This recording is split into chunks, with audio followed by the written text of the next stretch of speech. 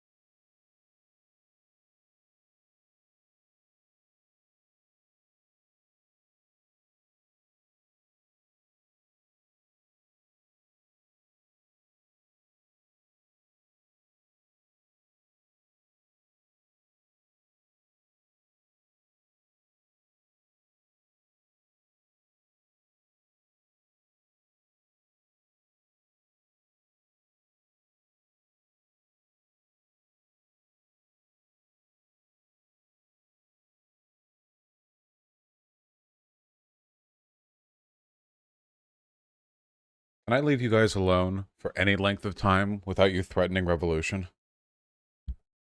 Please?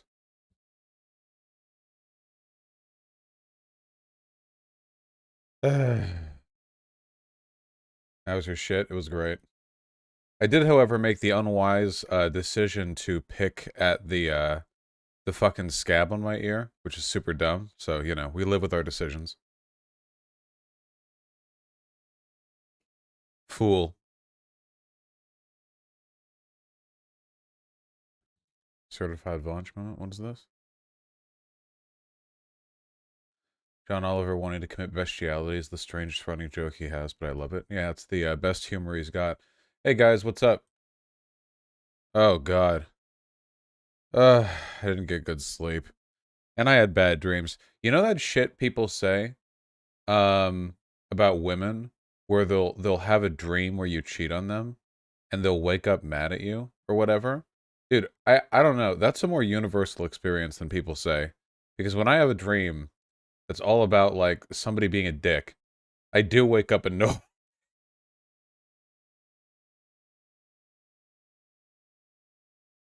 It just kind of implants the feelings implant themselves. You wake up a little mad, yeah, you know? Uh God. I dreamt in what sense? I dreamt about vermin. Uh you know, and it was we were in Humboldt in Northern California and we had to like do a trip, like drive a trip, you know? But we had to drive through like the really winding, I think it's the 101 highway. So like this cuts through the national forest and it's very narrow and thin and winding and it's hilly and it goes through the forest and stuff. So it's a pretty treacherous road and you don't want to do it at night because there are no street lamps there. And also the forest canopy is thick enough that it prevents the moonlight from shining through. So you basically just have like your headlights and that's it. That's pretty dangerous. But we were supposed to leave in the morning, but Vermin wasn't ready. Hey, Artemy. So I was like, hey, you got to get ready. And Vermin's like, yeah. And I'm like, yeah, you got to get ready then. They're like, yeah. Struggling, huh? Anyway, this process continued until it was nighttime. What are you... This fat ass... What are you doing?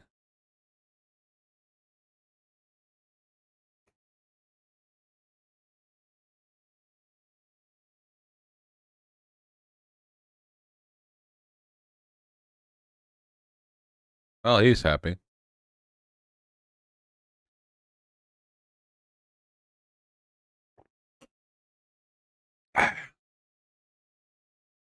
Ooh. Ooh. Artemy. Artemy. Ooh. Yum, yum. Ooh. Wah. Look at how friendly he is. Ridiculous. He won't stop.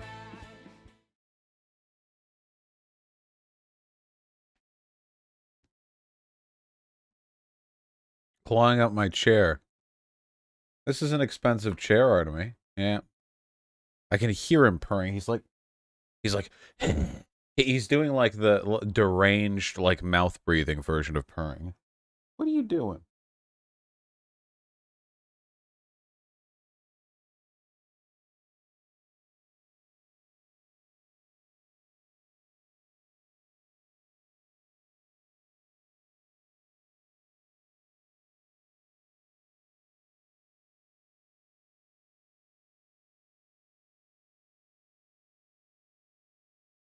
He's being very happy. Oh, dude, he's always like this. He's just the happiest cat.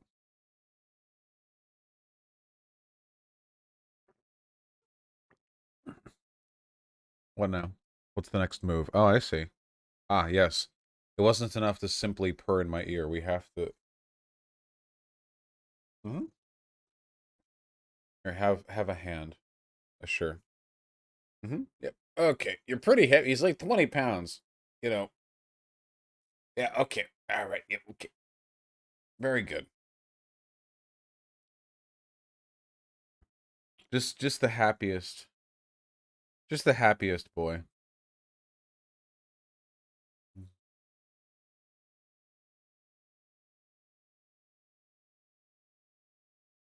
Cute little fuck. He wiped the blood from your... There's no blood on my ear. I know it looks that way, which is frustrating from my end, but it's just like raw skin. How are you feeling about your ear surgery? Did you ever have your ears pierced? I had to have ear surgery because I had my ears pierced. Yeah?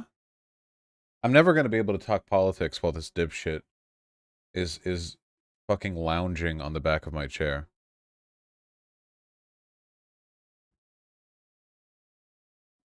All right. It's like we're being a parent. What? You, what you, what you? Oh. Okay.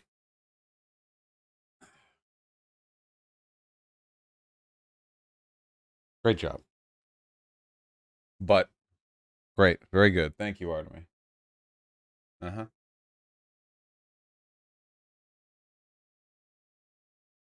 He, he- Artemy, I have a job.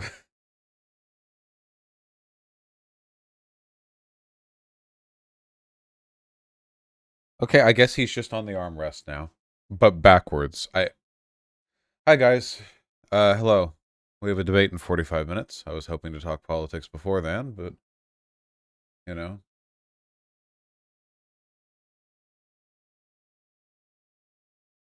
What on earth has made him so happy? I have no idea. You want something? Are you begging for food? You have more than enough food. What do you want? What do you want?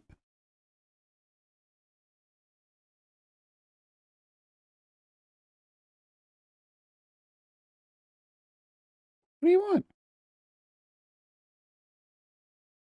Ah, at last, freedom. 1 second.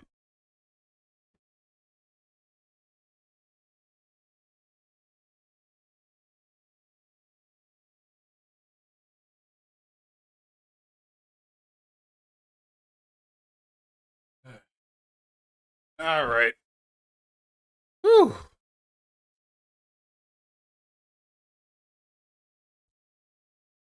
Holy shit, I need a haircut. Nice stream opening, Lamau. Yeah. How we all doing? I am tired. I am a sleepy, sleepy boy. I shaved my head today. Nice. I can be very freeing.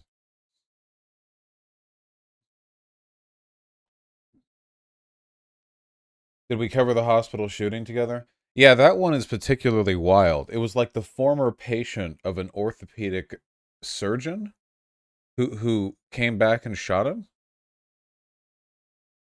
or something like that. Jesus. We have enough of a doctor's shortage as it is. Oh, it was so muggy, tragically comedic. Yeah, 4 people died. I don't think they got the doctor they were looking for. Okay. A therapist was transphobic to me today. Pog. Bought his rifle 2 days before doing the shooting. What was the waiting time there? We talking about Christian Walker? Well, that is the homophobic gay man that I was referring to.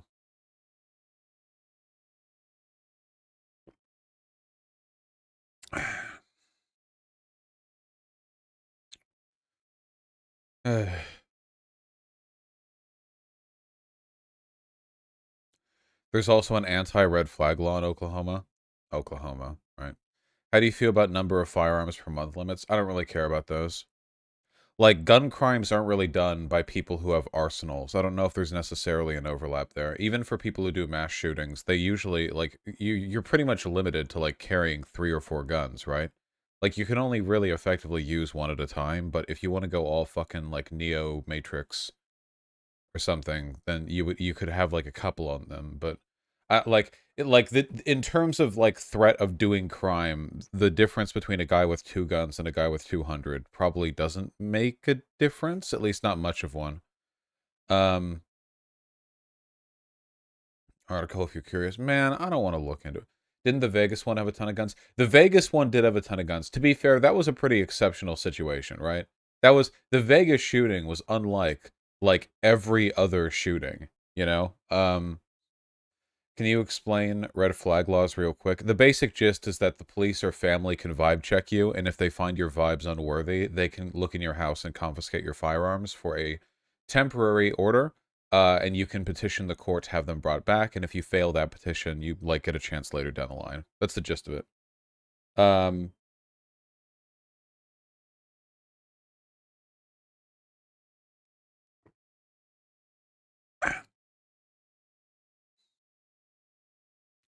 Usually that effectively means if you're black or trans. I haven't yet seen any data indicating that there's, like, a substantial bias in how that tends to play out, but couldn't the number of guns at least hint at intent? I mean, I own 9 guns, but, like, I mean, you can infer from that what you want, but everyone has their reasons, right? A lot of people are, listen, a lot of people are paranoid. 9 seems like a lot. Yeah, well, they're rootin' tootin'. What do you want?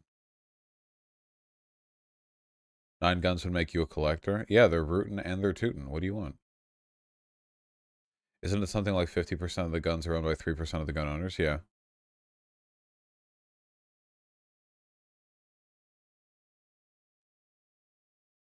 Did you see Christian Walker quote tweet you yesterday? He deleted a few seconds after. Wait, no. Does anyone have a screenshot of this? Wait, did he really? Wait, he deleted it?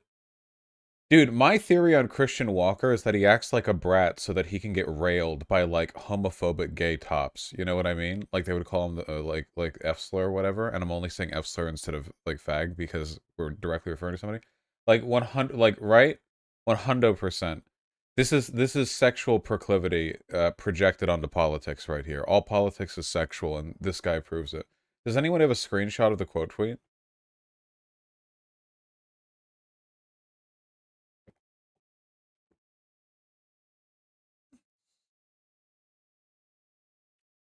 The amount of lefties who are scared shitless of guns existing is so wild to me. It can just be a hobby to collect them, same as Pokemon cards or whatever. I mean, I agree that it can be a hobby to collect them, but let's not pretend that collecting guns is like this apolitical thing that's just like collecting Digimon cards or whatever. Like, people who collect guns, there's an overwhelming First of all, they are killing tools, and second of all, there is like a pretty strong predisposition towards certain political, you know, goals with that sort of thing. Um Bosh, sadly, I didn't get a screenshot, but he said something like, I'm too old for you and you're not my type. Ah, that would figure. Damn, I wish he hadn't deleted that. That would have been really, really fun to play with. The funny thing is, like, he looks younger than me. How old is he supposed to be? Christian Walker? If anything, he could make the joke that I'm a pedo because he looks younger than me or something. I feel like he could work harder. Yeah, that's the real problem with the pedo allegation shit. It doesn't affect me. I'm rich, popular, famous, 6'8", physically strong, 6% body fat, wealthy, you know, powerful, super cool, a huge dick, humble, you know. Yeah, I'm doing great. But that being said, one big problem. Big problem is the pedo allegation stuff really makes people lazy when they insult me. It's fucking boring. I feel like they should try harder.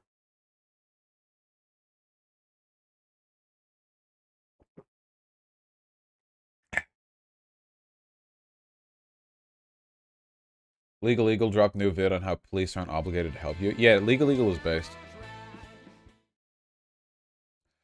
Have you heard of the Politico article that the GOP is planning to place their people as poll workers with an army of lawyers to back them up? No way, dude.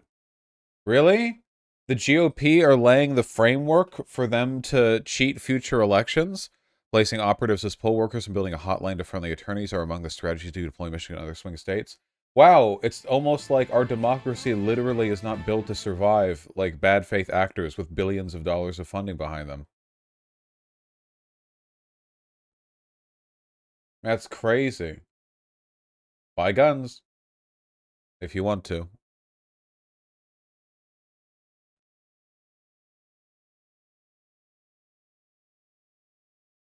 Liberals looking at this information.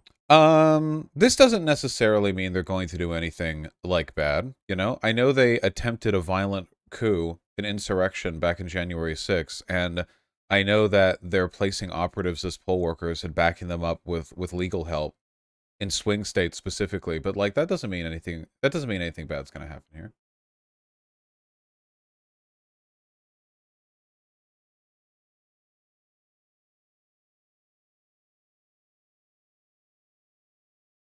Bet you $10 billion Hitler too doesn't rise up. Yeah.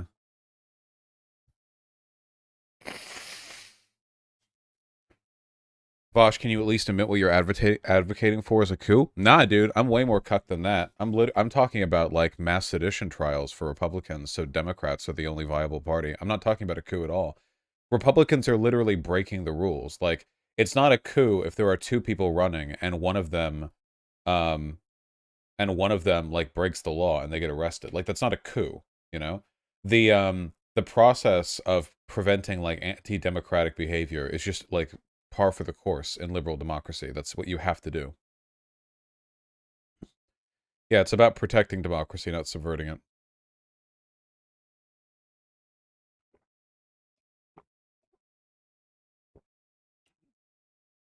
Do you think the liberal cope position eventually is going to be that there's no difference between overthrowing the government and protecting the government? Or like defending democracy versus overthrowing democracy? It's like, well, in both cases, you're relying on radical. Yeah, God. Isn't that Destiny's take? Destiny's take is whatever the fucking goblin in his head tells him will he thinks will give me like him the most attention from me that day. It doesn't really matter. Um it already is. They're saying making Republicans non-viable is anti-democratic. Yeah.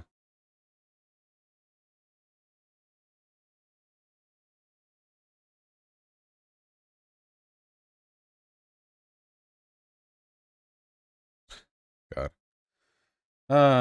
We have a debate soon. Yeah, I need the Republican Party to be strong. Excuse me.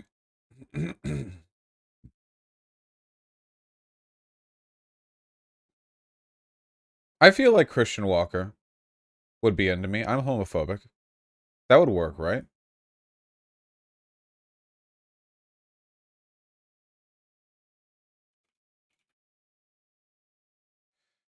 All right, let's do it. Okay. So Christian Walker is an influencer and a conservative, and he's the gayest human to have ever lived. I'll provide evidence for that point shortly. Anyway, he's one of those like homophobic gay guy. Here, where's that tweet? Come on, where's the tweet? Not that one. We'll get to that one. Pride Month is. I need to read this in like his voice. Pride Month is starting, so I'd like to announce to everyone that I'm not gay. I'm attracted to men, but I refuse to identify with the rainbow cult. I don't believe in indoctrinating children. My whole identity isn't my sexuality, and I don't go to gay bars. Don't call me gay.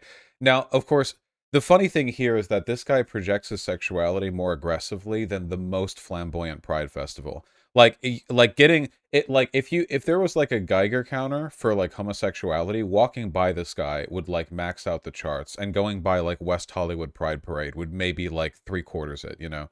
Anyway, here's a video of him doing the standard conservative thing, but I want to here just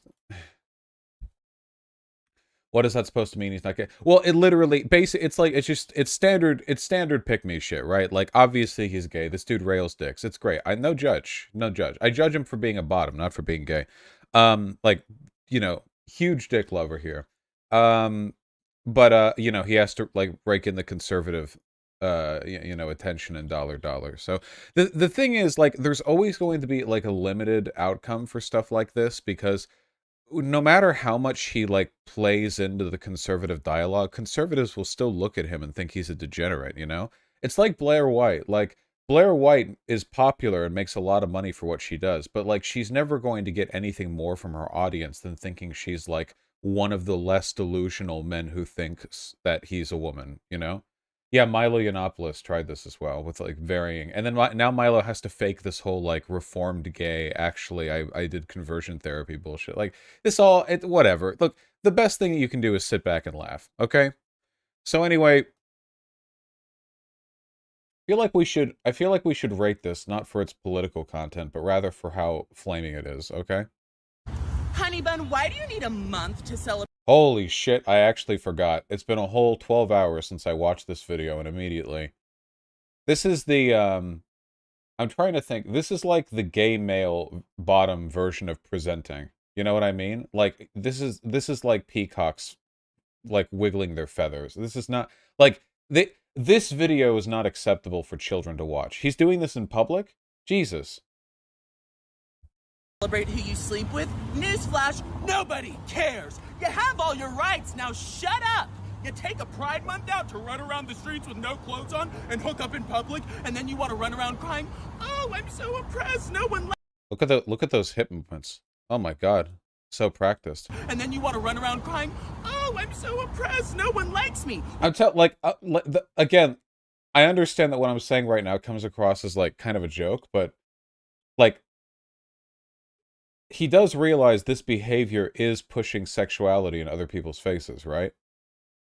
Like, even by my fairly progressive standard for giving people leeway with their behavior, if any human was acting like this in public, I would think, like, all right, tone it down, queen. You know?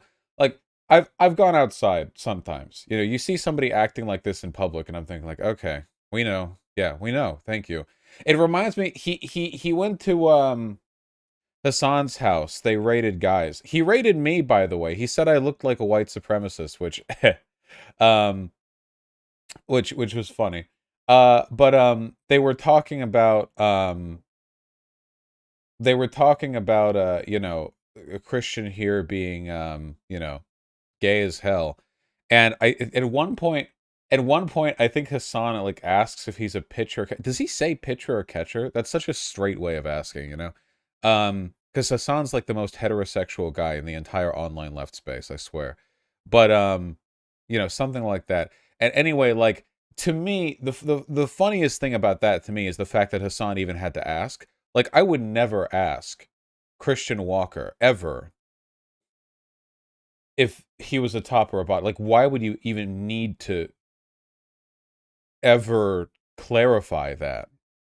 You know, I don't know. It was just funny. He's wearing, like, skin tight jeans here, man.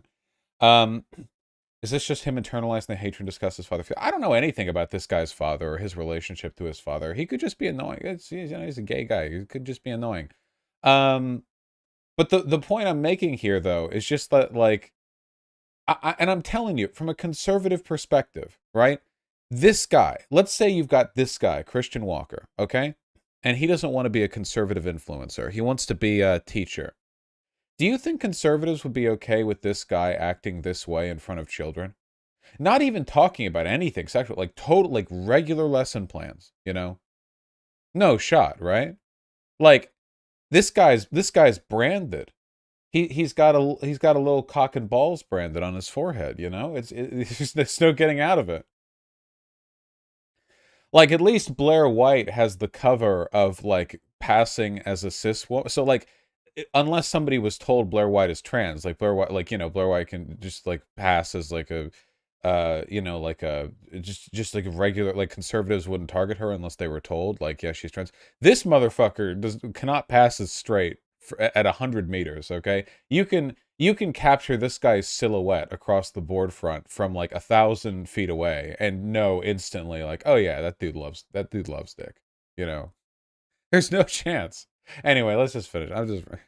Well, stop pushing it in everybody's face. Like no that. one cares. But the truth of the matter is, you want everyone to care because you need attention. It's 2022. We can barely Current year. afford gas in America. Nobody has. People were pointing this out, but his sweater here is like $850 or something. It's like, yeah, it's like a designer sweater that looks like shit, by the way. It looks like shit. Isn't he's gay? Why is he wearing this? Like, he looks like a Mr. Fantastic action figure with this weird. Has the time to run around worrying about what you do and policing your actions. Get over your insecurities and leave everyone alone. You can see, right? Okay, but, like, do you not get the feeling from this guy that, like, this is like bratty sub behavior, right? The fact, so my tweet towards him was, I think it's funny that this guy's running the gay shut up grift when he is the loudest human on earth when it comes to being gay and a bratty sub or something. Yeah. Which, like, obviously, right? And the fact that he would quote tweet me and essentially say, I'm too old for you, like, I'm right. I fucking nailed him, dude. Not in the way he likes me nailed, but yeah, I fucking got him. That's his rebuke. Yeah. This is, dude, this is sexual role play. This is kink in public, okay? This is like he's acting like a brat. I think like he's this is like him sending out a radar signal for like the homophobic gay tops to rail him, you know? No, yeah, by me bullying him, I'm feeding into his fetish. Nah, he deleted the quote tweet. I don't know. I have people in chat are the only source I have on that. Yeah. Excuse me. Your browser needs updating? No, it doesn't. Oh, and by the way, pride is a sin. I just like look at the way he walks. Sin. Look at like this is the walk of somebody whose hip bones have been spread like an extra 2 to 3 inches wide from that's not how it works. Sin.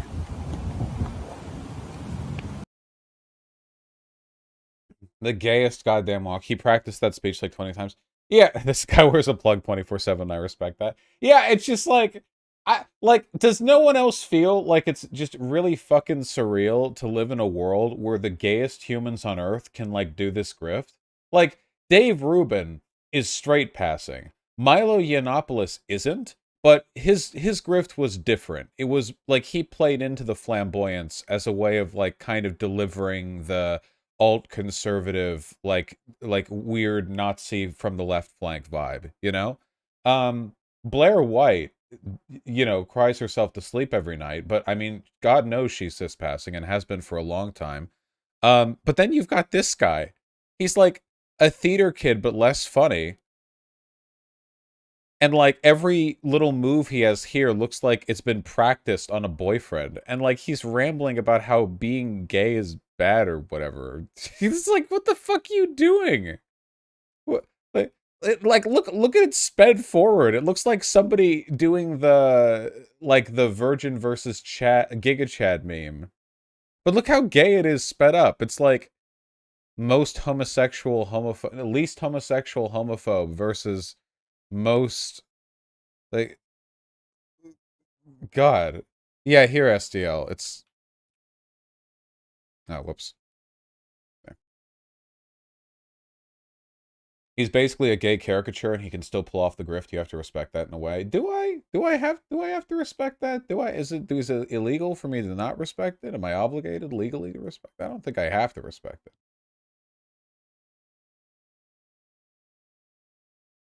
I don't even know what he's trying to say. Well, it's incoherent bottom rambling, you know.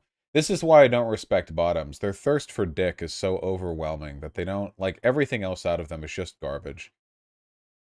They're only slightly coherent after getting fucked, and even then it's only a little bit. And apart from that, there's really just no point in listening to them. Um,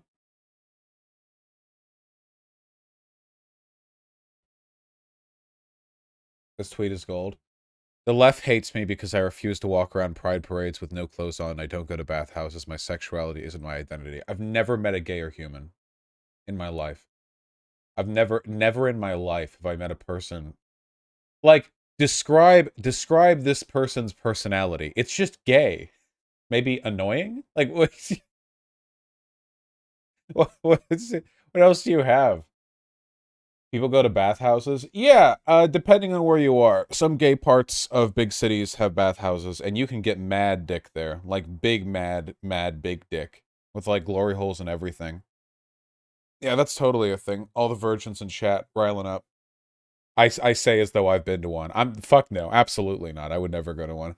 I feel like if you went there, it would be like 80% full of like fat, like 65-year-old Russian and Armenian gay men who are just there to like peep on like the younger like Twinkie gays who show up. And I don't know.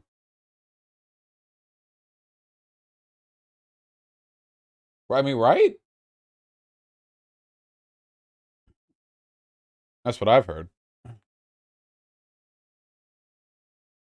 Not that there's anything wrong with being a fat 65-year-old Russian or Armenian gay, you know, but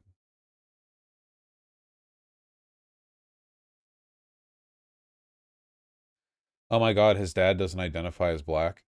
You mean like he's done the whole I have dark skin, but I'm not black? I don't know. I don't care. What I don't care.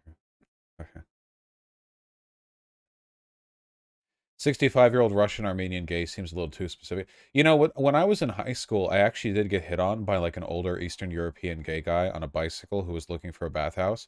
You know, this isn't meant to be like a condemnation of him because I was 16 or 17 at the time and I looked like I was in my 20s at that point. I like unironically, I don't blame him, you know? Um, but I was walking I was walking around somewhere. It was somewhere around school, but I didn't have a backpack on, so because that would have been the dead giveaway that I was like 17 or something. But anyway, I was walking somewhere. I think it must have been after gym period because I didn't have my backpack, but I was outside school grounds. And anyway, this dude in a bicycle who looks like I don't know, like 35 Slovenian, like I don't know, just some Balkan, just anyway, he starts talking to me in an incomprehensible accent, but like he's asking me where the baths is. And when he's saying bath, I don't know what the fuck he means. I don't know if he means like a public shower, like what you'd get at a beach, you know? But we're in Beverly Hills. There are no public showers, you know. So I'm talking with him for a bit. I can barely understand what he's saying, and eventually he says bath house. And at the time, at my age, I didn't know that bathhouse had like a gay sexual connotation. I thought he was like, I thought he was like a European visitor who was sincerely asking like where our shared baths are, like they have in Japan, where you literally go there and shower and then take a public bath, and the purpose is to clean. You know? Yeah. So I just said like I don't think they have those, and only later when I like thought about it was like wait bathhouse wait, and then I look it up of course. Yeah, he was totally gay. He was wearing like super short bike shorts too, so I probably could have called that. Um, Armenia is non-Europe. Armenia is spiritually European. Aren't they like 95% Christian or whatever?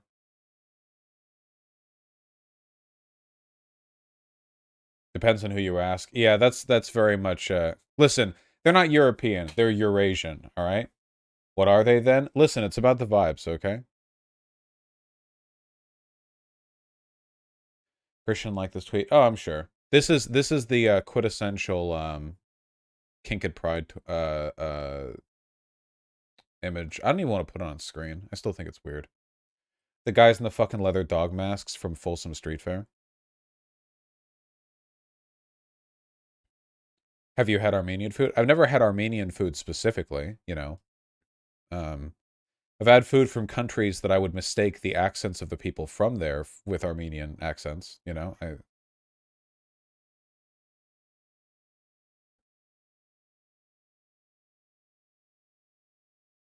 There's a huge difference between Folsom and a Pride Parade. The Folsom Street Fair is literally a sex thing. Like Pride, guys, I've been to Pride parades before. Like 99% of the time, these Pride parades are basically like PG. Like the most you're going to see is some dude in like shorts with no shirt on top of a float or something. Like, okay, literally, like you could go to a beach. People with flags, maybe there's somebody like drawing dicks on a paper. I don't know, whatever. The Folsom BDSM festival thing, though, that's actual. It's actually like sex stuff. Excuse me. The Armenians were the first Christians. The Armenians have cool churches, don't they?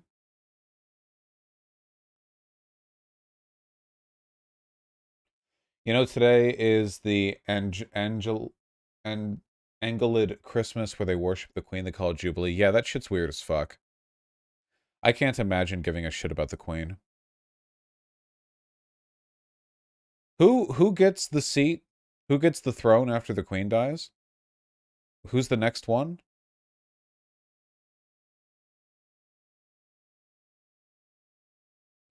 Prince Charles. Is that the guy who's like 500? Okay, here's the issue. Like, the issue is that back in the day, the good old days, all right? Most monarchs would die of dysentery when they were 23 years old, or like die in warfare after being captured and beheaded, you know? Which means that with all the upsets in the monarchical line, pretty often you would have a monarch who's like 5 years old or something. And I think that's what England needs next, okay?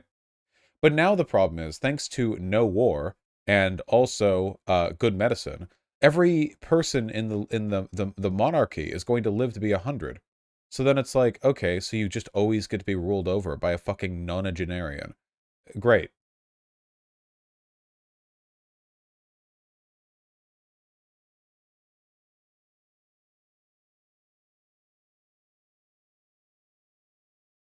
Being an English bottom is making this stream unbearable so far. Please tell me that you're not a fucking queen lover.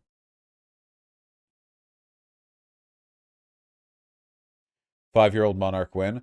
I just think, listen, as long as England has to deal with being ruled over by a fucking monarch, you know, at least in theory, I feel like it'd be funnier if that monarch was like 2 years old. Okay, I want there to be like a little tyke on the throne with the crown, and then they occasionally just sort of like call for beheadings, and people are like, "Oh no, he didn't mean that," and they sort of shuffle him off, and he's like, "Yes, I did. Yes, I did.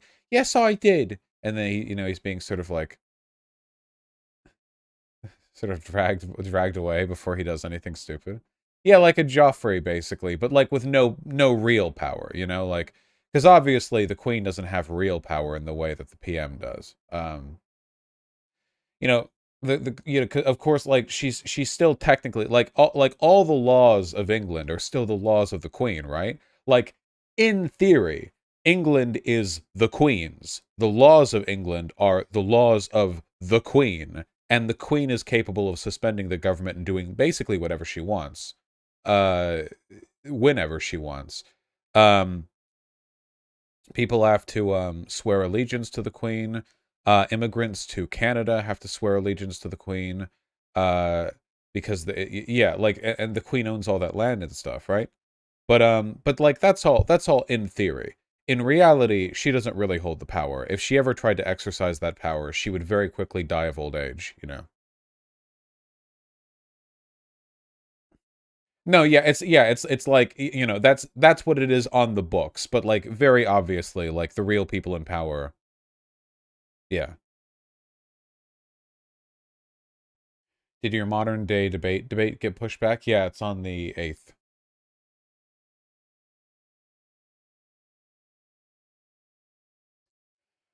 Which you think would be harder, rune level 1 by any means, or leveling with no magic or something? Leveling will always make it the easiest. I'm level 250 on the Elden Ring save, where I'm trying to collect every item in the game.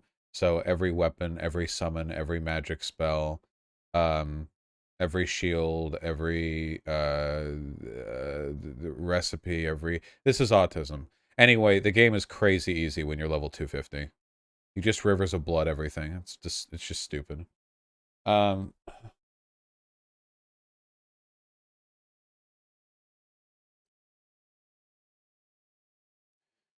have you seen Elon Musk's Elden Ring build? Yeah, it's pretty funny. The Queen was a mechanic during World War II. Let that sink in. Yeah, she's been around for a fucking while. What's the debate about today? I think we're debating whether trans women are women or some shit. So that'd be fun. Make a run with Elon's Elden Ring build. I'll consider it. Is that even possible in one run to get everything? No, it's not. You have to go into New Game Plus a couple of times.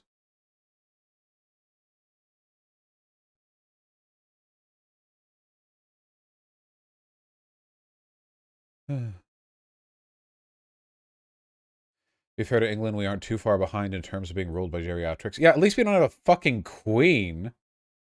God. A queen. Honestly.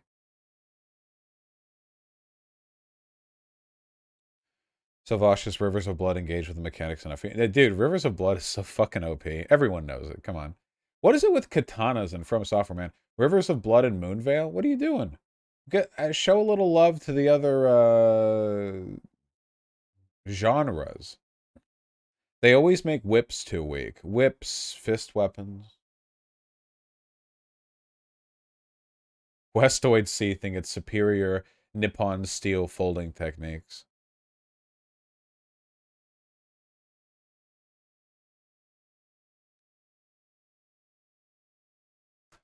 Is the flambear good? Flambergy? The flambergy? The flambergy is pretty good. Yeah. One of the things that bothers me a little bit about about Elden Ring weapons is that I feel like for the longest time the viability and strength of weapons was determined by the weapon's moveset, you know? Like in like for instance in Dark Souls 1 that was like the big thing, right? It's not like like damage isn't enough. It's if the move set is convenient and comes out quickly and has the right like angles that you're looking for, you know? Like you want like a strong overhead strike if you're fighting in a hallway, but like big sweeps if you're dealing with crowds, you know? Um, but the issue is, for a lot of Elden Ring weapons, the superiority of the weapon is determined not by the moveset, but by the fucking Ash of War. Doesn't that feel a little bit backward, right?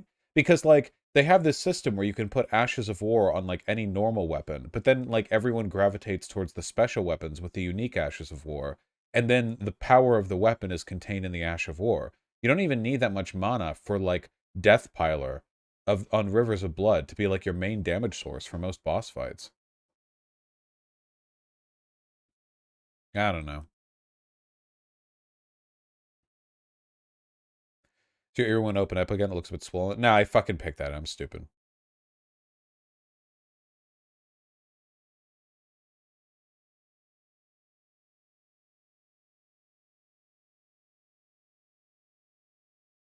Wasn't Lady Maria's weapon a katana? No, Lady Maria's weapon was a saber, wasn't it?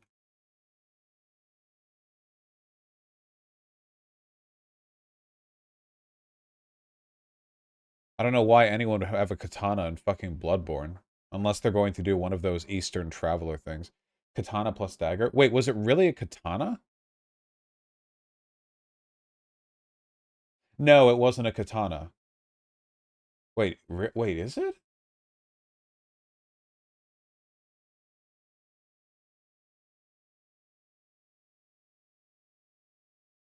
What is it with From Software, man? The Rakuyo is a trick weapon. A twin blade. No! A saber and a dagger. Losers, I was right. Why would they have a katana in fucking Victorian England?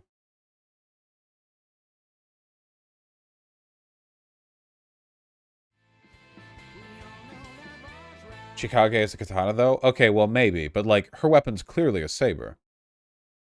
Leave her seat, they ran after. Rakuyo is a katana? Then explain the saber and dagger. Huh? Huh? Huh? Huh? Huh? Huh?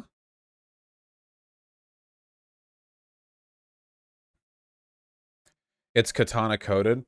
You guys see katanas in your goddamn fucking dreams, okay? People, one of the most soy fucking things people have done to like melee combat history shit, whatever, the katana shit, okay? Like katanas, the whole reason they're made the way they are is because of the historically weak iron in Japan. So they folded it a bunch, and it's very flexible, and that shit breaks if it gets hit in any other fucking direction. You know? Like you could like you don't spar with katanas like the sword hits the other sword, you know? Yeah, obviously the superior weapon is a gigantic fucking greatsword, okay? Obviously, moron. The greatest the undefeated melee weapon military strategy of the medieval period, okay, is having a giant sword and holding it out in front of you and then spinning really fast and just kind of like moving towards your enemy.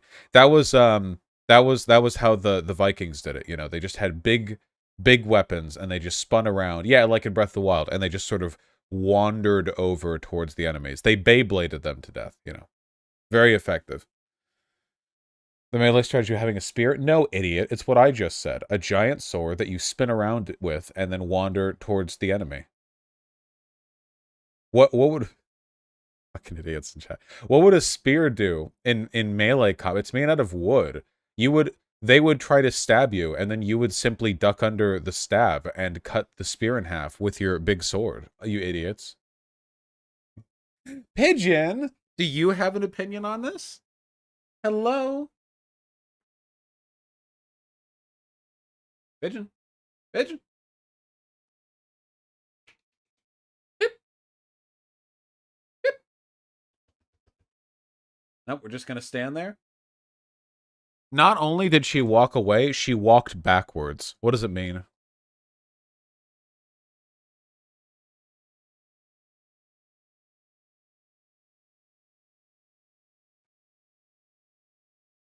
Bows and arrows are deflected by blade? Yeah, of course. Well, obviously, bows and crossbows were worthless against proficient warriors because they would simply knock the arrows and bolts out of the air.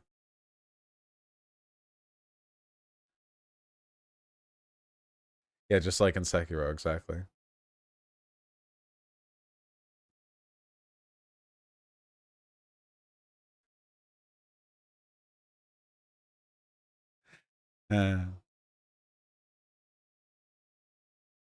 Okay, fuck.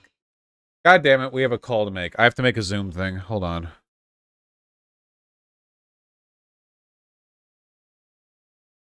No, Galley, I have not.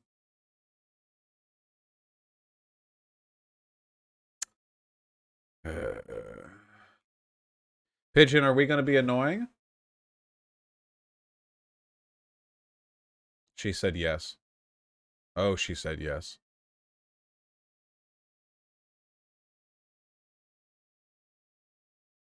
Here, 1 second. God damn.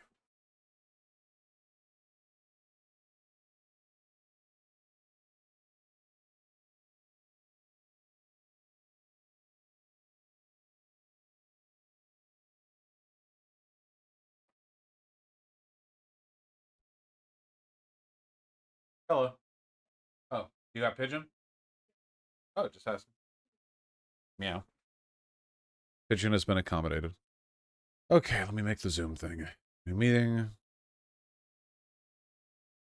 Holy shit, my ear looks so red. God, I hate that. Whatever, it's part of the healing process.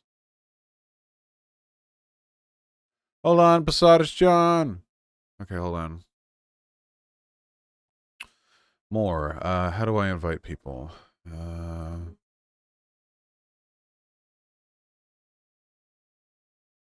Participants, invite, copy invite link, reply. Yeah, okay. All right.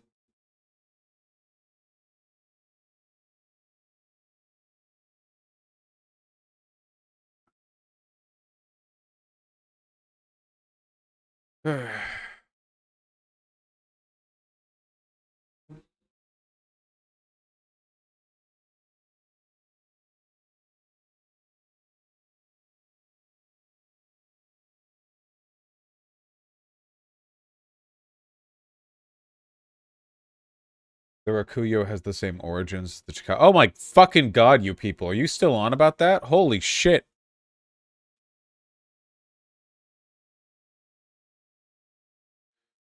What if the katana has a gun on it? Is it better then?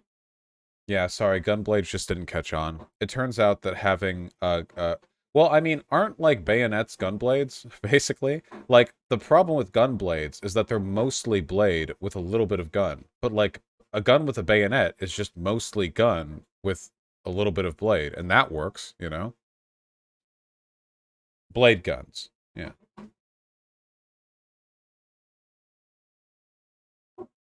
We don't even use bayonets anymore. Yes, obviously, in the modern world, we don't use bayonets anymore. Because we have guns that can hold 30 bullets. See, it's a little... And we still use bayonets. I think, aren't, like, soldiers are trained on their use, but, like, when was the last time anyone in the US military got a kill with a bayonet? Does that happen? I get no. I guess it might happen. Yeah. I doubt we do bayonet charges. Yes, you've got your platoon of highly equipped infantry with like optics and everything, full ammunition. Charge! And you just march across half a mile of desert while like ISIS insurgents take pot shots at you. The last bayonet charge was conducted by the British in 2004. That is such a British thing to do. That's fantastic. Of course they would do that. The fucking weirdos.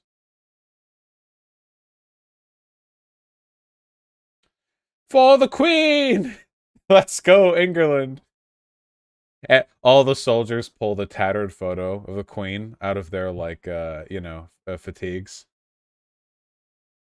That was bayonets on a bullpup, too. Yeah, wait, what the fuck is the point of a bayonet on a bullpup? You might as well just be stabbing them. The front of the gun is just, like, a little bit in front of where your hand ends. Stupid. Ah, God.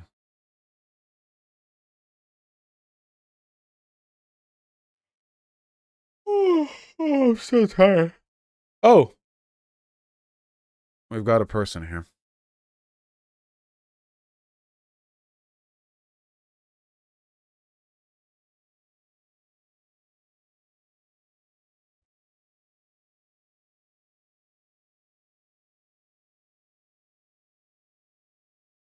Hello, can you hear me? Howdy! Hiya. Oh, just 1 minute. How do I change things? Are we live? Are we live right now? Or? We are live right now. Yes, and I imagine there are a good few number of ways to change things. Oh, because there's a name in the corner that's wrong. How do I change that? Let me let's see. I don't know if I can change that. Let me see. Options. Rename. Here we go. I'll just at a whim, I'll just choose a sort of a name at random. Tory arsehole.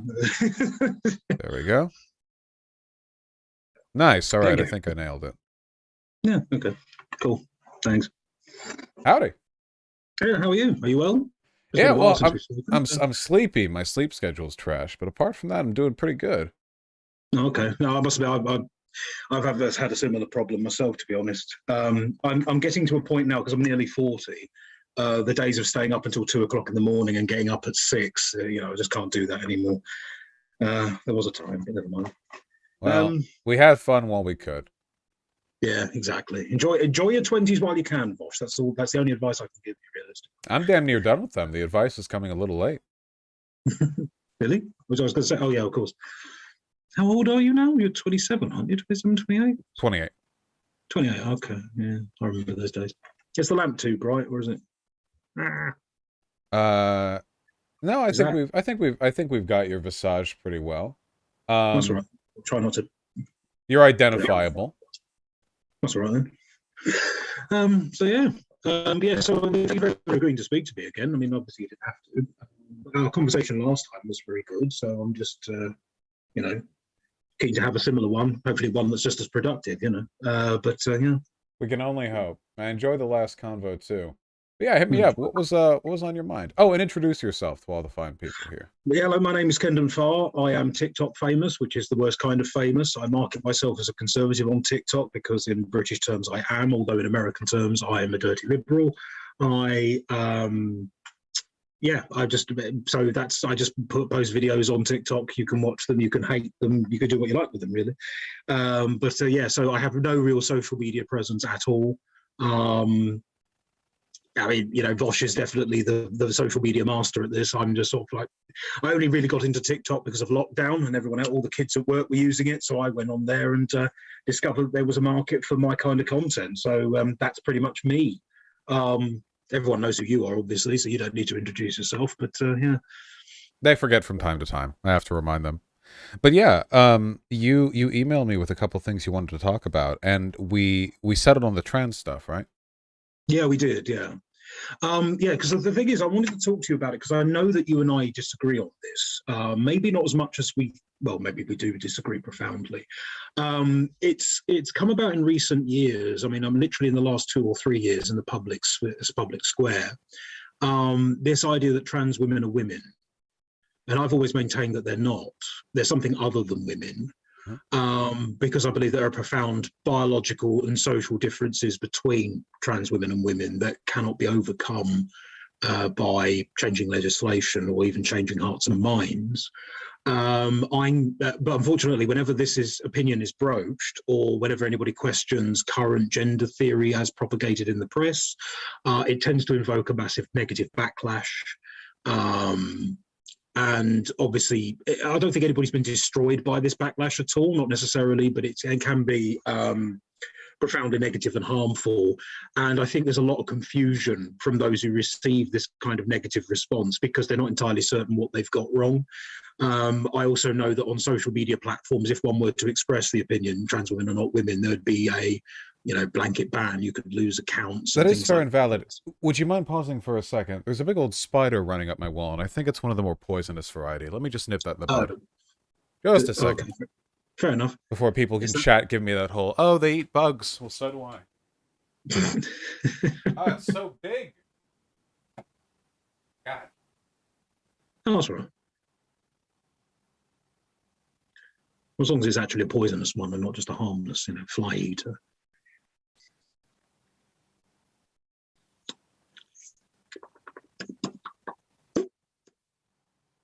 I don't know why I'm making noises at the camera. I mean, hello, everybody who's watching, who's contributing to the chat. I can't read anything that you've Sorry about that. Give me a good spook. No, that's all right. I was just saying hello to people in the chat. I mean, whether you're praising me or hating me, it's fine. I can't read anything that you write. So, yeah, I assume there's going to be some sort of... They said hi, and a lot of them are making the frog who's waving at you. Oh. Is it the frog that I'm thinking of, or is it just a general frog image? Well, it's Peepo, right? Or I think a poo. Peppy? Wait, which frog is that? It's one of the green Peppy frogs. The frog? Peppy the frog? Right. It's one of the derivatives. Oh, I see. There are derivatives. I only thought there was one Peppy. No, there are a lot now. Yeah. Whew, oh, okay. The frogs have mutated. Okay, fair enough. So yeah, I mean, that was just my rambling introduction to the topic. I mean, I dare say that you can, tear my arguments apart. But one of the reasons I wanted to talk about it is because I know that you disagree with a lot of the points I've just made, or you have ideological conflicts with a lot of the things I've just said. And I'm trying to work out what it is we've done wrong or what we're getting wrong, because there are an awful lot of people who sympathise with my position. That doesn't necessarily mean we're right, of course. Argumentum ad populum is a logical fallacy. But I do want to discuss this. I want to discuss this with somebody who disagrees profoundly, in the hope that maybe you can correct errors in my thinking, if for want of a better phrase. Well, I'm happy to present what I believe. So, like, oh, okay, this is a very broad topic. Yeah, it is rather. Trying to think of how to approach it best. Okay, historically in the West, our definition of what a man and a woman are has largely been a biologically derivative one, but in fairly inconsistent ways. Of course, we didn't know what chromosomes were until the 20th century. So, it's not as though we could have formed our opinions to what a man and a woman was based on anything else. There have, of course, been other societies that have had different gender standards. India has a legally recognized third gender. There are plenty of pre-colonial societies that had their own definitions of gender. Oftentimes, there was a separate gender category for people who were born male, who identified more with the roles of women. And that's always been a kind of historically recurring thing. The issue is that at the end of the day, the definitions that we choose for what a man and a woman are pretty arbitrary, and none of them are consistent. Biological definitions for what men and women aren't always fully consistent, in large part because there's enough variance in the biological expressiveness of males and females that you're going to have significant overlap where people will make arbitrary decisions. You also have weird issues where, and this sounds a bit outlandish, but if you take a look at, say, for example, science fiction, people don't really have any issue with referring to AI as women, or robots, or aliens Or if you look at fantasy, there are fantasy races like elves or whatever, which kind of cuts a hole in the whole adult human female thing because they're not human. And you'll have, and they get referred to as women like ubiquitously, you know, like if GLaDOS, if you ever played Portal, right? I mean, literally a robot. I'm not a gamer, but I know of Portal. Yeah. Right. You know, everyone likes GLaDOS, but like no one is like, ah, well, that's not a she, her, that's a robot. You know, like nobody does that. Or the Joaquin Phoenix film, Her, you know, the AI. I haven't seen it, sorry, but I know of it. Yes. Right, and Yeah. well, the title of the movie is the pronoun people use to refer to the AI, which is as much a woman as any code can be, right? You know, I think that for the most part, people, when they use like language and sort of social distinction to refer to men and women, are mostly vibe checking people. It's not really a biological thing. We don't know biologically what anyone is. We can only really infer unless we have very intimate information about them.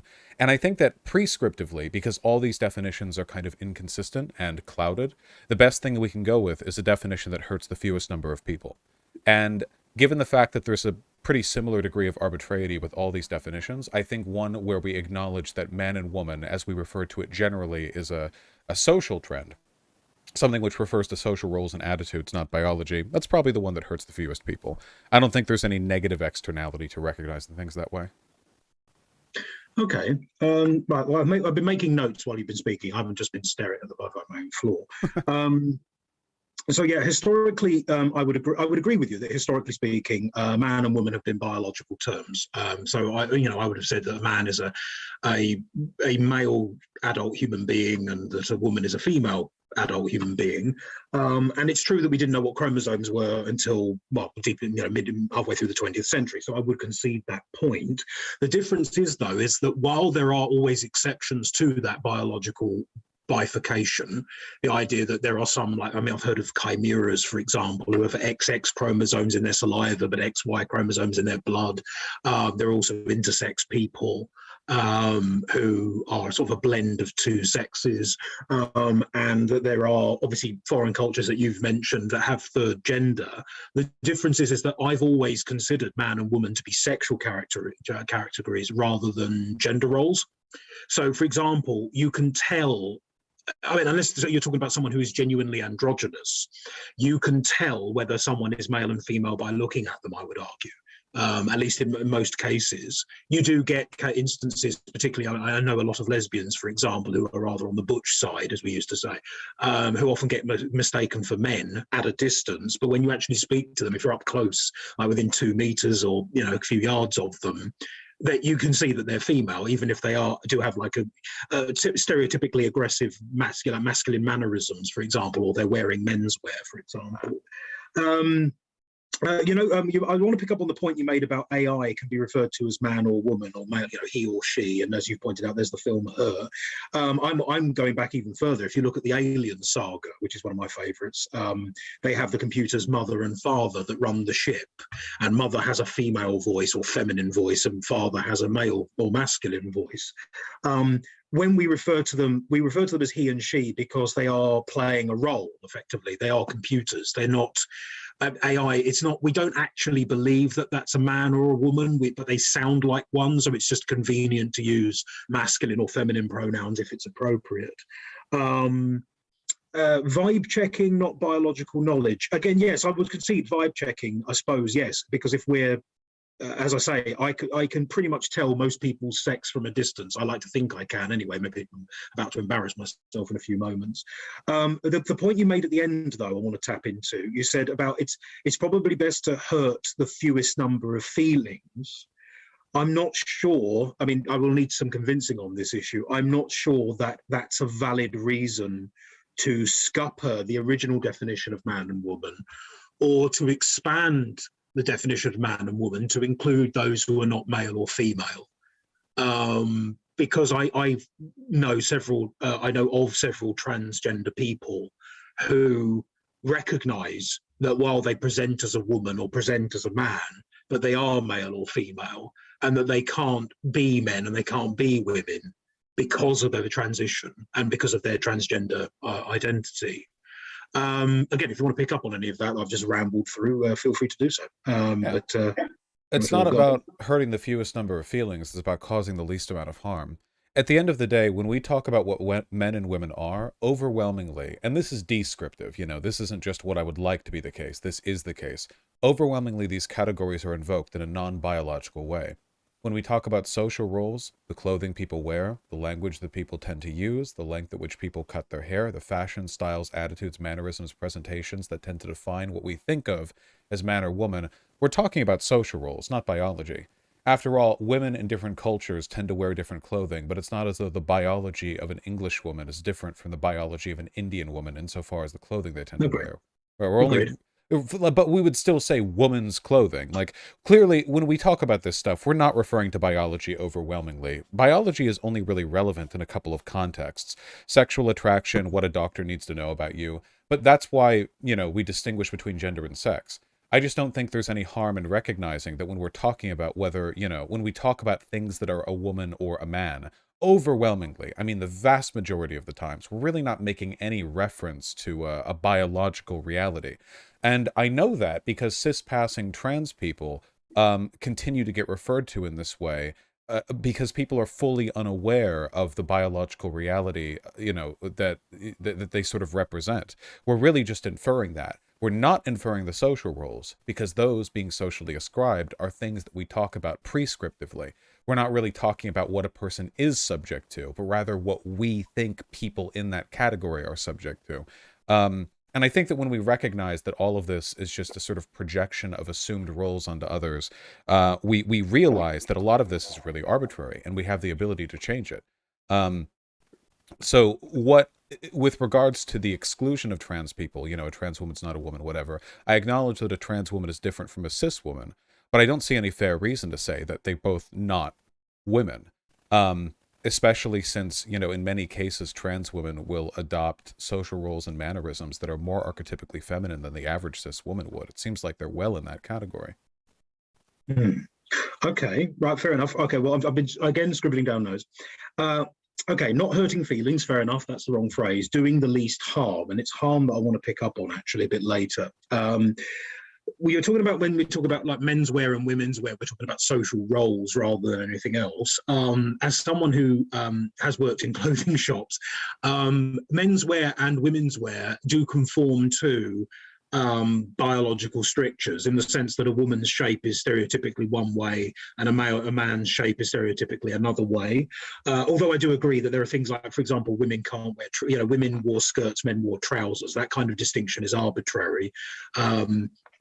I mean, as I spoke to my friend Stephen Ryan of the YouTube channel Cider and Port, who we've had a conversation about this as well, the Scots wear a kilt, which is effectively a woolly skirt. So it's perfectly plausible for a man to wear something that we would consider a skirt, at least south of the border, and it not to be, for it to be socially acceptable. The trouble is as well, you mentioned something about sexual attraction and medical appraisal, because this is something else that I wanted to pick up on, actually. One of the problems with accepting, or at least as I see it, one of the problems with accepting trans women as women is that because it might not be immediately obvious what a person's biological status is. Like when I look at you, I see the beard and things like that, so I assume that you're male. But there is a biological reality that women experience that a trans woman will never know. And a lot of the conversations that women have with themselves, with each other, or with the wider world, have something to do with that biological reality. Like, I mean, if you talk, feminist movement talks about things like period poverty, they talk about a lack of access to gynecological services, the threat of rape, let's be honest, is partly a biological problem. All of this stuff, that's stuff that I'm not saying that trans women can't be raped and things like that, but there is a biological reality to womanhood I'm convinced that a trans woman would never know.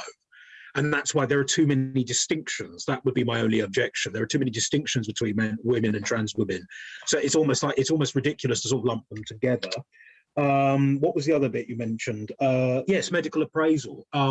If trans women are women, then there is nothing logically, well, I think it would be silly, but, feel free to criticize me for this. Could a trans woman ask to see a gynecologist, and would a gynecologist be forced to attend to her needs? I mean, could a gynecologist refuse on the grounds that you don't you're not medically fit, so you're not suitable as a patient for this clinic or whatever. Considering that well, I'll just leave that there. If you want to pick that up. Yeah. So with regards to clothing, it's true that women's and men's clothing fit differently, but that's because we've tailored them differently for people with wider shoulders or broader hips, right? Like in another world, there's no reason why dresses could not be tailored generally to male physiologies, high heels, pumps, skirts, dresses, all those things. It's just an arbitrary delineation. There's no reason at all, absolutely none, why we couldn't have lived in a world where it was women who wore suits tailored to their frames and us who wear dresses tailored to our frames. Just an arbitrary roll of the dice that decided that we would end up dressing differently than them. But people have been killed for dressing incorrectly. So these arbitrary decisions ended up having a pretty significant effect on the livelihood, the well-being of a lot of people. With regards to biological realities leading to strong distinctions in the experiences that people have, the issue is that there are cis women that don't have those experiences either. There are, of course, cis women who have irregularities with their reproductive system that causes them to not experience periods or hormonal cycles in the same way. But moreover, there are also significant categorical distinctions in the experiences of womanhood between cis women. You have cis women who are brought up in very hoity-toity posh upbringings where they're taught that women need to make sure that the dessert fork is seated to the left of the salad fork. And then you have women who grow up in I don't know, North England, where they wrestle pigs to get them inside before dinner's ready. And someone who lives in Northern England, I want to put pay to that the idea that the Northerners are all wrestling pigs. But no, I understand your point. Please carry on. But their experiences with what it means to be a woman are going to be massively different. I mean, to the point where this is one of the great sitcom genres. The idea of people of different social standing having different understandings of what it means to be a man, usually divided along class, but sometimes region, culture, or time period.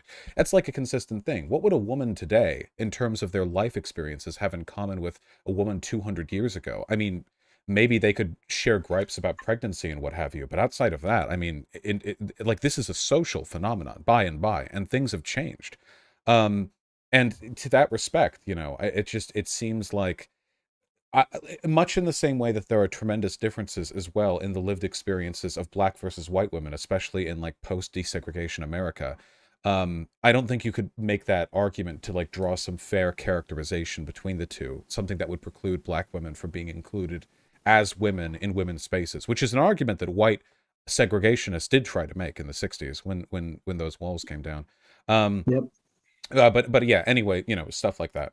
I believe trans women are actually at greater risk of sexual assault than cis women are, for a few reasons. Most often because they're thrown in male spaces, at the behest of the state or social expectation.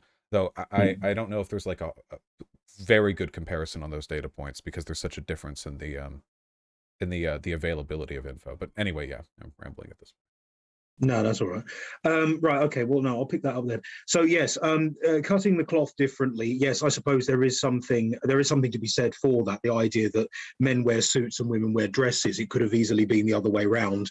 You're the sociologist, so you could probably tell me why this distinction was drawn. The idea that pink used to be a boy's color, now it's considered a girl's color. Although I quite like pink actually, and as well as blue. All of these things they are arbitrary. This I would concede instantly. Gender expression to that extent is indeed a social construct, and I'll happily do that. It's also, and as you've mentioned, people have been killed for dressing wrong. Well, that's unacceptable in any circumstance. I mean, you must have heard in the UK, it must be 20 years ago now at least, there was a young woman called Sophie Lancaster, I think her surname was, who was dressed as a goth because she was alternative. She was into metal music and things like that. And she was set upon by youths in a park while she was standing around with her boyfriend, and they just attacked her. And they attacked her so badly that she died of her injuries in hospital. And I think it's the Sophie Lancaster Foundation was founded to stop this kind of prejudice against people who are dressed a little bit weird. She had coloured hair and ear studs in her ears and things like that. So obviously that's unacceptable in any context. I don't believe that anybody should be telling anybody, any state authority certainly telling other people how to dress. Obviously when you get to the cases of parents with children, it's a little bit more complicated, but certainly yes, I don't think that we should punish people because they choose to be eccentric in their clothing. I think that's that's it's a reasonable moratorium there. You did say that some women don't experience the certain biological uh, trappings of womanhood, and that's absolutely true. I know people who've had hysterectomies. I know people who are, I think we used to call them barren. I know people who don't menstruate. I know people who, I know a couple of ladies actually who, for hormonal reasons, find it difficult to menstruate properly and things like that. So it is a biological horror show, and it can be difficult. But I don't think that the trouble is that those are I don't know whether I don't want to say they're exceptional because I don't have the numbers to prove that, but I would suggest that they are a minority, and that having parts that don't work properly is not the same as never having the parts in the first place, if that makes any kind of sense. I'd happily elaborate on that in a moment if you like. Yeah, cultural differences between cis women. Well, that's absolutely true. I mean, one of the great criticisms of the second wave, which is the 60s to the 70s, was that it kind of excluded black women and Native American women and even lesbians. I think of my reading of people like Betty Friedan, for example, The Feminine Mystique, which is just a suburban nightmare. Didn't she famously compare suburban American housewives to the Jewish inmates of concentration camps or something? It's like how it was completely out of touch, and they don't talk about race at all. I mean, Germaine Greer, when she wrote The Female Eunuch, I don't think she mentions black women at all in her writing. So it's very much what I think they call white feminism with some justification. But I would still suggest that even though, say, a black woman might experience racism on top of sexism or misogyny, there's still a biological underpinning there that makes her a woman, that unites her, if you like, with other women. So, if you're a white woman or a black woman or a gay woman, you're still fundamentally female. So that would tie you all together. But I mean, pick that one apart if you like. You said something also about trans women are more prone to sexual violence. I mean, if that's true, that's horrific. I don't have the numbers to argue that. I mean, if that is true, then that's horrible. But that's the only comment I've got on that one. As I say, feel free to pick it up and carry it forward if you like. Yeah. So the main thing that I want to harp on there is the shared experience thing. So definitions are always kind of a variable thing, but it's important to remember that just because two things belong to the same definition doesn't mean they have to be similar at all. Steam and ice are both water, but they're very dissimilar. And steam, in many ways, is probably far more similar to, like, I don't know, carbon dioxide or some other somewhat visible gas or whatever, then it would be considered to ice, but we still put it in the same category. I think for the most part, when it comes to what like women are or are considered, I feel like women are people who are considered women, people who are treated as women. Because when women talk, and I admit, I'm just a guy or whatever, but when women talk, I feel like their experiences, insofar as they relate to womanhood, and their conversations in the purview of those experiences, relate mostly to how they're treated as women, and less so like the specific biology that they go through. At the very least, from what I've experienced and seen, like, I don't think that women usually get together and just have like big convos about their periods, and that's like the main like driving bond. But even if that's the case, like, trans women can sit out for that if they like, or, well, trans women actually do get hormonal cramps, funnily enough, from the HRT, even though it doesn't correspond to any biological function, so they can have fun with that, I guess. That sucks.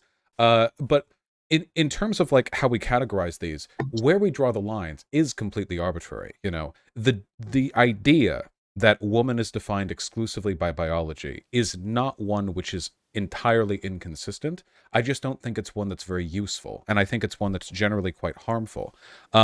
Because whether or not you personally disagree with violence being conducted against trans women, and I know that you do, the violence conducted against them is a direct product of the aberrance with which they're treated. And unless trans women are considered women, they will only ever be considered aberrant men.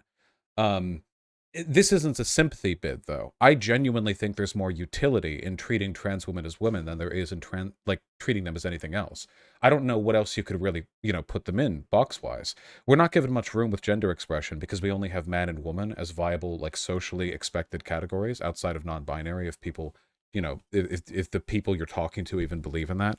But as long as we're sticking to the recognized, like, gender identities, trans women are quite farther from men than they are women overwhelmingly so.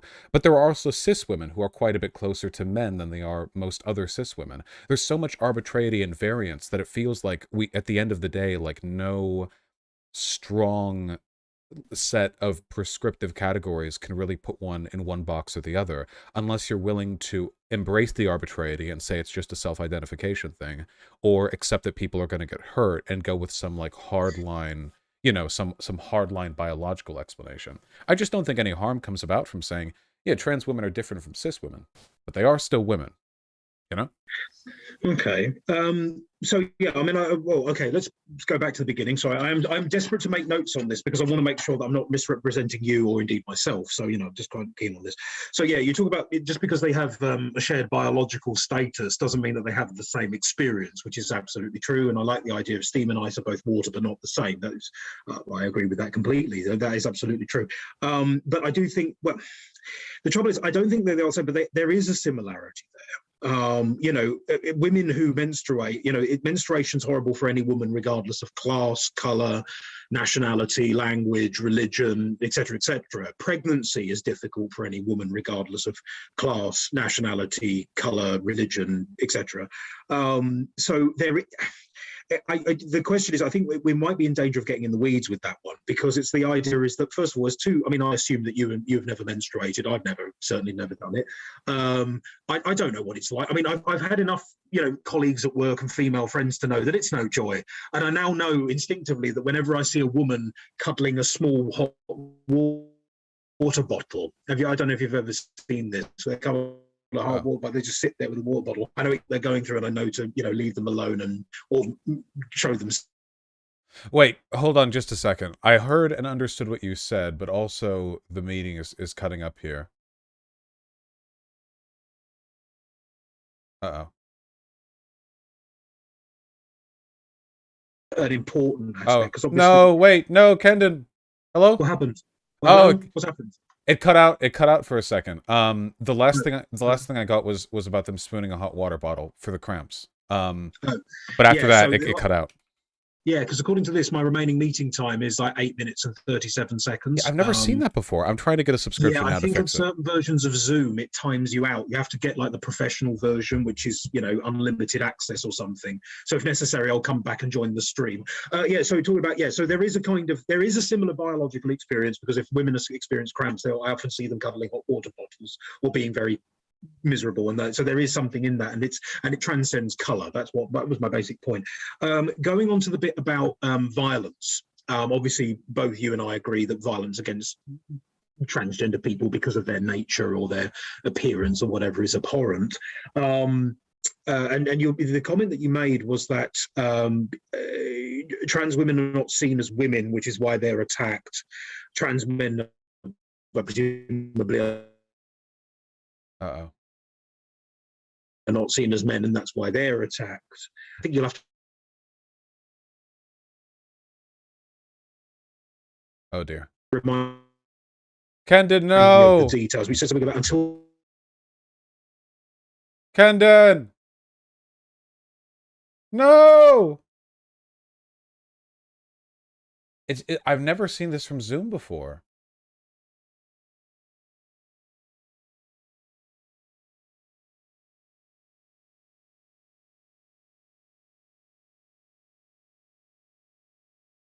Oh, damn. Oh, man, it's like super out. Okay, wait, hold on. Hello again. No! Okay, wait, hold on. I think that Zoom is I've never seen this before. I think Zoom is throttling the fucking bandwidth of the call because we're on the free thing. But I didn't even know that I was on the free thing. Let me make a new thing. Check your email, okay? Okay, sure. Thank you. Right. So dumb. I've made Zoom meetings before. I've never gotten this issue. And whatever. Invite, copy invite link.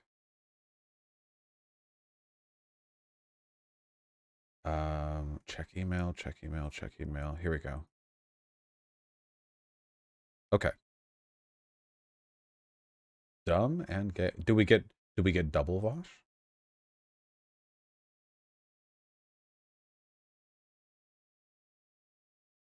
Dun dun dun dun dun dun dun dun. Dun dun dun dun dun dun dun.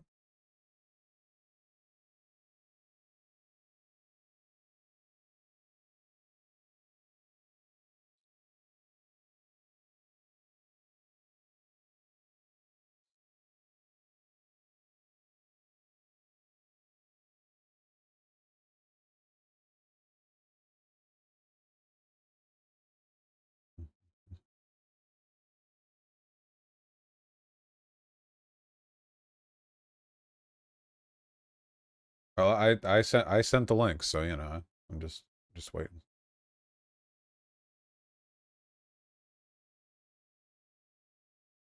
How y'all doing?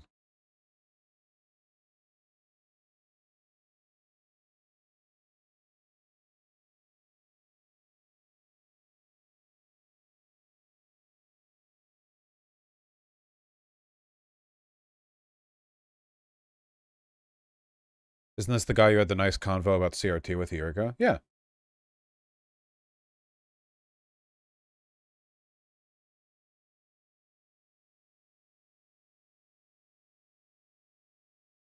I wish that in the conversation I'd had yesterday with the trans chick that I had mentioned that the Republicans chose to hold CPAC in Hungary this year. You know, the country that recently got democratized, um, and now has like more of an autocracy. Like the Republicans are like, yeah, dude, we did an insurrection and we are laying the groundwork for the next insurrection attempt.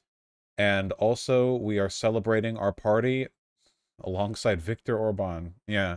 Like it's like they're laughing in our faces, you know? They totally are. Like you guys know when Republicans like watch lefties and libs argue over this, the Republicans are like because it's like funny to them that we're like arguing over this when they're being that obvious, you know? Yeah.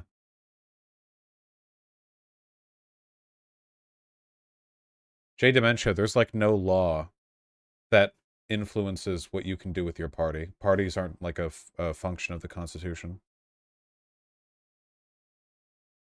They literally do it. You can read in their message boards. Yeah, literally. Like if you go on Telegram and get invited to their group chats or message boards, you'll sometimes like you'll literally see like minor Republican officials that are like memeing along with a bunch of groypers or whatever, talking about how like the day of the rope is coming or like shit like that, you know. And every once in a while they get found out, because they don't do it with their real name, obviously, usually. Um,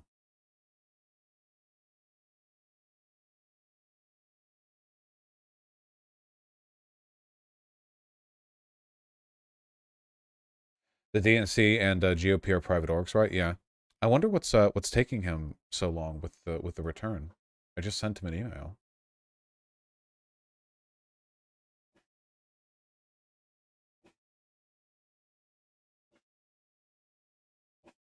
Ah, there we go.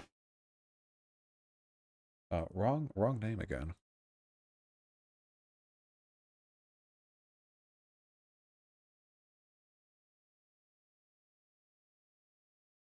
Hello again. Okay, God willing. Hey. Sorry about all the bother. I've never had to No, do no, that that's quite before. it's quite all right. I don't know whether it's my internet connection, my laptop, Zoom, or the gods.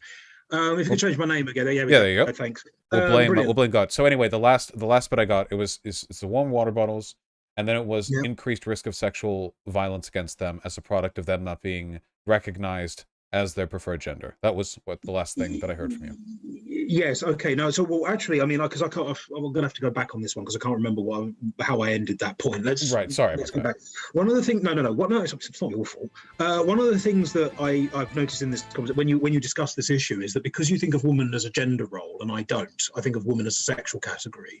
The question then becomes, how do you make people who certainly don't look like traditional female people, for want of a better phrase, how do you make them acceptable as women, if you like, by the general public, to curb violence against them?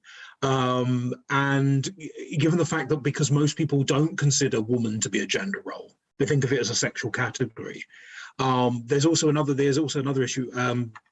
No, I think I'm gonna leave that question there. I think that's all I've got.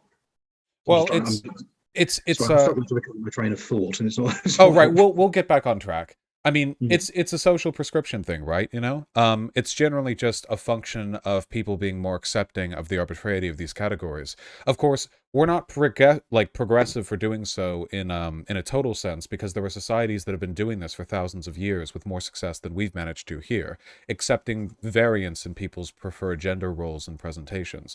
I guess at the end of the day, it seems like we have two categories that are really related but are ultimately like distinct, which is the social and the biological, like the sex gender distinction.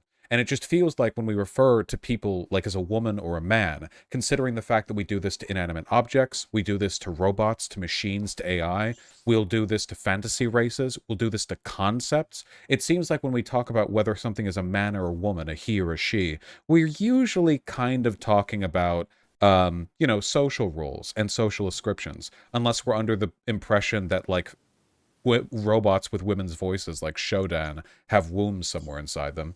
And that this is simplified just by splitting these categories and recognizing them distinctly. That you can have a person whose sex is male but gender is female.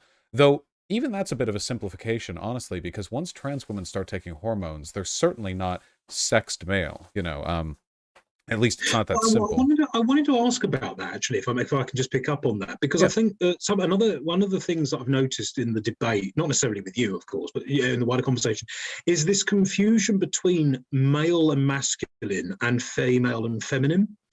The expression that you get is like MTF, like male to female, or FTM, female to male, which is which is, as far as I'm aware, bear in mind I'm scientifically illiterate, I do confess this, I have to read the works of proper scientists to get get an idea of this, is surely biologically and physically impossible.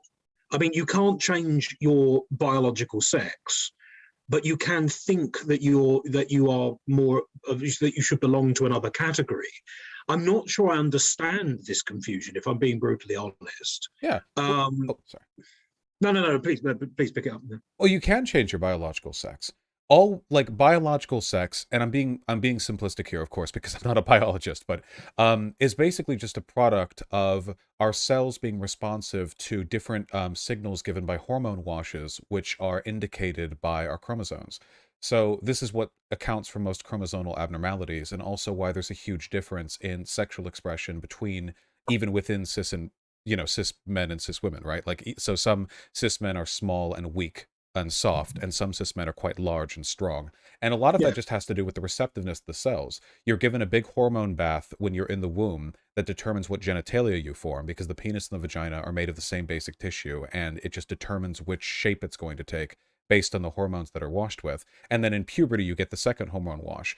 But in terms of like the sex differences, a prepubescent human, there's not much of that difference between a boy and a girl, really. You've got some like preliminary differences, but if you were to inhibit pubescent development for the rest of their lives, there are so many ways in which a doctor would treat them exactly the same. And trans women, by doctors, don't get treated the same way that cis men do.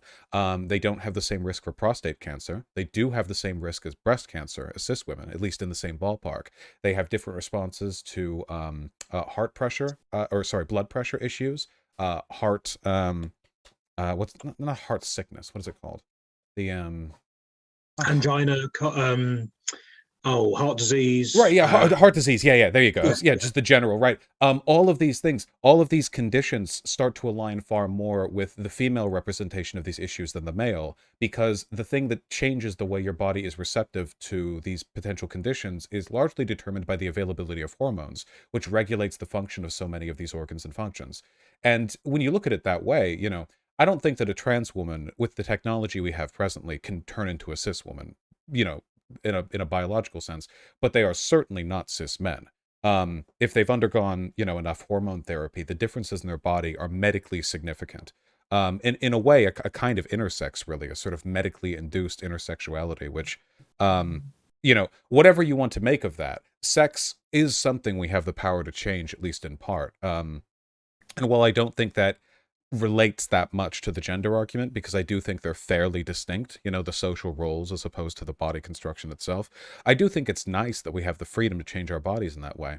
Maybe, I mean, they're already talking about womb transplants for trans women. That's something that's medically, seems like it's on the horizon. And once you have, I mean, you're going to have trans women who have functioning wombs, vaginas, lactating breasts. I mean, past a certain point, whatever we're complaining about sex differences wise, I mean, it's going to be fairly marginal, which I think is pretty cool. Well, it's definitely something to. It's an exciting medical development, whatever your political or social affiliations. You're talking about receptiveness to hormones, because there's genital sex, there's hormonal sex, there's brain sex, and things like that.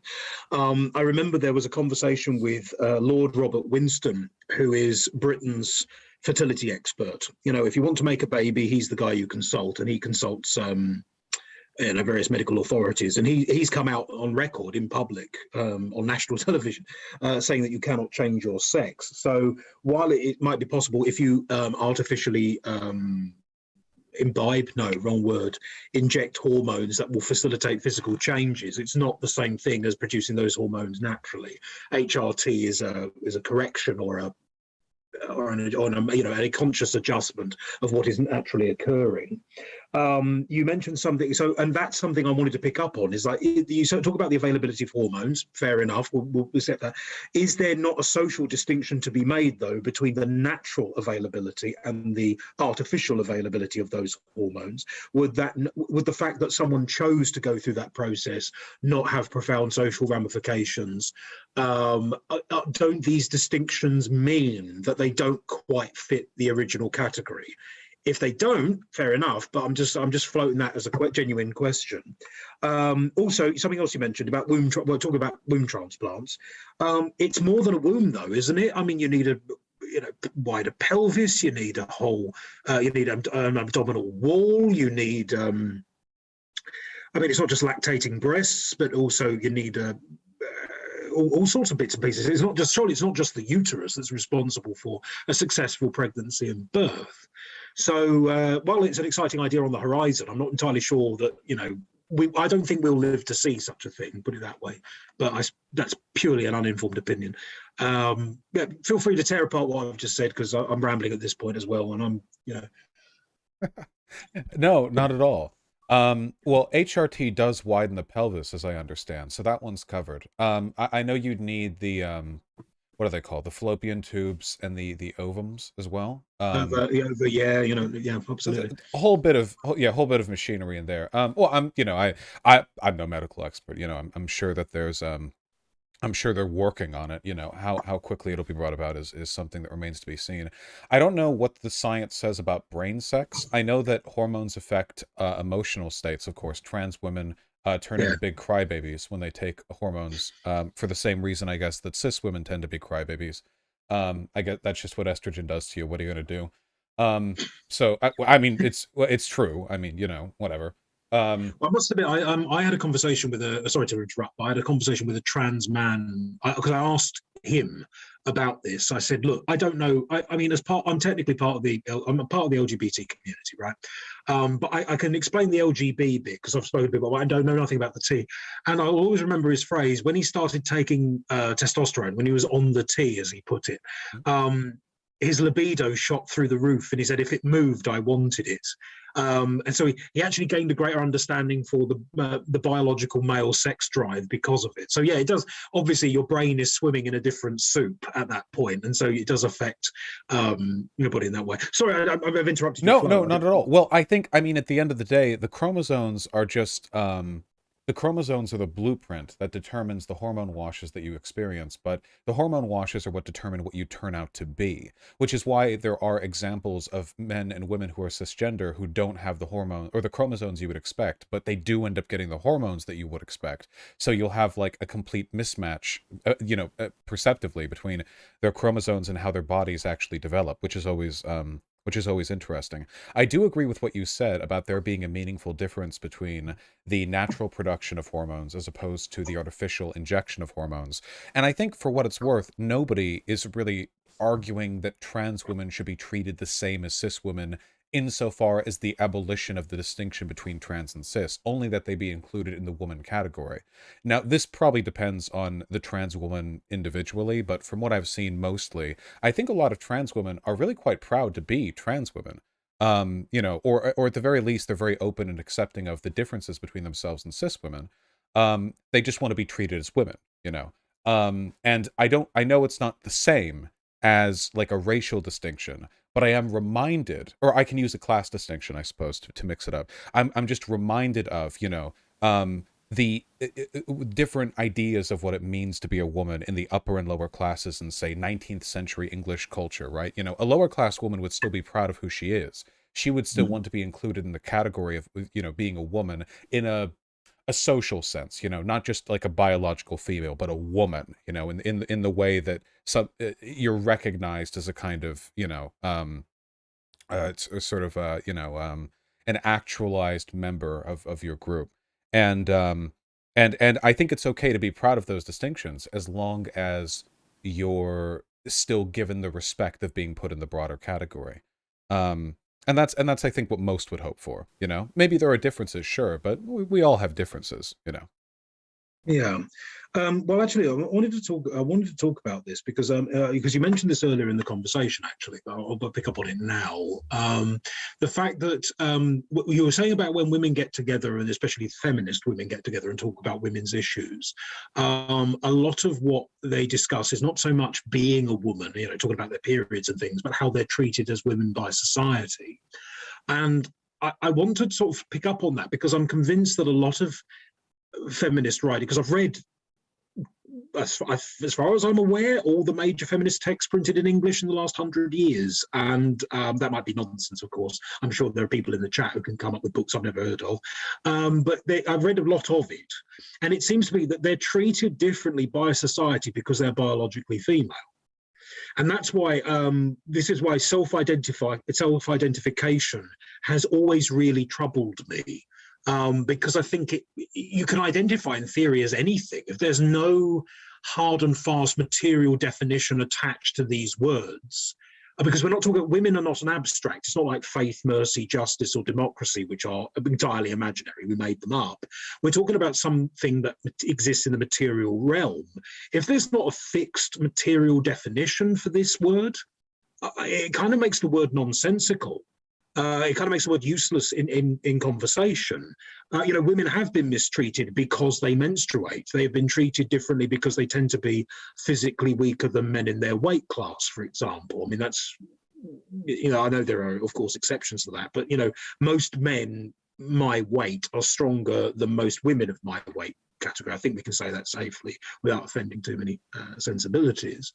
So that's what I'm always concerned about with self-identity, is that, yeah, okay, they might want to be identified within that category, the broader category of woman, but is it reasonable to do so given the fact that up until relatively recently woman had a material definition? Again, if you want to come back on that, you can do, but I mean, I'm just floating the idea out there. No, I'd like to. Well, I do think that the definition is pretty arbitrary, because I think historically we've always run up against the issue that when we talk about women's issues, and what it means to be a woman, we overwhelmingly do talk about social facsimiles for biological issues that we're just inferring at, really. So there are many issues that women historically have faced as a product of their biology, but it's always, well, it's not always, but it's often kind of derivative, right? So, for example, a lot of the oppression that women experience stem from the idea that they should be kept as housekeepers. You have this like chain of logic that starts out with a biological truth and ends up with some socially arbitrary bullshit.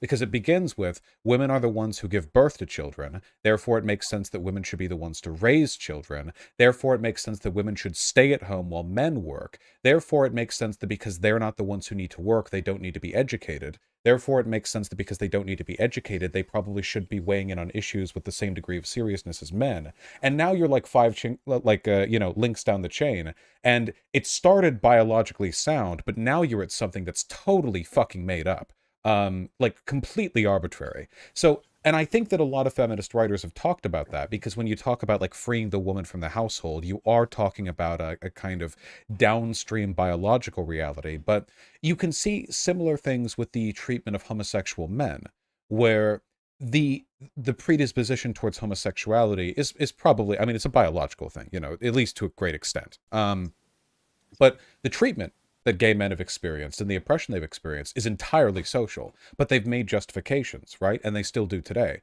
Well, we're not inherently homophobic, you know. It's just sex is for reproduction and gay men can't do that. Therefore, what they're doing is an abomination. Therefore, they need to be treated like X and Y. Therefore, death camps, you know. And again, it starts biological, it ends very silly. So that's the argument that I would make. There is always a degree of absurdity when we talk about the nature of this, you know, the social experience, because everything is always post hoc linked back to the biological origin. It's the best way to justify it, right? Yeah, but are we not? If we, I mean, obviously, because picking up on the gay argument, are we not in danger of adopting a kind of slippery slope fallacy? Because I mean, I agree that obviously, yes, women are the ones that give birth, and therefore, it starts off with certain limitations, and it ends up with, I don't know, Gilead, the Handmaid's Tale. Women are basically not educated; they can't even read. I mean, that's obviously far too far. But is it not? Are we not guilty of the slippery slope? I can't even say it. Are we not guilty of the slippery slope fallacy by assuming that if we limit womanhood to a biological reality, that we would inevitably start the chain of events that would lead to red dresses and white hoods and, doing what your male master tells you to do? I mean, can we not say that while trans women exist, they have always existed and they will always exist? They are not a condition to be cured. They're not a pestilence to be eradicated. They should be treated with basic common courtesy and dignity under the law. That there are enough social and biological distinctions between them that to include them in a category that up until 5 minutes ago was considered a biological and material one is untenable or unsustainable. I mean, that would be my position on it. It was like, it's not because I want to cast them out because I want to cast trans women out into the cold or anything like that. I mean, that doesn't benefit me. It doesn't benefit anyone, does it? But it's because I recognize these distinctions and the difficulties that they go through, because I've read a lot of transgender literature about this, because what do I know about being transgender? What do you know? You have to read this stuff. Maybe one day could hit us that trans bat swings. You never see it coming. Well, I just wake up one day being trans and think I'm transgender. Is that even Blammo. Is that even right on the back of the head? Is that even possible? I mean, genuine question. I've no idea. I thought people, whenever I've read accounts from transgender people, trans men and trans women, they've always said that they've always known that there was something different about them. It wasn't something that crept up on them. It was something that they'd always felt in and of themselves. They couldn't quite articulate because they didn't have the language, and maybe the lack of vocabulary is a social problem more than an educational one. But yeah, so the idea is that a thing where people just wake up one day and they feel they're transgender? I mean, is that I think people usually tie it back to a feeling they've always had, right? It's a bit like gayness or homosexuality, isn't it? I mean, I don't know of I know several gay men and gay women, and they've always felt different. They always felt other, and it took time for them to learn the words. I've never heard of anyone. Well, I suppose it's plausible. I mean, sexuality is ultimately fluid, isn't it? But I mean, it's possible for someone to be attracted to, say, women all. Oh no, Kendon, no. Okay, this isn't Zoom. It's Kendon's internet. Probably not my gigabit fiber internet. Kendon, no.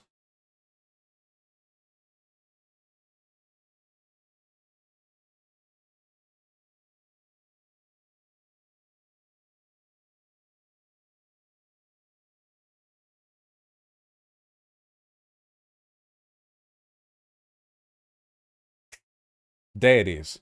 That's another example. If male and female are sex things, how could you ever refer to a deity as a man or a woman? It's not as though cosmological forces reproduce. I mean, they do in like the Roman or the Greek gods, but not not always.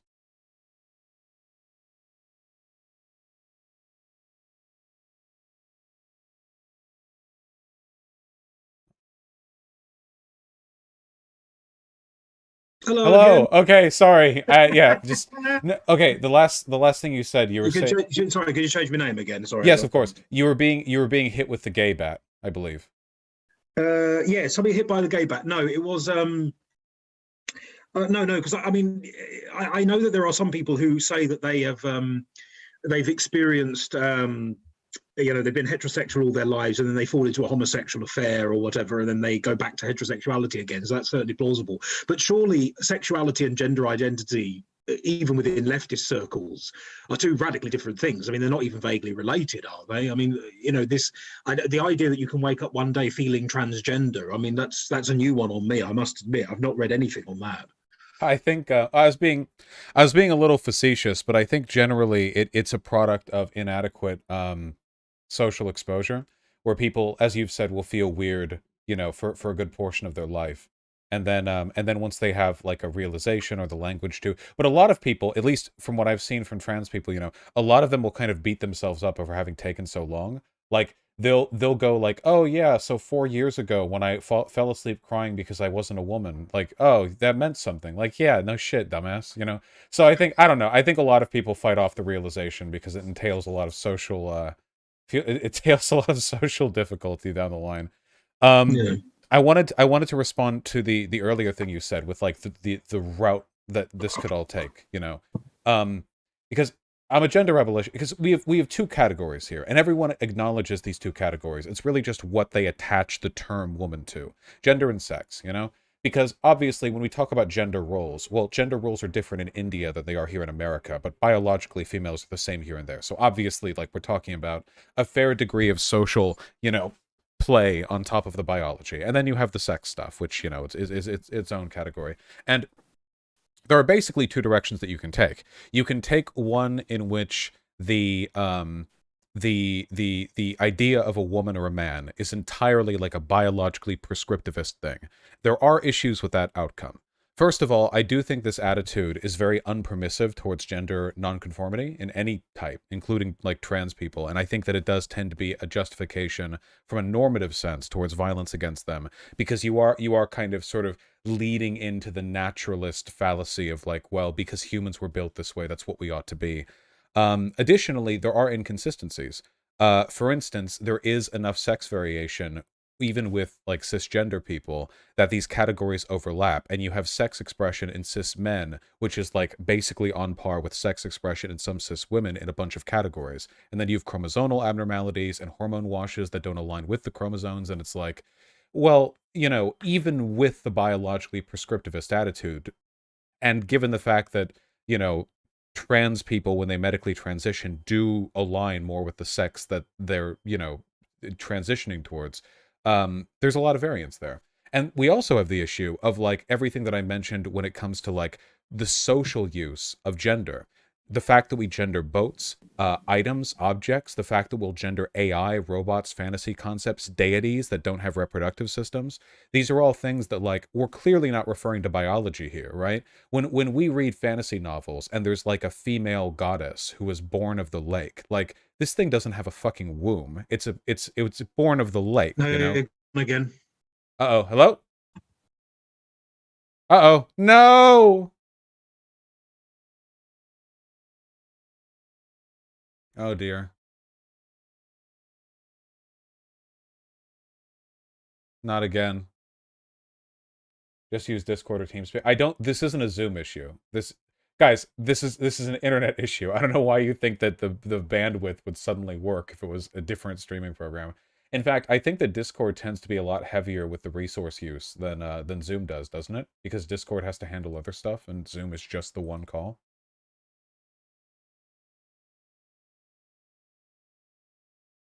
Yeah, way more. Yeah, yeah. No. Yep, there he goes again. No, I was in the middle of a point. No. Well, the last two times he disconnected, he was in the middle of a point, so it seems only fair. How are you guys doing?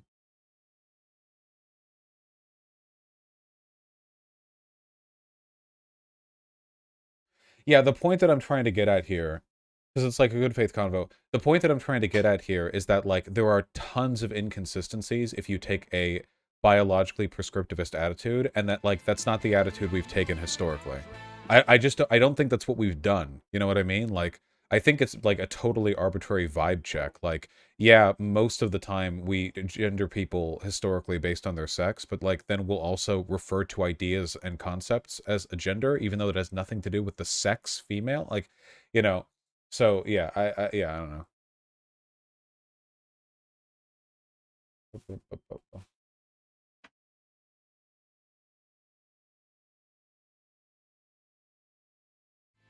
Oh, thank you. I promise I'll read donos after the convo. I promise. Um,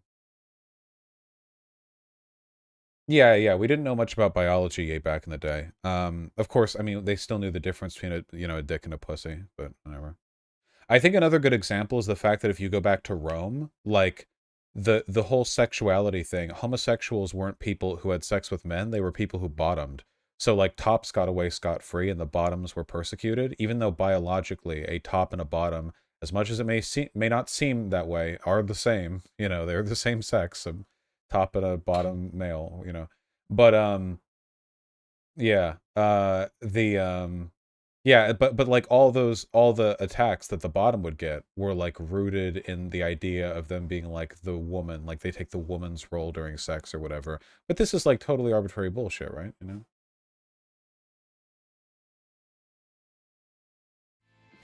Hello, I am from ancient Greece. Yeah. Damn, poor Ken didn't his internet. I guess this is why it does TikTok stuff, because, you know, you upload from your phone. Use use LTE instead of Wi-Fi.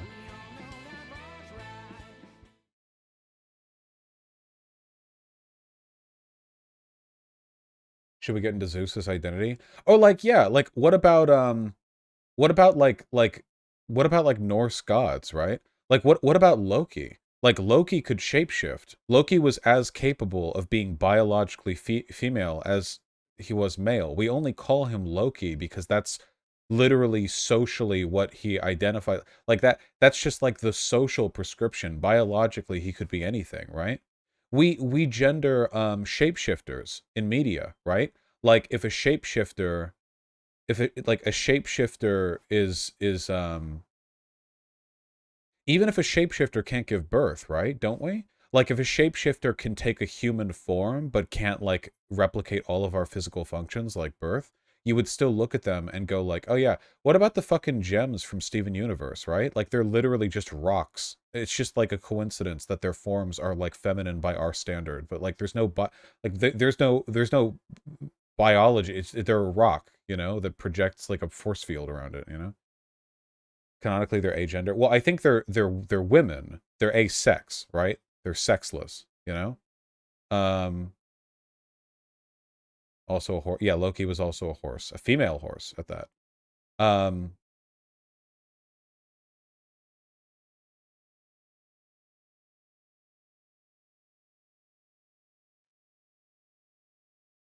Yeah, and what about Elden Ring? Okay, what about Elden Ring, where Marika and Radagon the were the same person? What about that? Huh? Oh shit, they're back. Spoilers.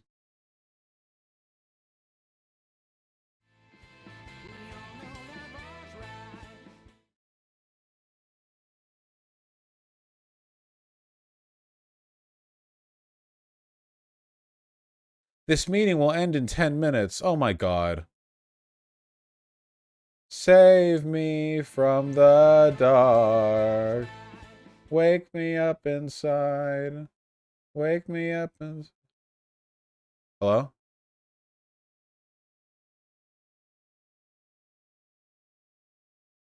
Hello. Hello. I'm naming you Big K this time. And now we're on the 10-minute countdown. Okay. I'm sorry. Zoom is being an absolute no, I'm just trying to. I don't know what it is. I mean, my internet. I mean, it hasn't cut out or anything like that. The last thing I got. Oh no, now I'm slowing down to a crawl. Am I there? Yes. Hooray! I'm back. Okay. Yeah. Okay. Yeah. Good. Right. Let's crack on. Right. So this is what I last got from you before I disappeared again. I wouldn't bother me so much, but I actually bought a signal booster to deal with this problem. So there's something going wrong. Okay. Then. So you said there are two categories: biologically a prescriptivist thing. Gender nonconformity doesn't really fit in to a very fixed biological idea of gender. It doesn't account for chromosomal abnormalities or hormonal washes, which is absolutely true. Yeah, we did get there. Are you? Yep, I know you're still there. Very good. And you also talked about the social use of gender, the fact that we gender things that are not biologically female or male. So can I pick up on that, or did you have more to say on that point before I say anything? I just wanted to finish that point, is all. And it's just that no matter how you look at it, in all cultures throughout history, we've just used man and womanhood to refer to things that just have nothing to do with biology. Whether we're talking inanimate objects or concepts, or talking about creatures in fantasy that don't have a biological sex, you know. Like you can like Loki, you know, of the Norse gods, right? Like we call him Loki because that's what he was most of the time. But like he got impregnated as a female horse. Like he could do whatever. They could all do whatever. They, you know, what we chose to call them is a fairly arbitrary thing, and we often so often it just doesn't relate to their biology. So I would argue only that there are inconsistencies with the biologically prescriptivist model now, and that it's not a changing 5 minutes ago thing. This definition has always been inconsistent. I only want to acknowledge its inconsistencies and patch it up in a way that makes society a little bit better and a bit more accepting. Okay, let me just pick up on that. I'm going to quickly fire out some counter arguments. So first of all, being gender non-conformity. So if you're a woman with short hair, for example, or if you're a man who likes to wear dresses, you're still male, and that makes still or male or female, which still makes you a man or a woman. And as we've already established, persecuting people because they don't conform to gender stereotypes is obviously wrong, regardless of your political affiliation. Talking about chromosomal abnormalities and hormonal washes, are we not in danger of making biological exceptions the rule when in actual fact they prove the rule? That's my next question. Also, the social use of gender, like referring to like ship, the one I always think of is referring to a ship by she, her. You know, they always use. Are you still there? Yes, I'm still here. Yeah, good.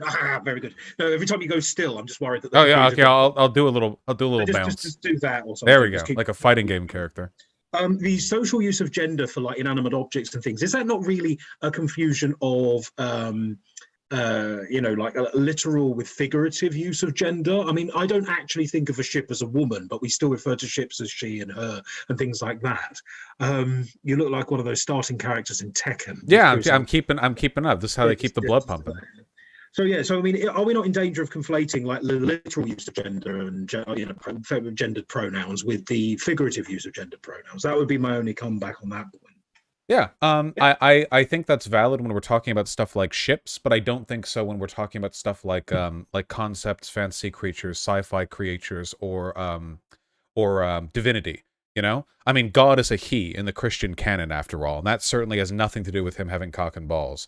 We're talking about like I do think of Jehovah having a cock and balls, so because he's called he, maybe God the Father. You know, you have to have certain parts to be a father. Does he? Does God have a cock and ball? I'll have to. I'm going to go out on the internet and tell everybody that God has a schlong. That's it.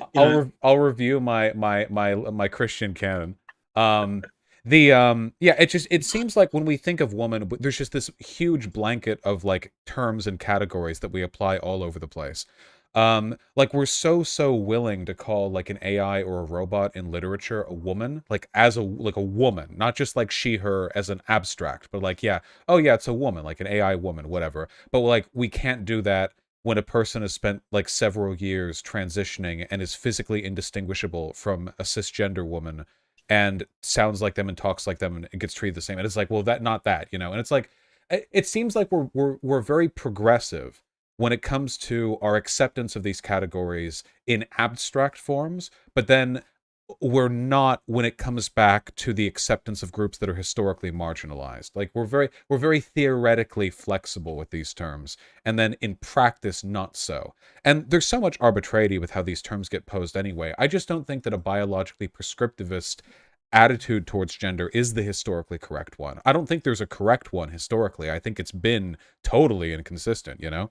And that it's really just about which definitions serve the most utility, which is, after all, what we have to be concerned about, because we do create these definitions. But if you recognize the distinction between gender and sex, as I think most people do in some form or another, you know, if we're to say, like, okay, given the fact that woman is this shotgun term that we've applied to like tons of things that have nothing to do with a womb or being human even, I think it's acceptable to say, like, yeah, you know, trans women are women, like maybe they're sexed male to whatever extent they actually are, but you know, they're like a different kind of woman. And that I think is like a good template to build that acceptance on. And if not, and I'll ask you, you know, what level of biological transition would be necessary for you to think that a trans woman is a woman by your definition, you know? Like if there was a full womb transplant, or like what, like how far over would medicine have to be to be brought to make that, you know, workable? Well, this is something else that I mentioned with Stephen Ryan of the YouTube channel Cider and Port when we were having a conversation about this issue, because I still think of, because I think of women as being female, and therefore they have to be born female. They have to go through girlhood, they go through female puberty, and then become young, teenage girls, and then become young women, etc., etc.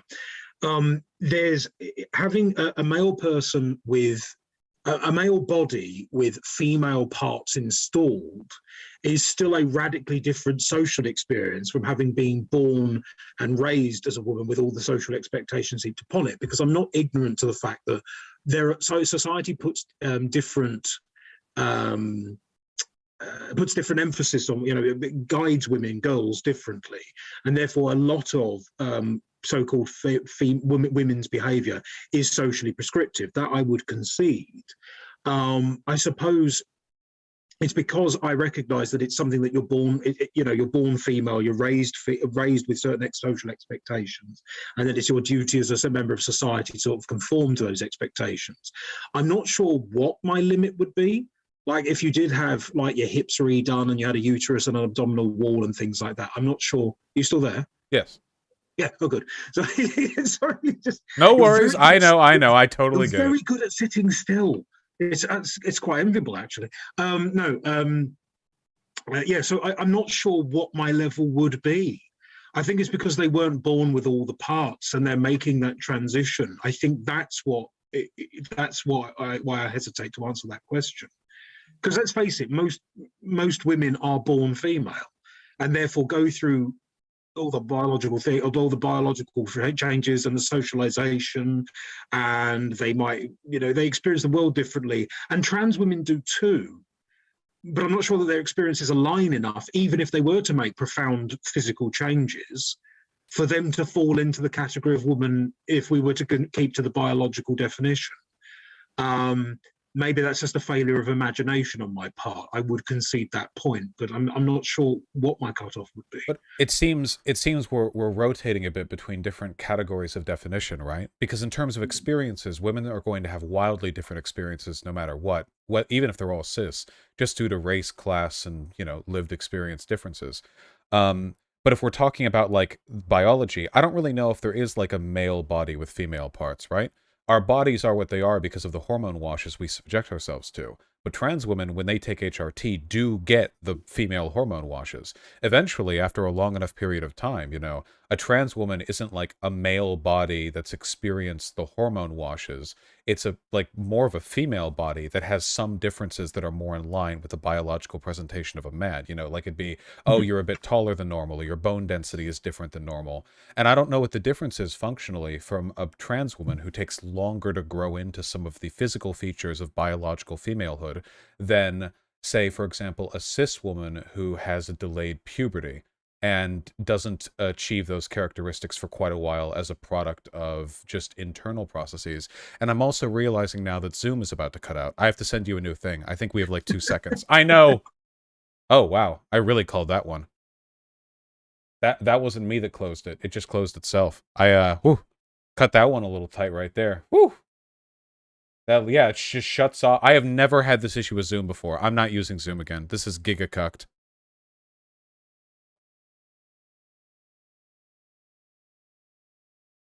Invite, copy, invite link. Hopefully you guys are enjoying this convo. I know it's not super blood sportsy or whatever, but like obviously he's in good faith. We have disagreements, but it's important to know how to discuss these issues that are beyond just like epically owning people with logical fallacies, or like to catch logical fallacies or whatever with epic dunks, or okay.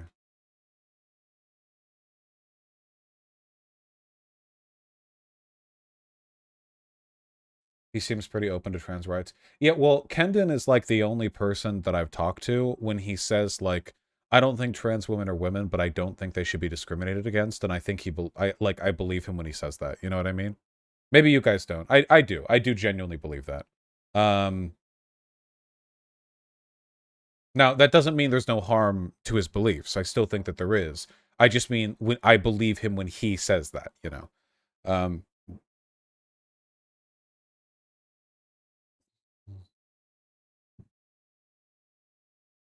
I think he's hiding his power. I don't think he's hiding his power level. I mean, I could be wrong. At the end of the day, you push against the ideas, but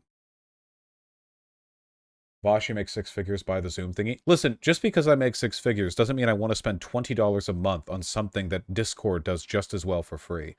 Zoom is fucking ridiculous. Are you fucking kidding me? $20 a month for the privilege of hosting web calls for more than 40 minutes without being dropped off? Like, is this a joke?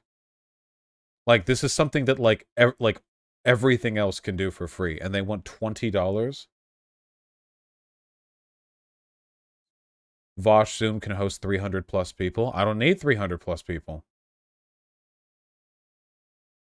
Also, then why not just tie the business account subscription model to needing to put that many people in call? If the thing that makes Zoom special is the number of people in the call, then why not say, like, yeah, you need a Business Pro account to have more than 15 people in the call or something? That would be fine.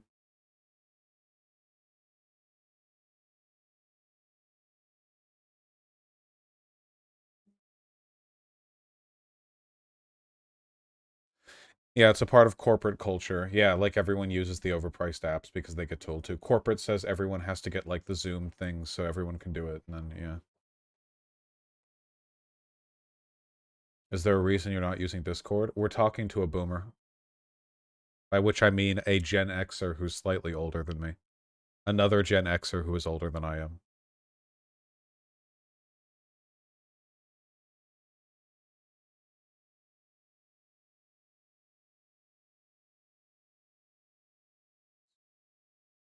You are a millennial, though? Oh, wait, sorry. Gen X is a millennials. My bad. I'm thinking of, yeah, millennials. He's a millennial, not a Gen Xer. I'm in the group of like the younger millennials. I'm almost as young as you can be without being a Zoomer. I think if I was like 3 years younger, I'd be a Zoomer. Um,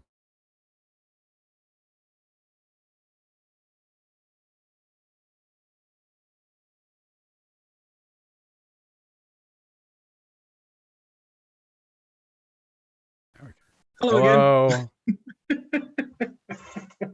God I'm help sorry. us. I need to invest in Discord or something, or just we'll deal with this later. So yeah, you were talking about how the last point you got was we were talking about how you're talking about medical distinctions, if I remember rightly, and you were saying about how if you didn't know the difference between someone who transitions physically later in life to someone who's born that way, I would suggest that the fact that they experience their formative years as someone male means that they have a different view of the world, and therefore they fall outside of the category.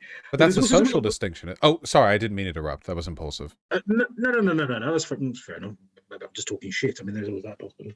But the other thing as well is that because we keep mentioning the whole about physical transition and things like that, but are we not in danger of? I've heard this phrase used by other people: transmedicalism, the idea that because woman is a social construct, therefore you don't have to physically transition to call yourself a woman.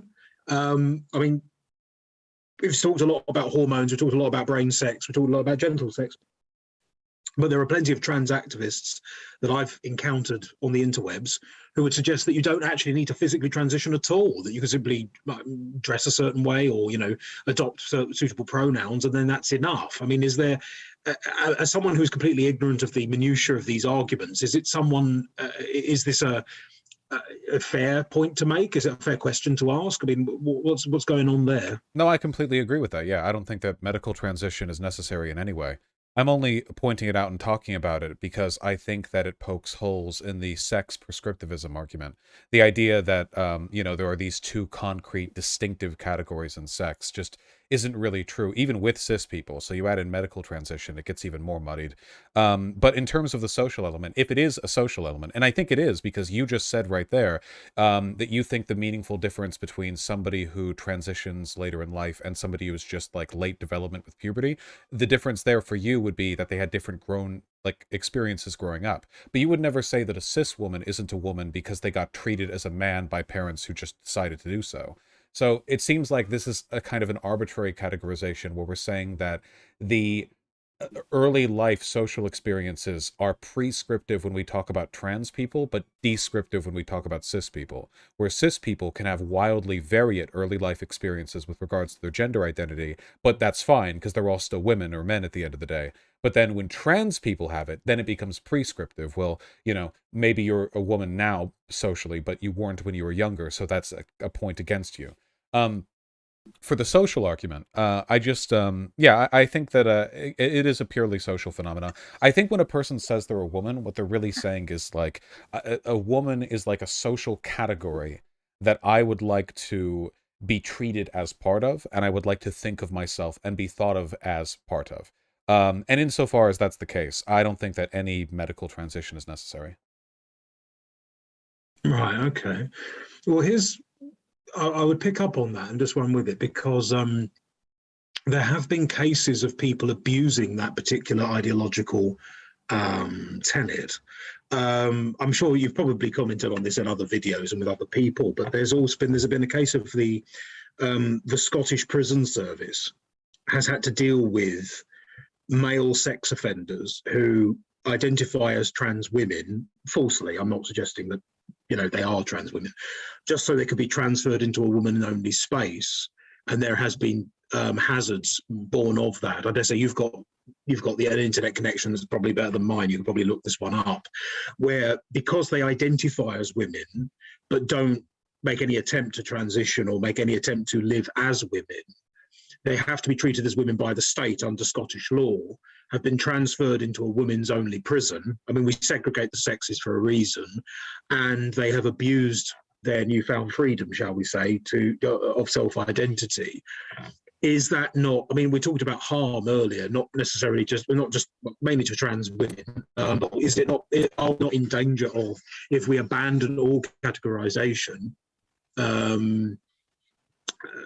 creating harm for all multiple groups of people, not just trans women? I mean, is that a fair counter argument, do you think? I think that there are upsides and downsides. So what you're referring to here, so just so my audience knows, this is an actual example of bad faith categorization. The Scottish Prison Service is very progressive when it comes to trans issues, and there were incidents where assigned male at birth prisoners would identify as female to get put in female prisons, and then they would go back to identifying as men when released. So very obviously, they wanted to go to a female prison rather than a male prison, which, fairly straightforward. Yeah, so that's an actual thing that happened. Now, I don't know if that led to like a preponderance of rape or sexual assault there, but I think it's still like the bad faith use of that system is still something worthy of concern. I think this is something that can be mitigated a little bit with some kind of social gatekeeping. Like, you need to have given evidence that you've presented as or lived as a woman for some length of time, something to give the courts a little bit to like chew into. Maybe not. Even if we were to disclose that and just have it as is, the way the Scottish prisons do, I think that this is still preferable to the alternative, because I would rather have men disingenuously identify as women to go into women's prisons and, live their sentence out there, as opposed to what does happen in a lot of prisons, which is that trans women get sent to men's prisons. And what that often leads to is like an unbelievable surge in the sexual violence that they experience. It's near guaranteed, well, maybe that's an exaggeration. It's very likely that a trans woman, an authentic trans woman who goes to a male prison, will be subjected to sexual violence, whereas it's not a guarantee that a cis man who disingenuously identifies as a trans woman sent to a woman's prison might commit violence. So in this, it's just a numbers game at that point. I think there are ways to mitigate the problem. It's just one of those issues where it seems like there are ways to abuse the system or get hurt either way, and we just have to lean wherever the less hurt is done. Okay. The question I would ask that's based on that is this: given the fact that there's often, if anybody asks, whenever this particular topic comes up, what you're suggesting there is that you have to live as a woman for a while, you have to go for psychiatric counselling and things like that. I've heard many trans activists admittedly online, because obviously where else am I going to meet these people, argue that they don't need to justify themselves at all, that you just have to accept them as women and that's it. If I were to counteract that, usually in conversation with them, they would suggest that I'm being transphobic insisting that they go for psychiatric counselling, because it implies that gender dysphoria. Well, first of all, that all transgender people suffer from gender dysphoria. It also implies that gender dysphoria, that they're suffering from mental illness, and therefore it somehow delegitimizes the transgender identity by insisting that they seek counselling. So how do you, I mean, I'm not trying to put you on the spot here, but what would your counter argument to that claim be? Because I think it's perfectly reasonable for someone who first of all, I think that people who are transgender must experience gender dysphoria to be transgender. I mean, I thought that was the whole point. But is it not reasonable to insist that they go and seek counselling for their self-perception, or the conflict between their gender identity and their biological sex? Because I mean, there are plenty of activists who think it is unreasonable. So I'm just curious, how could you mitigate the problem that you've just identified without offending trans activists? Because I know there would be trans activists that would be offended by the suggestion that there needs to be oversight in that regard. When it comes to institutional segregation, like between men and women's prisons or men and women's sports, stuff like that, I'm okay with there being some level of gatekeeping, because I think it's reasonable that the state should have some metric for identifying the legitimacy of your claim that you're this, that, or the other. I think that's fine. I think it's an acceptable. Now, where that line would be, I don't know, but I think I can see good arguments for it. In terms of like being accepted as trans, like in a broader sense socially, I don't think medical counsel is necessary. Now, I think it's often a good idea. Don't get me wrong. I'm not discouraging medical counsel as a as a resource, but I don't think it should be considered strictly necessary. There's a pretty strong medical, financial gatekeep in the States. It's often incredibly expensive to get anywhere near the level of counseling that would be helpful to a lot of people. So so this is often like an access thing. If a person has like strong personal belief that they're trans, and they think like, well, I could go through like $6,000 of like, like patient care and like follow-up visits to make sure, and then they're like, okay, well, do I want to be in debt for the next 10 years over this? Maybe not, and they just get HRT. You and I could get hormones easy peasy. A lot of stuff that trans people have to fight to get, we could get like with very little effort. All we have to do is go to a doctor and like give some symptoms of low testosterone to them, and we'll get prescribed testosterone, but trans men often have to fight. I'm not sure that's true in the UK. I'd have to look that one up. Maybe not in the UK. In the States, yeah. If you're cis, you have relatively easy access to stuff that a lot of trans people have to like fight to get, because for us it's just like par for the course.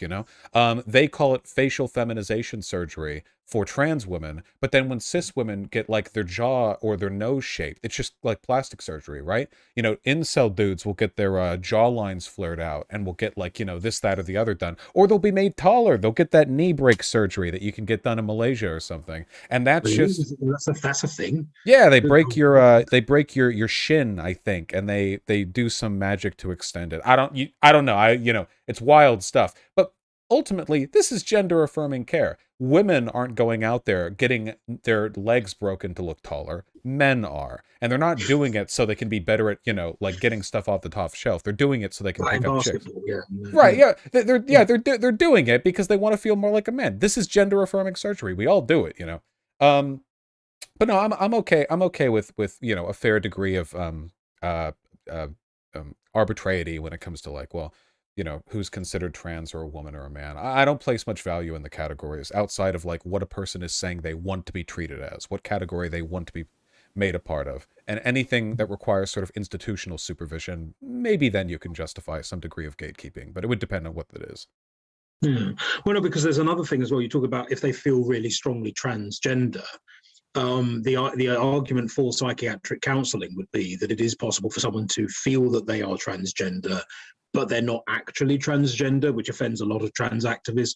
I mean, the word that I've learned in recent months on this about this issue is detransition. You must have heard of this phenomenon, where people actually go through physical changes because they think they're transgender, and then they stop because they have a revelation where they realize they're not actually transgender. Now, if all you're doing is taking hormones, then that can be self-correcting because you just stop taking the hormones. And as far as I'm aware, most of the physical changes will disappear because you're not producing the hormones to facilitate to maintain those changes. But if you have like proper surgery, like top surgery, bottom surgery, and all sorts of things, that's permanent. There's no way you can get that equipment back. So it does bother me a lot that I think we're being too quick on this. I think we're not having a proper conversation as a culture. I mean, I know America's a different culture from Britain, but I don't think we're having a broad, open, and honest conversation about this, because the damage. I mean, you talk about doing the least harm.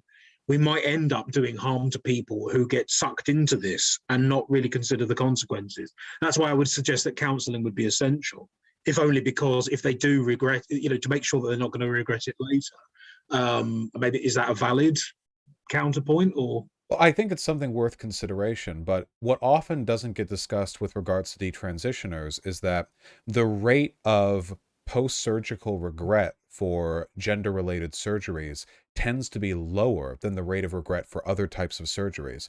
That is to say, generally speaking, when people take, get bottom surgery or top surgery, or when they get their hormones done, overwhelmingly they like it. And the majority of the reason why people detransition is usually due to social discrimination or cost. There have been studies done on why detransitioners, detransition, and a lot of it is just because they don't have the money to continue with transition, or because they're facing a lot of social pressure for their efforts. So I think that people who detransition should be taken seriously and listened to. But in terms of the available data we have, when people do go down that road, whether it be puberty blockers, hormones, or any kind of real permanent surgery, the evidence we have is overwhelmingly positive that generally it's not regretted, and that when it is regretted, it's often at a lower rate than other surgeries, and for reasons that aren't because they weren't actually trans or whatever. Okay, well, fair enough. I mean, I'll have to look at the numbers on that one, but I will concede that point then. There was something else I wanted to talk about. It's flown my head.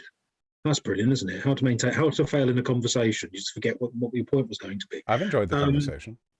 Yeah, no, absolutely no. Well, here I was going to say there's another point that also brings it up where, because you often hear people say that, transgenderism is a mental illness and all that sort of thing. And I don't want to get down that path. It's just it's not. First of all, I don't think that it is, but also I don't think that it's helpful, even if you do believe that sort of thing, sort of discuss that point. But there is an idea that even if you do physically transition, so you go through the surgeries and the hormones, that your gender dysphoria is maintained, that it doesn't actually cure you of your dysphoria. Again, I don't know what the numbers are like on that one, but the idea, like someone like Laverne Cox or Blair White, who looks pretty womanly from a distance, right?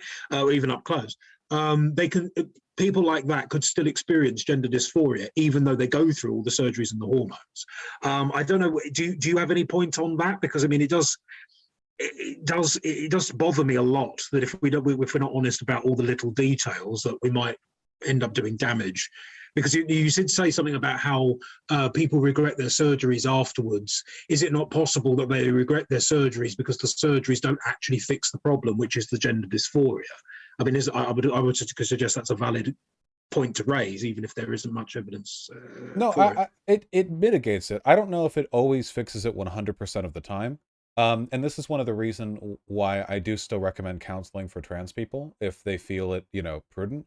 In large part because oftentimes a lot of the negative feelings trans people have for themselves are a social phenomena, Like, I feel like there's a strong distinction between medical or I guess sexual dysphoria and social dysphoria, where maybe it's say for example that you had a trans woman or something, and it's in the future, right? It's 100 years in the future, and when they're 18, they finally are able to do the magical sex change surgery, and they get put in the box and they come out and they're biologically a cis woman, kablamo, they just now in a sexual sense this would effectively cure any sense of dysphoria they could possibly have, because they would be biologically indistinguishable from a cis woman, but they would probably still carry scars from 18 years or whatever, of feeling negatively about their birth sex. And I feel like sometimes stuff like that can be a little more difficult to fix. I think any major issue like this should be accompanied with therapy if possible.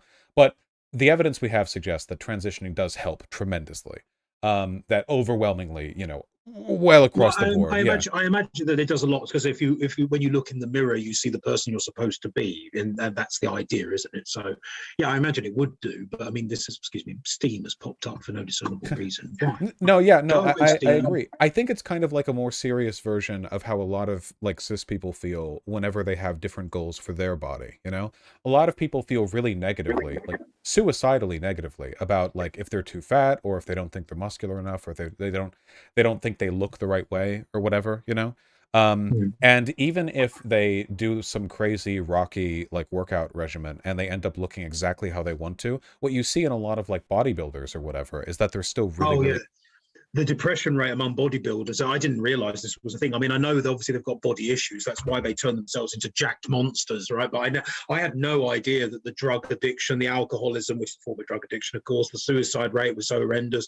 And it's not just because of they're not just ruined by testosterone and things like that, but they just, even when they achieve what they think of as physical perfection, they still hate yeah, themselves. they're They depressed. feel compelled to constantly lift weights, and they end up doing too much tea and dive. There's a whole space. I mean, we're wandering away from the original topic, but I don't know if you ever watched WWE. I never did, but there's a whole slew of wrestlers that were famous in the 1980s who all died of heart attacks in their 50s because they were jacked up on testosterone to give themselves that, WWE physique. And I just think, why would you do that to yourselves? And a lot of them they did send into drugs as well and things like that. So there's clearly body issues are not an exclusively womanly thing. I recognize that guys can suffer from anorexia and things like that. So Well, yeah, I mean, it's quite. but what I Sorry, what I mean is the because trans people. Um, a lot of them should have gotten therapy, right? Because a lot of yeah, them, even at the lower end, like you have guys who go from fat to fit or whatever, and like that's good. Like you can celebrate that, right? But if they're still insecure at the end of the day, you wouldn't then go say like, "Oh, well, I guess getting fit didn't matter." You know, it's a yeah. tandem thing. You know, you have to deal with that, and you also have to deal with the feelings of insecurity you developed from your self-perception. And I think that's what we see often in when it comes to like depression or unhappiness in trans people, you know? It's not just where their body's at. It's also where their mind's at after having not had their body where they wanted it to be for so long, you know? Mhm. Yeah. Well, no, but let's tie that back into the trans woman debate. Whereas, if you've got somebody who because I don't want people to suffer. You've only got one life, and it's not very long. So if ultimately it doesn't really bother me, if so, I'm happy to use adopted names and adopted pronouns and things like that. I couldn't give a monkey's. Life's too short. I'm more worried about what I'm having for dinner than I am about what you identify as really. But when someone can't physically transition because they don't have the money or the access to the facilities, or if someone, even if they have transition, doesn't really pass, they don't look like women. I mean, you've spoken with Blair White, for example. Blair White looks like a woman from like 10 yards away, I would argue. So she's one of the more more successful, if that's even the right adjective. But she's one of the ones that can pass. If someone can't pass, and if someone would like to pass but can't afford the surgeries, etc., how do you deal with that social phenomenon? Because if they believe, because they suffer from gender dysphoria, that they're not the sex to which they should be, how do you make them fit into society? How do you put them into the category of woman and get other people to accept it? Because of course that was the hurdle you mentioned earlier, is the fact that society isn't willing to accept these people as women. How do you leap over that hurdle?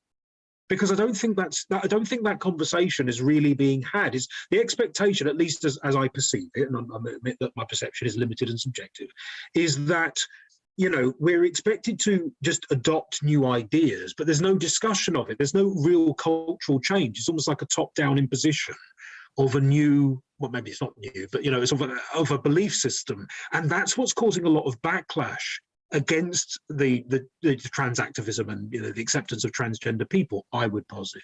So yeah, if you've got any pointers, feel free to throw them my way. I'll be grateful. I think it's a two-point thing. When it comes to the medical science of making trans women, like look more like cis women or pass or whatever, I think it's getting more advanced essentially by the day. One of the biggest advances we have, of course, is now that, hormone blockers are Okay, you're still there. You've just not moved for a second. Okay, I am, yes. Yeah, no, just sorry. making sure. Um, I will keep nodding. hormone blockers used for younger people, which often leads to them wanting to transition, with hormones or whatever. You're actually seeing a lot of older trans women now who are quite jealous because there are younger trans women who like took hormone blockers and started transitioning at like 18 without having experienced male puberty. And from what I've seen, a lot of the younger trans women who transitioned under those circumstances um, are completely indistinguishable from cis women, because they literally never experienced a male puberty, and of course prepubescent like male and females look like pretty much the same. They look pretty much the Yeah, same, well, the prepubescent kids, that even if you can dress them differently or whatever, but you can actually sort of mix and match. Really, they don't have any distinctive sexual characteristics. It's even weird to use that phrase with prepubescent kids. It's just wrong. It just feels wrong to me. Yeah, they're just stupid and small, really. That's what they've got, Like irritating gnomes. Yeah, exactly. So Yeah. without the like male puberty in the way, I think that definitely improves. Yeah, because I want. Sorry for interrupting. No, but I want to pick up on this in case the Zoom cuts out again. Because I'm thinking there's a pop star, isn't there, from Germany? I think called Kim Petras, who gets a lot of pride because obviously June is Pride Month, and she transitioned. Petras is Petras, who she transitioned when she was like 12 or something daft, and you can't tell from a distance. You just can't tell.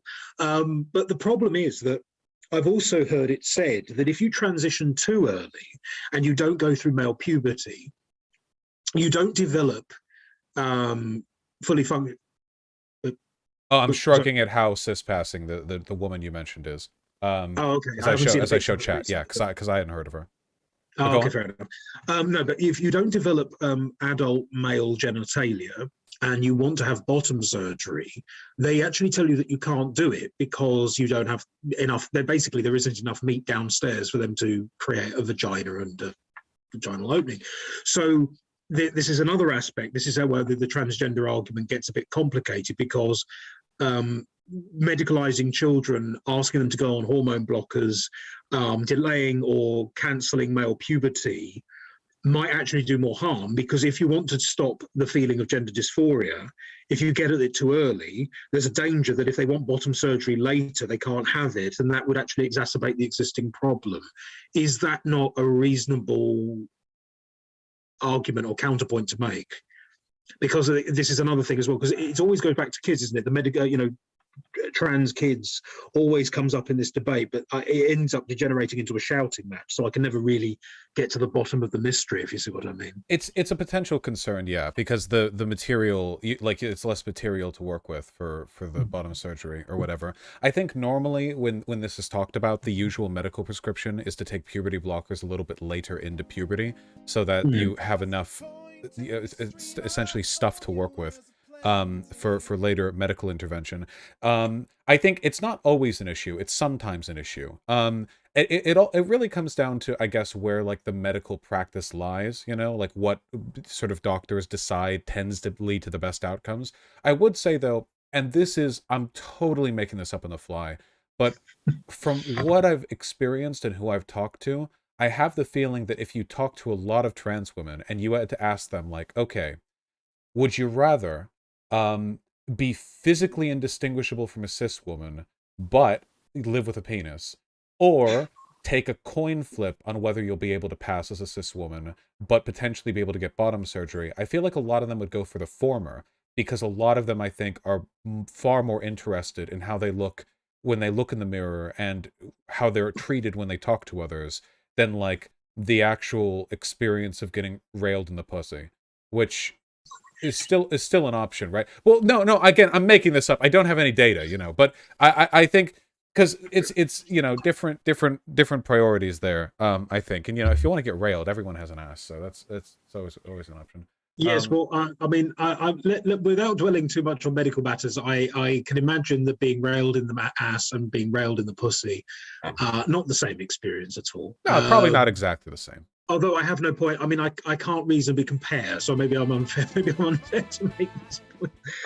Okay, this is where the conversation has gone. No, Oh no, no, really, you're really though. frozen. Oh, wait, you have frozen. Uh-oh. Are we still here? Hello? You have frozen. Can you hear me? I can Can you hear hear me you. still? You've frozen for me too, but we can hear each other. Uh-oh. Oh, we had a... Oh! We've frozen. Oh well, this is no good. Uh, uh, Now you've disappeared. No, I've not disappeared. it's almost as bad as We're screaming at each other from two ends of, like, the awful. wormhole. Where it's the time vortex, so we're both reaching out to try to touch. This is so gay. This is so gay. But we're almost on 2 hours, too. Though, admittedly, like, at least 20 minutes of this has been, e-dating starting pack. Dude, can you imagine what e-dating was like back in the day when people just had AIM, like, chat? You guys don't know. You Zoomers have no idea. It used to be, like, if you... Ah! No. Oh! Yes. Okay, Yes. we're coming up on damn near 2 hours anyway, and the fucking Zoom call is probably about to give us the 10-minute warning anyway. So I as much time as this call has been spent, you know, like screaming at Zoom. Yeah, fuck. What was I saying? Or what were you saying? What was somebody saying? I was saying, what was the last point that I made? The last point that I made was Anal. because we were talking about being railed in the ass and being railed in the pussy. That's what I remember. Right. And there were profound differences between them. And you mentioned something about the fact that if most trans women would rather not go through bottom surgery as long as they were accepted as women publicly, rather than bother with downstairs as well as upstairs. And you freely admitted that you were making that up, which is fair enough, because I mean, how do you conduct a survey on that particular topic? I don't know if there's any data on that. Yeah, that's like I was going to say, that's a really weird question to ask, isn't it? Yeah. So I think no, I could be totally wrong on this, you know, but I have a feeling that like a lot of the bottom dysphoria for trans women specifically comes down to the idea that you got to have a pussy to be a woman or whatever. But if you hypothetically, if you lived in a trans positive society, which was like, oh yeah, some, like, you know, most women have pussies, some of them have dicks, you know, whatever, and those trans women could do the hormone blocker, no male puberty to transition hormones, so they all looked basically like cis women, you know, like they all passed really easily. I have a feeling that in that society, a lot of them just wouldn't care about getting bottom surgery. I have a feeling that like so much of it comes down to what people think they ought be and what they get treated as. But as long as they were treated and recognized as a woman sort of ubiquitously, at least it would cut down on the numbers. You know what I mean? I don't know. yeah. It's one of those things we'll have to see develop with time. Yeah, also the timer has just come up at the Yep, top. there it. Well, Yeah, maybe absolutely. that might be our timer anyway, because that's exactly 2 hours on the mark, and I have to end Okay, stream fair early enough. actually. Oh, okay, fair enough. Right. So the only thing I would say is that going back to the idea that some women have penises, but even if most women have vaginas, there's also a question of sexuality comes into question here. I mean, the traditional definition of homosexual was someone who's attracted to the same sex, but if your sex is male, even if you present as a woman, doesn't that mean that this is where you get there's a phrase again that I've heard is cotton sealing? Have you heard about this one? I mean, I assume you know what this phrase means. No, I actually don't know what that phrase means. Right. The cotton sealing is a lot. Some trans women, trans activists specifically, object to the fact that some women, lesbians, sorry, won't have sex with them or even entertain the possibility of dating them because they don't have the right genitals to satisfy any sexual desires. I mean, it's something you could probably look up because I'm making up my definition on the fly. Yes, so there's this idea that the concept of heterosexuality and homosexuality become fuzzy and might even disappear if you sort of blend women and trans women together. That would be my idea. So I'm just conscious of the fact that because we've only got like 8.5 minutes left. So I don't want to ramble too long because I want to get a response from you before Zoom disappears. No, I totally get that. I guess I have personal experience here because I'm pan. So I've had sex with, I guess, most types of people, trans and Me cis, too. male and female. Oh, great. Well, then phenomenal. Then we speak as peers. And it's Well, that not pattern, but I've had more than the conventional, more than usual encounters. Put it that way. But yeah, still good, you know, still brilliant and fun. With regards to because I have to not ramble here. Let me try to be pointed. There's a lot of complexities here. a lot of early in transition trans women will like try to find people to hook up with on a grinder because they're looking for gay or bi men who Mhm. are like down with how they look, because a lot of early in transition women feel like, you know, they're early in, you know, there's less, I guess, in a social and physical sense, less woman to bite into in the perception of others, so they go that way. When we're talking about trans women who like pass, though, the people who are attracted to them are pretty much like just people who are attracted to women. You know, like gay men don't go after trans women who pass. Gay men don't go after No, Blair White. this is true. I mean, trans. I mean, it's a bit crude maybe, but trans women tend to feature on the straight side of porn sites, don't they? They don't. You don't find them on the gay section Oh, at all. oh, absolutely. When you see like, you know, T girl gets railed, blah blah, you're never gonna see that shit in gay Pornhub. You see that in straight Pornhub. And you know, obviously, sexuality is complicated and fluid. So it's, you know, like I don't know what where the hard lines are here, but I think the reason for that is because like genitals aside, like the experience of having a sex with a trans woman is like having sex with a cis woman. Really, it's pretty much in terms of like how they act and like the basic, like everyone's different, you know. But I feel like what a lot of people are looking for isn't so much like genitalia as it is femininity or masculinity, you know? Like straight guys aren't into Buck Angel, right? Like Buck Angel's like this big, like muscular, hairy Yeah, yeah, fucking I trans guy. know. Yeah, It's called the Trampar, isn't he? right, yeah. Or Straight something, guys yeah. are not like, you know, busting nuts over that. I think there are a bunch of sex-oriented signifiers that people look into when they're like deciding who they're attracted to, or not deciding, but you know, when they're like working out who they're attracted to. And a lot of those are derivative of biology. Some of them are just like vibes, which is why they're, you know, you have like femboys that some straight Mhm. guys are into. And some of Yeah. them change depending on how far in you are into transition. And I think it's complicated, you know? Yeah, but I was going to say, but are we not blending then primary and secondary sexual characteristics? Like, for example, Buck Angel's got the stubble and the muscle and the broad chest and the tattoos and things, but downstairs, very much, you know, still has not gone through bottom surgery. So yeah, okay, maybe so a straight woman might be attracted to Buck Angel if they didn't know who Buck Angel was, but when it comes to horizontal naughtiness, whatever you want to call it, they're appointed because they don't Buck Angel doesn't have what a straight woman is typically looking for. So Typically, are we no. not in date?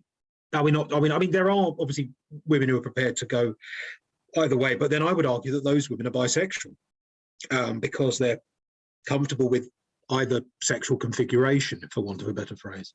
It's I mean, it's difficult to put down precisely. I mean, the conflation of primary and secondary sexual characteristics isn't anything new, though, right? Because femboys and muscular women have both been long sexualized, like, you know, those are like those are well configured in, you know, the annals of pornography in terms of who people are into, you know? Like obviously a muscular woman, like a weightlifter woman, those are secondary sexual characteristics that are definitely in line with masculine presentation, you know, for the most part. You have to work very hard as a cis woman to get muscular.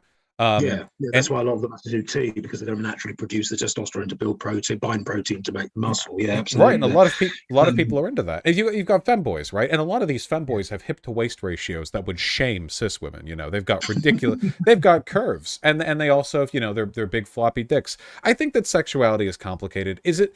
I don't know if you need to be bi to be into a trans woman. no, I mean, no, that's Who just because obviously it excludes like pansexual people and people like that, doesn't it? So and it's like, I'm biased because I can't even form a strong distinction because I am pan. So I don't even know, like I wouldn't know. All I know is that at the end of the day, you know, you do have trans women on the straight side of Pornhub. So whatever lines people are falling on, you know, it seems like with some variants, people, you know, people tend to be attracted to trans people in line with their gender broadly, you know?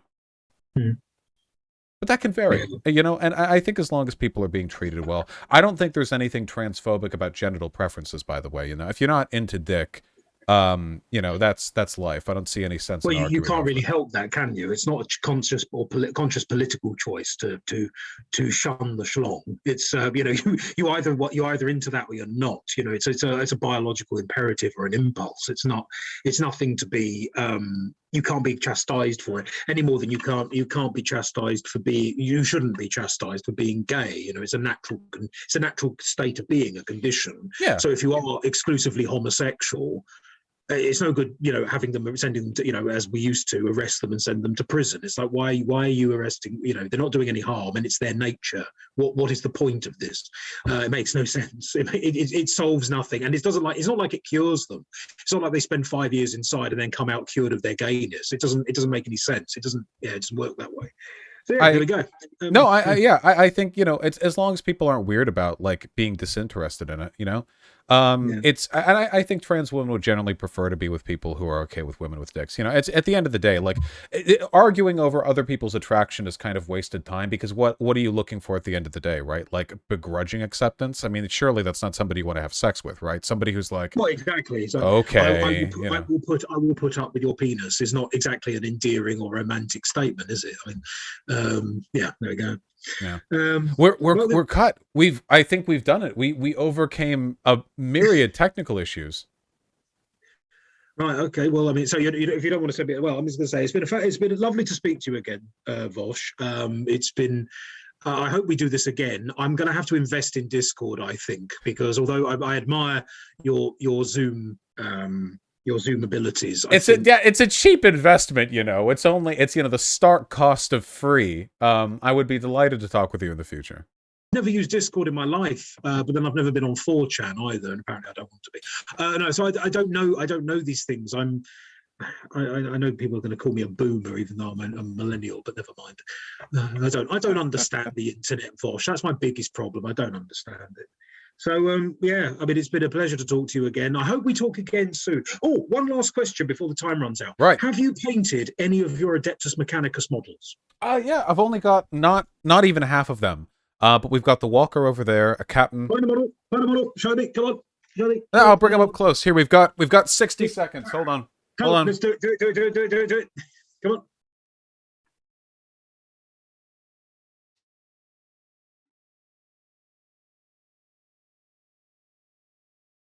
Oh, hello. I forget what the walker's called. Very well done. Very well done. Yes. There we go. I don't know if you probably can't see it. This is one of my Death Guard box Piper. Oh, that's beautifully done. Well done. Thank you. Welcome to the hobby. I haven't done the base yet. I really have to do that. Yeah, the base is a bit plain, but otherwise it's still functional as a chest piece. I mean, this is one of my Nurgle Death Guard. There we go. I don't know if you can see that. No, I can see it. Lighting's bad, but I can still see it proper. Yeah, so there we go. No, there you go. So yeah, welcome to the hobby. You'll be spending a fortune on this stuff. We're painting Tyranids as well recently, so there's that as well. As long as people who donate know where the money goes, it's going to.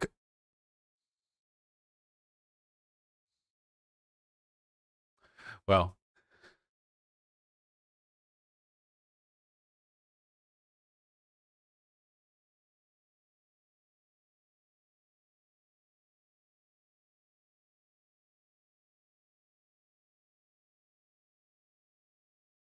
Well, I really enjoyed that conversation, I feel like so often when we have conversations about trans issues, I feel like I'm arguing with like paid propagandists whose job it is to seed hate.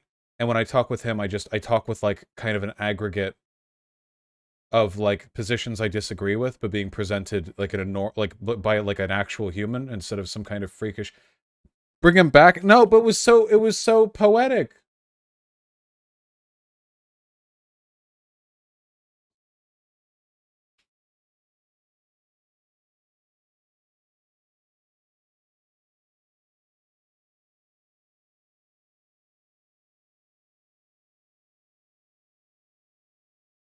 It's an evening over there. It's evening over in Bongerland. Okay, to close out, because I like to close out debates, though that was way more of a convo than a debate. To close this out, let me talk about some of the things that we talked about, okay? Okay, so first of all, the stuff about biological sex. So, most of the differences between biological males and females comes down to hormone washes. Like, basically, our bodies are configured in such a way as to have, like, different directions that the development can take in when subjected to different chemicals. Like a lot of stuff works that way, and that's what leads to a lot of these differences. So imagine you could subject a trans woman to hormone washes that like reformats your body. Imagine if they haven't even gone through they didn't even go through male puberty. Like they had the hormone blockers and then the HRT, right? The thing is like the thing here that I think is cool, like people will say, well, the hormones may have changed things, but the chromosomes, they're not the same. And here's the thing. If you've had a body that's not gone male puberty and then you transitioned with HRT, in a lot of ways, we're talking about a body where the blueprints and the building don't match. Like basically you've got like the blueprints are for a swimming pool and what you've built is a house and there's a house right there. And then there are people running up and going, that's not a house. Look at the blueprints. And the blueprints are of a swimming pool. And you're like, yeah, we ignored the blueprints and built a house. And they're like, well, the blueprint, like that's the, you know what I mean? You understand what I'm talking about, right? In a biological sense, like trans people who transition are like kind of basically intersex in the sense that the hormones that they take and the surgeries that they get are medical ways of invoking a sort of broader spectrum of like exhibited sex characteristics as opposed to what a cis person might have. And that's cool. That's poggers and based build, which is great. In terms of like the gender thing, I really want to harp on this talking point more in the future, which is that I want to point out that like the idea of when we say woman or man, we're talking about sex is just not true. Like, why do you think conservatives? There's some beep sound. It's a fucking truck. One second.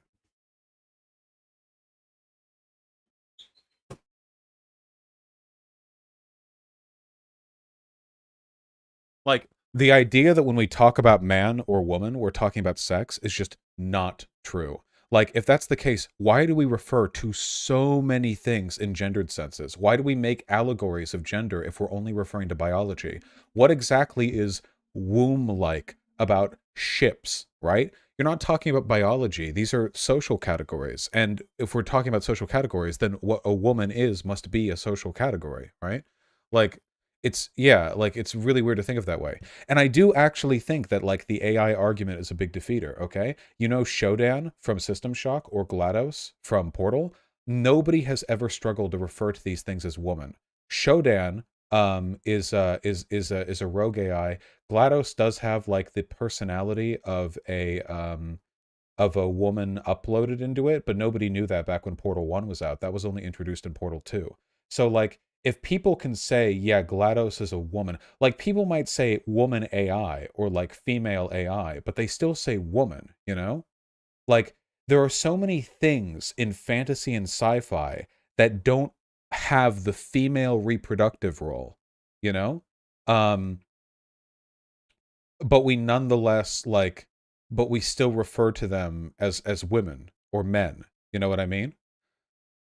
Like because we're talking about like the coding or like aspirations or aspects. Like for instance, like how many times in media have you seen the archetype of like some unknowable alien or cosmic force adopt, like there's the scene where it's finally time to make contact and it adopts like a human form and it comes across as like a woman and it gets treated as a woman. But there's not a womb in there. It could be like anything. Like it's like a cosmic concept. You know what I mean? I hope you understand what I'm talking about. I could find a fuck ton of examples if I wanted to, but like there are so many examples of things that don't have biological sex being referred to and treated as woman or men with no ambiguity, with nothing, with absolutely zero contention. It's not considered crazy social justice or whatever. It's like it's just and in the concept of like robots and AI, we're not even talking about things that look like women. GLaDOS only looks like a woman in like an abstract BDSM kind of way. There's a video on it. Her design is meant to indicate that she's been bound by the science team. Um, but like it's only in the most abstract, like like pop art kind of way. The TTS lady is a woman. Yeah, literally. Like literally, right, Tempest? We call the TTS lady like a lady, right? But it's literally just it's just a synthesizer that replicates syllables as it doesn't Like it's not anything, you know? Yeah, Siri. Siri gets treated hasn't like yeah, Siri gets treated as a woman. You know, she's real to me. Yeah. Anyway, the only reason I'm bringing this up is because like if the only thing that people thought of and were referring to when they mention man or woman is biological sex, none of this would make sense. Like none of this would make sense. That like everything I'm talking about right now would be incoherent if the only thing we referred to when we said man or woman was biological sex. It would not track. There'd be no relationship. It'd be totally arbitrary. Um, so hopefully that makes sense to you guys, you know? Um, yeah. Um, yeah. Do you think he was moved on any other? I don't know. I like talking to Kendon a lot. I like Kendon. Um, are there any other points that I want to hit on there?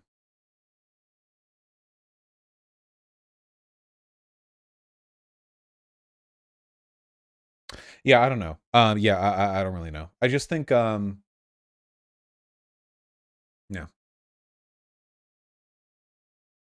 Yeah, it's yeah, it's important. I think chat's behind. Marco?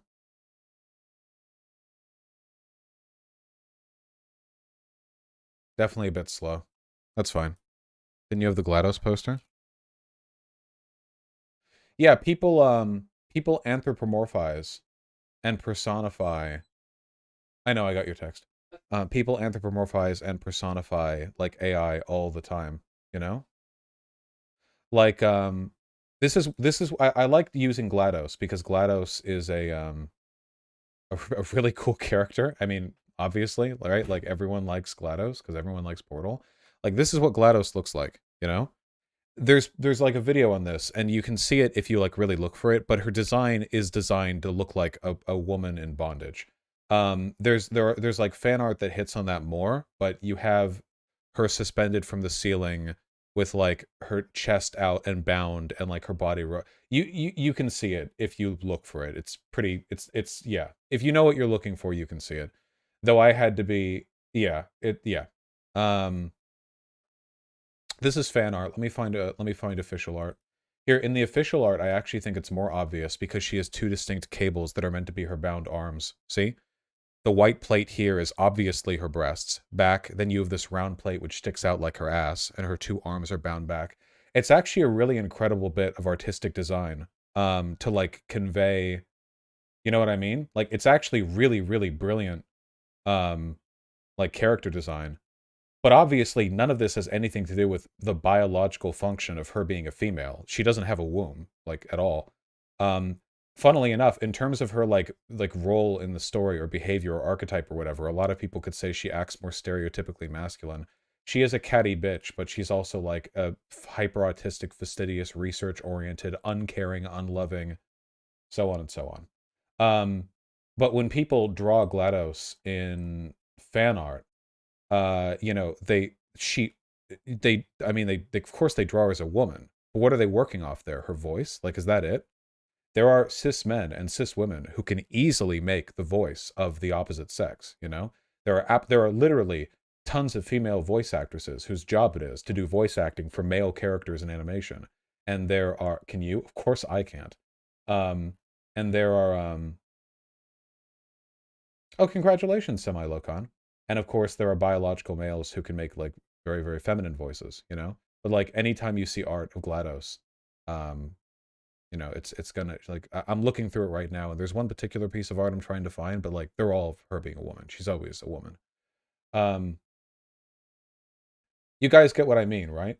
And I don't think like yeah, I don't think anyone would ever like look at that and go like if someone was like, "Oh yeah, GLaDOS like a AI woman," and somebody be like, "She's not a woman. She doesn't have a womb." Like, okay, you know? Hopefully you get what I mean.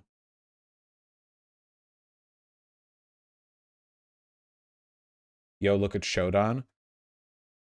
Well, Shodan just shows up as like a computer graphic, right? I gotta go back and replay System Shock 2.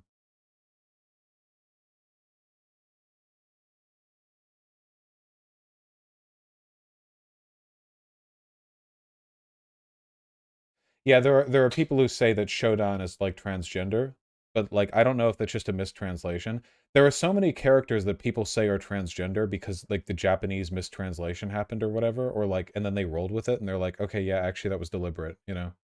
The devs are English. Wait, wasn't there a mistranslation? Am I wrong on this?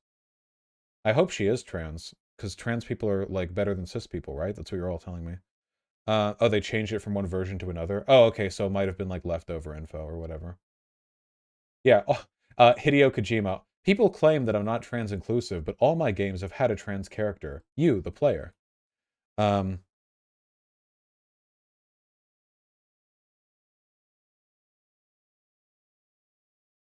there's also Cortana, who's certainly made to be a woman. Yeah, I don't think anyone's ever gonna like look at Cortana and be like, yeah, dude, that's an agender AI because it has neither biological reproductive functions, you know?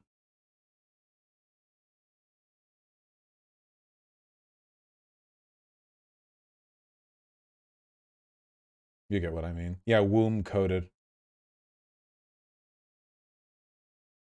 Show full body Cortana. You can jerk off to full body Cortana if you want. Everyone knows what she looks like. It's funny, they made Cortana look like more and more of like a woman over time because I remember Halo 1 Cortana looking like a fucking like 16-year-old gymnast or something. Wait, let me see. Original Halo 1.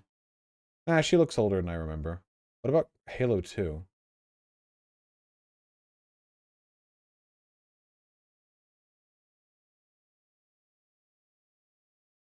Yeah, they definitely changed her design over time. We've already done this segment, right? Does anyone get what I mean? Holy shit, her tits are big in this one. Which Halo is this, and why is the resolution so low?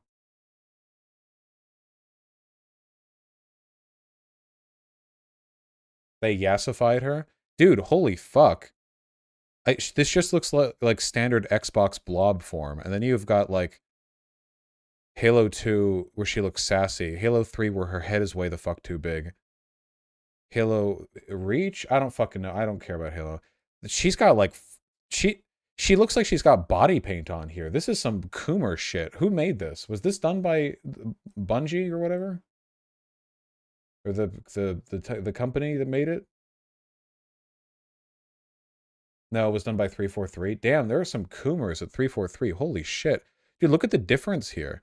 This just Jesus. This looks more like reasonable. It looks more like power armor. This literally just looks like it was painted on. Like it looks like you could flick this titty and it would like jiggle like soup.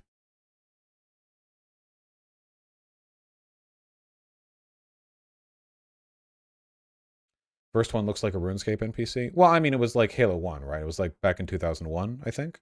Yeah. Her hips too. Yeah, I mean, she literally just looks naked. Yeah. Um, wait, I want to find an example of like an obviously like everyone would call them a man, even though they don't have. What's like a male AI or like robot? People tend to make AI fiction, like fictional AI, like females because they want to fuck them. What about the guys? Wheatley? I'm trying to think of like like a very. Oh yeah, dude, the fucking Terminator. Yeah, wait. He's literally just skin over a metal endoskeleton. Like yeah.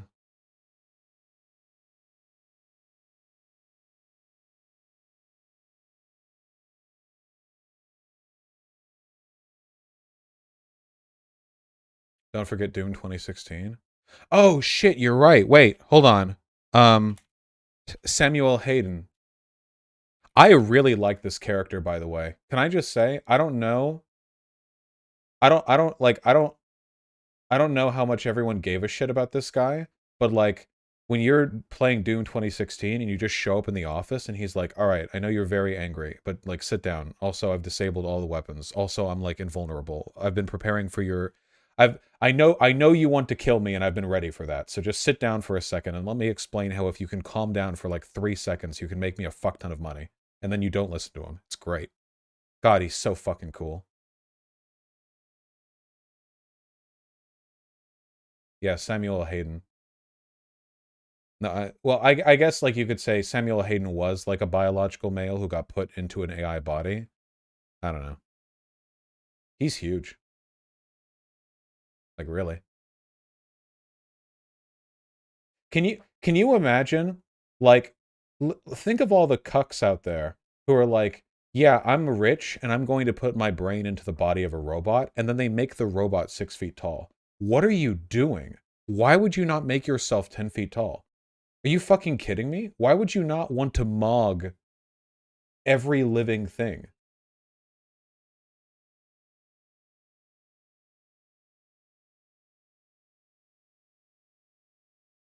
Moving inside buildings? Dude, fuck that. Knock out the doorway arch. Who gives a shit?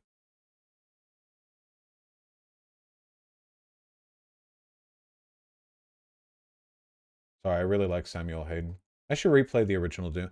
I don't know. Once I beat a campaign, I feel like I've beaten the campaign, you know? Why not 15 feet tall? True.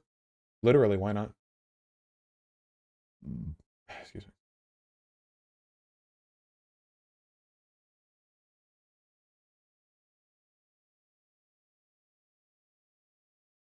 Anyway, you guys get my point.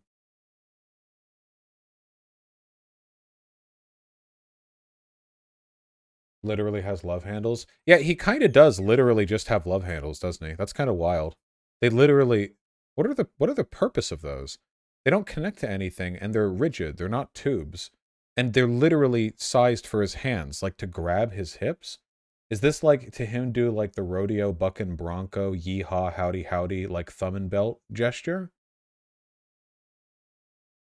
What can he push down from here? He's grabbing his own hips. If he pushes down, what is he going to do? Detach his torso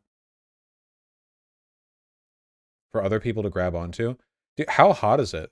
Like, you're literally this high. You're right at dick level. You think this guy can't manifest like a force field dick? You know he can. You're right here.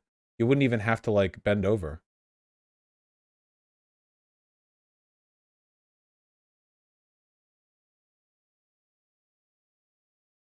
Maybe they're to dislocate his hip joints. Maybe. I don't see any detach point above where the you could detach here, but that's below where the handles are. Whatever. It's a carry handle. This guy's got to weigh like 3 tons, right? Yeah, okay, stop. We're just getting horny for robots now. I'm not actually like a robophile at all. I don't really, I know some people are like super into AI or robots or whatever, but I'm not. Um, I'm into being the robot. You know how it is.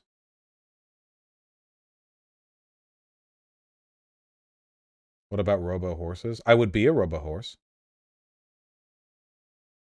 Wait, isn't there a cool robot horse? In a game? Isn't there a game that has a cool robot horse? What game is a cool robot horse?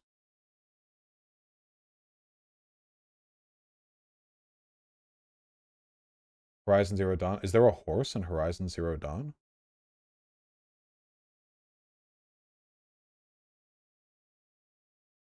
Kind of.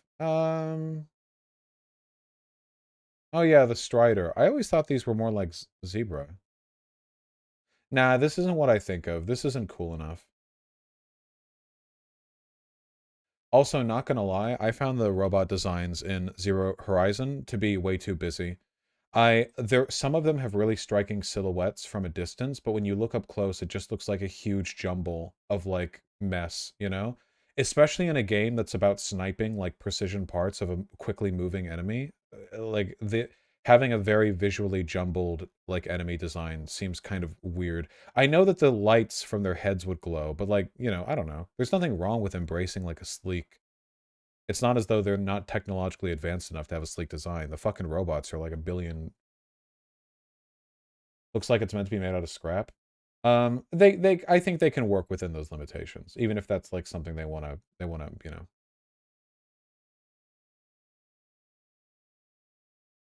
Also, for things that are made out of scrap, I have to say they sure are pretty advanced looking.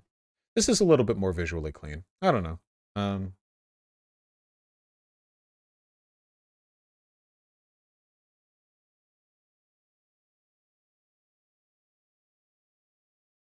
They're literally not scrap. Oh, liars in chat, I see. Oh, dude! I'm retarded! Fuck!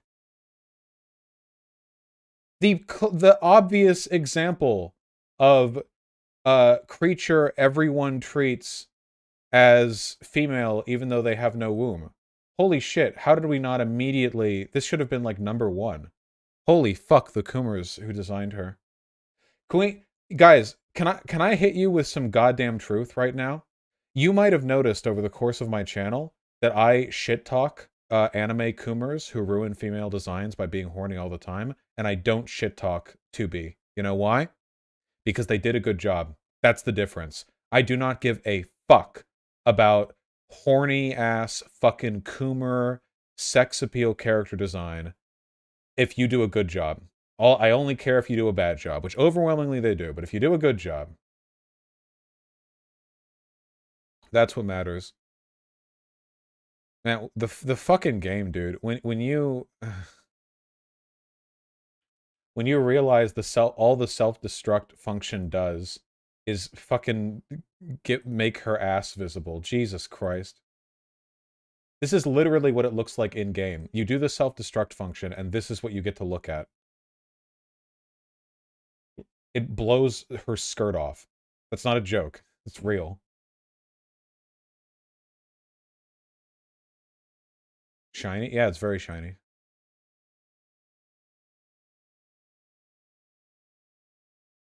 Anyway, people call her a woman. Nobody has an issue with that, right? I mean... No spoilers, I just start. I'm not spoiling! You can do this from the start. Jesus. That shit takes me straight out of the immersion. Look, normally it does for me too, but in this case, I don't really think that it did. Nier Automata is already so surreal, and it's already so, like half the shit in Nier is so fucking allegorical that the idea of, like, robots striving for meaning, having a self-destruct function that shows their ass off is just not that... Well, it is weird, but it's not that disruptive, I don't think.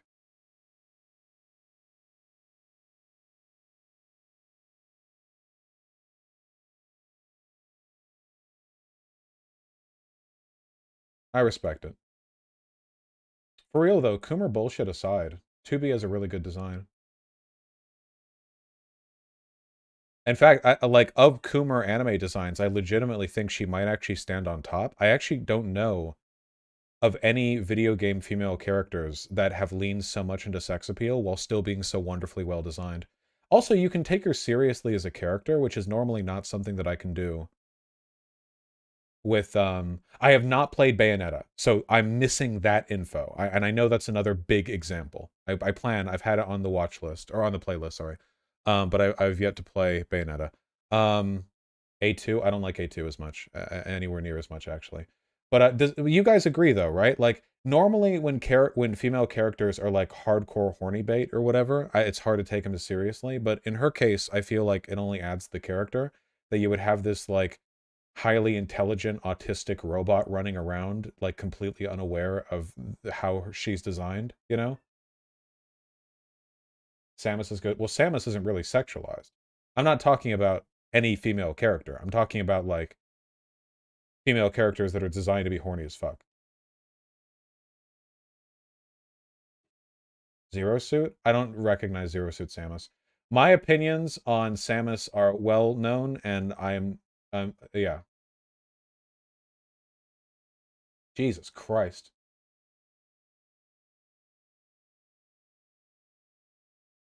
It's rough out here, lads.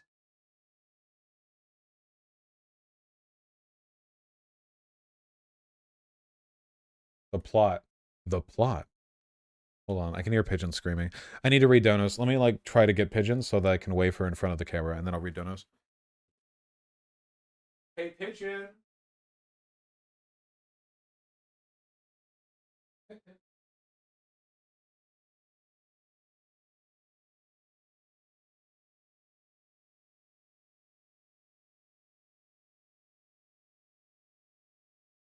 She woke me up in the middle of the night today.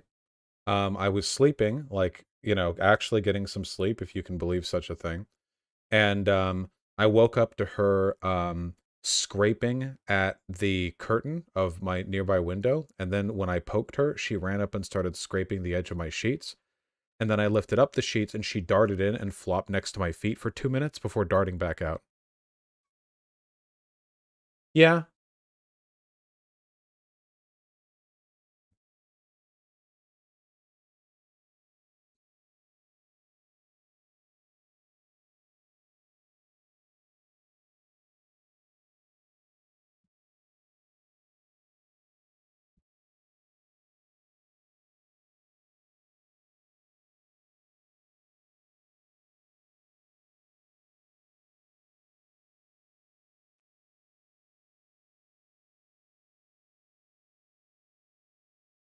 How do you like the dance?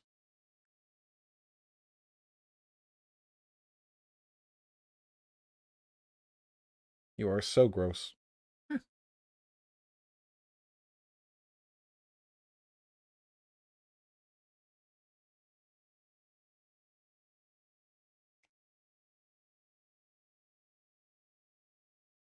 Yeah. Behold, a man. A featherless biped.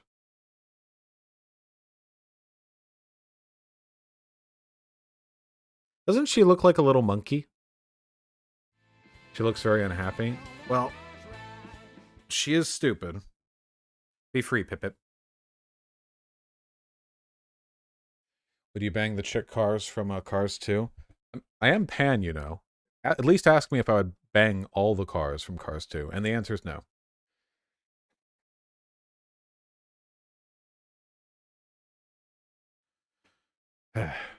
Now I need to pee. Okay, hold on.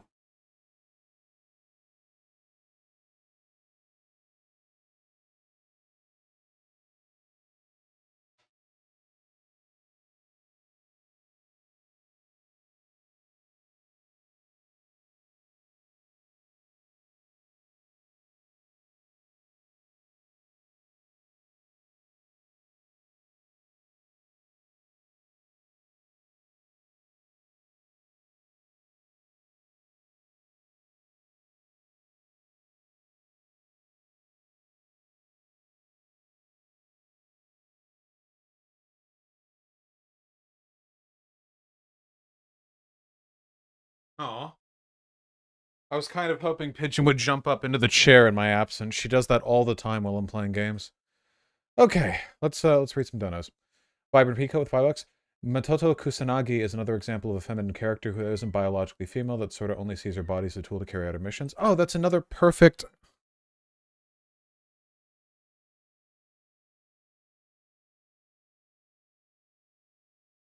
That's another perfect example right there, yeah.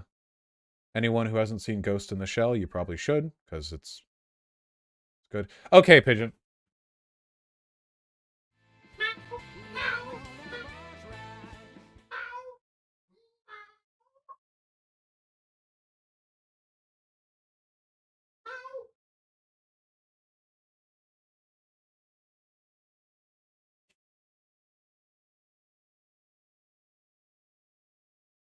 Oh, God. Yeah, Ghost in the Shell. It's good. It's very good. Yes. Does anyone else just get weirded out by the fact that like I feel like there are so many stories of AI getting treated as human, right? Like sci-fi stories of like, well, what is the measure of a man, you know, like in the Star Trek sense, and then like it's like, well, they may not have been born human, but their experiences are fundamentally human or a man or woman or whatever. Yeah, like Blade Runner, like there's so many stories like that. And then it's like you have IRL trans people, and it's like, ha, nope, you know, it's like, damn, well, okay, you know?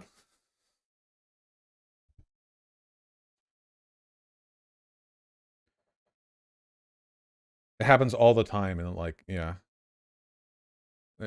sci-fi stories. It's like the quintessential sci-fi story because sci-fi is all about like, oftentimes, especially cyberpunk, it's all about being able or like trying to maintain and express and affect your identity in a world that has a great diversity and available identities, but somehow everyone blends into the gray, right?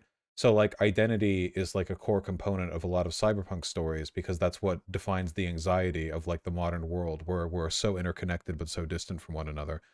Um I'm simplifying a bit, but like I think that's a pretty like powerful recurring. Sci-fi is pretty trans, huh? Well, I think that like a lot of cyberpunk and sci-fi media are pretty trans affirming, even if accidentally. Um, Sarganian Kukinska and Bro Momentum 14, thank you for the $5 both. I appreciate that. Mr. Yoshida, thanks the tier 1 sub. Very true. Excellent, Stussy. What the fuck you people donating? Egregon, thank you for the $15. This guy seems like he's coming in good faith, but has seen too much British turfdom. All his arguments were straight out of British media discourse. Well, yeah, that's where I felt it came from, but I'm happy to talk with those. I normally talk with like American, like Ben Shapiro style transphobes, so I'm happy to get these convos in. I enjoyed the convo with him. Again, I really do mean it when I say that he's one of the few people I believe, even if I think his talking points are reactionary, I still think like you talk to him and he says, I don't want any harm to come to trans people. And I totally believe him when he says that, you know? Or the hillbilly couple, yeah. God. You should debate Isaac Butterfield and trans fight. Dude, you should get Isaac Butterfield on this channel. He fucking hates me. Stay awake. Thank you for the very kind $20. I really appreciate that. Sake with the $10. We call boats and even the yachts. Hassan isn't rich or smart enough to purchase. She? Yeah. The funny thing is that different languages that have gendered like terms will gender different things. Sorry, they'll have different genders for the same thing. So like I think there are like different languages, and it's like you can ask them like, well, why do you think a bridge is a she? And then another one can be like, why do you think a bridge is a he? And then like you'll get opposite answers for the same thing because people are just reading what they want to read into it. Like the she will be, well, bridges are elegant, supportive, they uplift. And then the he will be like, well, bridges are strong and large and powerful. In English, a boat is female, but in French, it's male. Yeah, grammatical gender. Grammatical gender is what you're referring to. It isn't literal gendering. But it is in a sense, because when you ask people with grammatical gendered languages why certain objects are gendered the way they are, they try to relate those objects' characteristics back to the genders of humans. So why is an object she or he? Well, it's because of these attributes. So they do try to relate that if you ask them on it. There's absolutely a connotation there. It's just that the connotation is fucking arbitrary and totally made up. Um,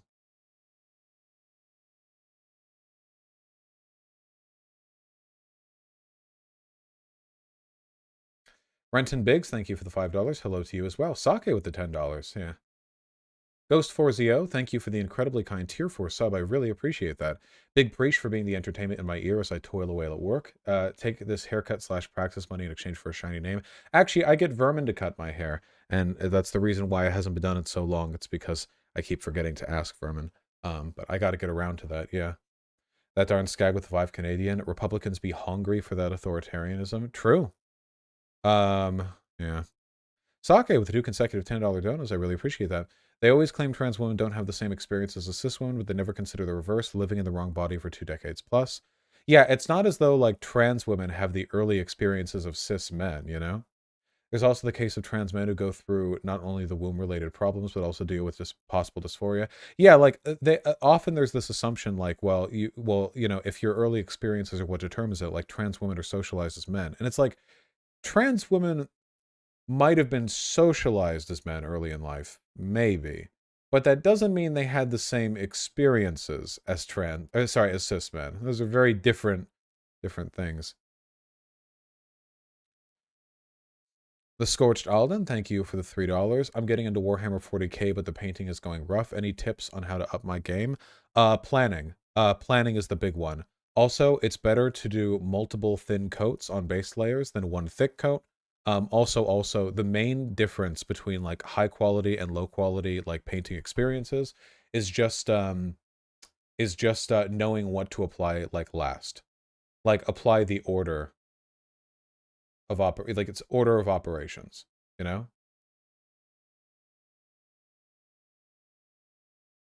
Can you correct if you fuck up your painting or do you have to start over? It depends on how big the fuck up is. You can usually correct it. If you if you make a mistake with thick paint, though, you might need to introduce a solvent to start all over. But you can almost always start all over. Like the solvent won't rot away at the plastic as long as it's the right solvent. Um, for a good number of attempts, so you can keep going back to it. No, painting miniatures is really hard. Some of the fine painting details. It's just yeah. Socket $10. Vosh claims to be a pansexual, but has yet to do a cooking stream. Curious. Is it wrong? I feel like this is quintessentially gay of me. Is it wrong that now Kendon isn't straight, but like I really like talking about being pan to straight people, because I always feel like my experiences are so interesting to them. You know what I mean? Like when I was talking to that pickup artist coach guy or the dating coach, and I was like, yeah, the guys are cool. You can rail them just like you do women. You can rail everyone like you do women. Yeah, like with Hake. I subscribe to the Roman version of sexuality. Anyone who's bottoming is a woman, as anyone who's topping is the man.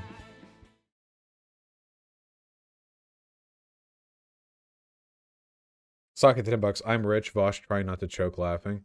Yeah, well, at least I'm not in debt anymore.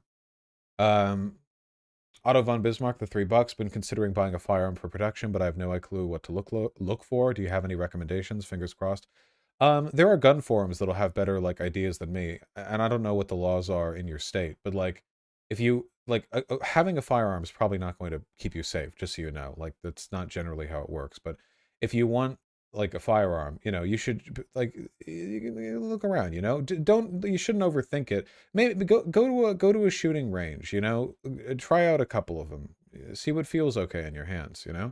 Um, you want something rootin' tootin', something comfy. Your local range probably has a training there, like a training course. Make sure you know how to use it. Safari Monkey and Oop Tenkawa, thank you for the tier 1 subs both. I don't know much about the SRA, but they're probably better than the NRA. Hula Baloo and How Do You Do, thank you for the $10. How do you respond to conservatives saying the elites want us to become poor and dependent on the government in general? Brainlet point. The whole, like, the idea that welfare makes people dependent on the government presupposes the idea that, like, people are in a better state when they have nothing at all. Like, I think people would rather be on the dependent on the government for subsistence than starve to death on the streets. You're not any more free for having the like ability to starve to death, and you can always turn down the welfare if you want. People just don't like it. Like conservatives just don't want the government doing good things because it indicates like that the government is capable of doing good things. Jack Attack LP, thank you for the $10 and the $2 respectively. I really appreciate that. I will consider playing Warhammer 40k. I'll consider it. Okay. I'm glad that you are excited for the convo. I hope you enjoyed it. Hello, Baloo, and how do you do? Thank you for the rare kind $10. My mom shared a Breitbart article with me about a Bilderberg meeting, saying these are the puppeteers who run our country and the world. How the fuck do I respond? I feel like whenever people are doing shit that feels like JQ-y, but isn't necessarily the JQ, you should just like lead it to capitalism. Like, oh, you think ultra powerful bankers and like financiers are ruling the world? Well, maybe you think the workers should be in charge, and like bait them with that shit, Because if they're ever more specific and they're like, well, it's not bankers and financiers, it's these ones, then you can kind of push them on that. Markinator, thank you for the $5. I'm sorry that you got permabanned from Twitter, but you got to make a new account, friend. Everyone has to eventually. That's how Twitter is. Vontex, thank you for the 2 consecutive $5 donations. I really appreciate that. Uwu with the tier 1 sub, thank you very much.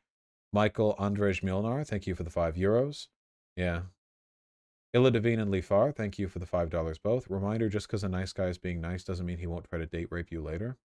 Thank you, Lifar. I appreciate that. I don't know what that was in relation to last stream, but yeah. That is true. Somniostatic and Doomer Zoomer, thank you for the tier 1 sub. Sharky08 and Tracking Problems, thank you for the $5 both. Really appreciate that. Gusanatant and We Publican, thank you for the $2 both. Yoder Online, thank you for the $5. Ramen Y, thank you for the $2. At the end of the day, for a lot of trans women, it's about passing because of their environment's definition of womanhood. I don't know. I really feel like in a world that was like trans accepting, where HRT and medical transition stuff are pretty readily available, I do feel like a lot of trans women really just wouldn't mind having dicks. I feel like it would just be like the difference between having small tits and big tits for a lot of them. A lot of them still would, mind you, not to say all of them wouldn't, but I feel like a lot of them would just not care as much, especially since surgery is a lot spookier than hormones, and it always will be because just of how surgery works. Yeah. Semi-Locon, thank you for the tier 4 sub. I really appreciate that. Your yellow name is beautiful. Adrian Johnson, thank you for the $5. Very much appreciated. Egragron, thank you for the $10. You're really good at arguing against American-style anti-trans arguments, but you're not as good on British. Can you talk to Lonerbox or Katie Montgomery? Sure. I think I did a good job handling the points here, but yeah, I'm free to have that convo. Yeah. Ramen Y with the $3. Really appreciate that. Love how even when NRA wants to make money so desperately, they still won't lobby for non-immigrants in the U.S. to be able to buy a gun. International student. Yeah. Racism takes top priority. In that world, would you see many cis women getting dicks too? No. I just think that people have a general aversion to stuff like bottom surgery because it's surgery, right? Like, we're never going to live in a world where bottom surgery isn't going to be a difficult, painful process. Sorry, it's a very complicated procedure. That's just a fact, Hormones are pretty simple. You take the hormones, right? Like, there you go, right? You take the hormones, and that's it. And I feel like a lot of people, I don't know, especially because dicks change so much, right? Has anyone here fucked, like, a cis guy and also a trans woman? Like, the dicks are so different. I know ContraPoints memed it up with the whole mouthfeel thing, but, like, it feels like they're totally different, Totally different.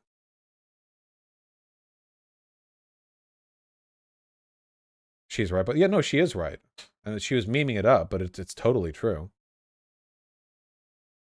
I can hear pigeons screaming back there. What on earth could she possibly... Pardon me. No.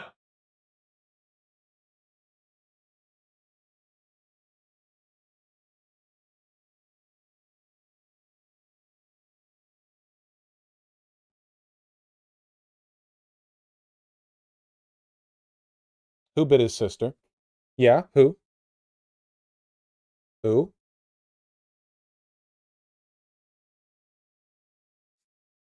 Little bitch.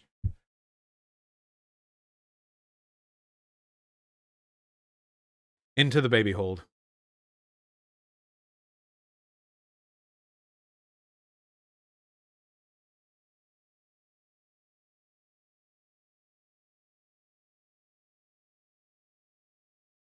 He's not happy. Well. Ooh, he mad? Yeah, well, he's just going to stay mad. You bit your sister. Why would you do that? Why? Because she was screaming over and over? Yeah, probably.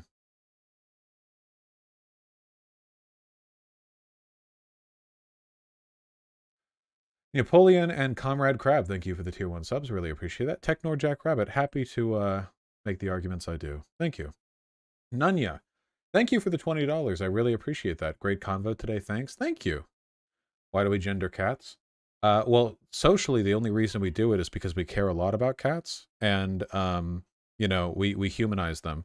So gendering them as opposed to referring to them as it, like, we don't tend to gender animals that we don't care about as much, right? Like pigeons. Like, it's not like we really care about the sex of the pigeon when we say, like, oh, look, it's a pigeon, right? Or insects. Insects have sexes. Sorry, not pigeon, a pigeon. You know why he's looking off? Because he can see fucking pigeon over there. You want to bite her again? You cannot.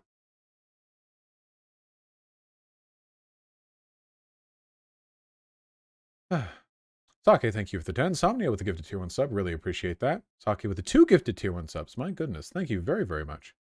Leaf R, thank you for the $5. Yeah. The conservatives can be nice, like, interpersonally, but that doesn't mean they're nice politically. Mika Alien and Straw Hat 182, thank you for the tier 1 subs both. Hey Vosh, I just went to an ADHD support group and it was awesome. I'm very happy. I just wanted to share I love you. Nice. I'm really happy to hear that. I'm glad that it went well.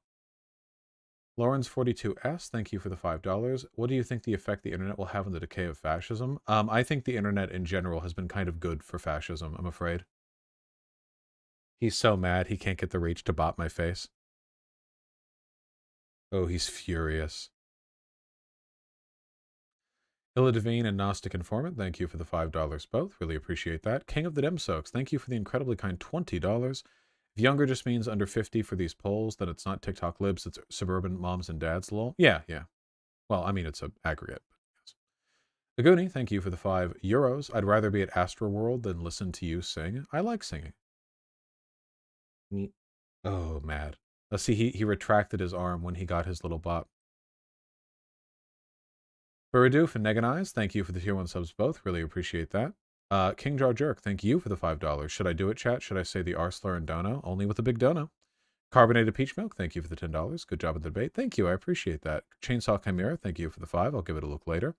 Dwell on Forever and Mark Nader. Oh, he's so mad. Thank you for the $5 both. Really appreciate that.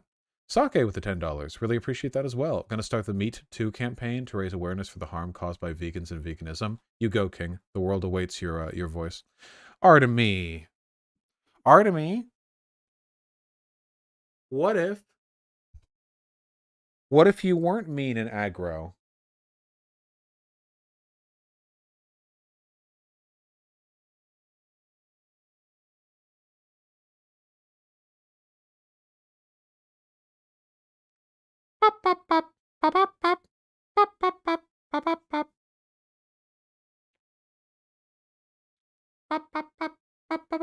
He wants to bite my face. Oh, Artemy is an angel. He's still mad, though. Make him Gangnam Style? I don't remember the dance.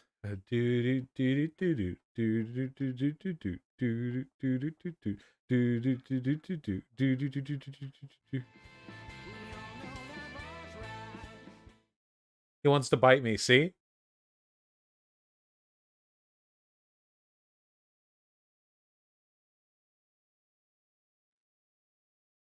Ooh.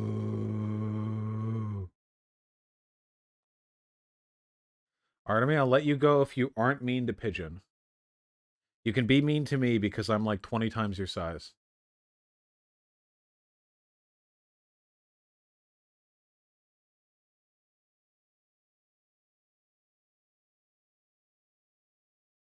He's so fucking mad. Artemy. I think I'm going to separate them. I think I'm going to keep her out so her screaming can't be heard and keep him in so he can't bully her. All right, Bubby.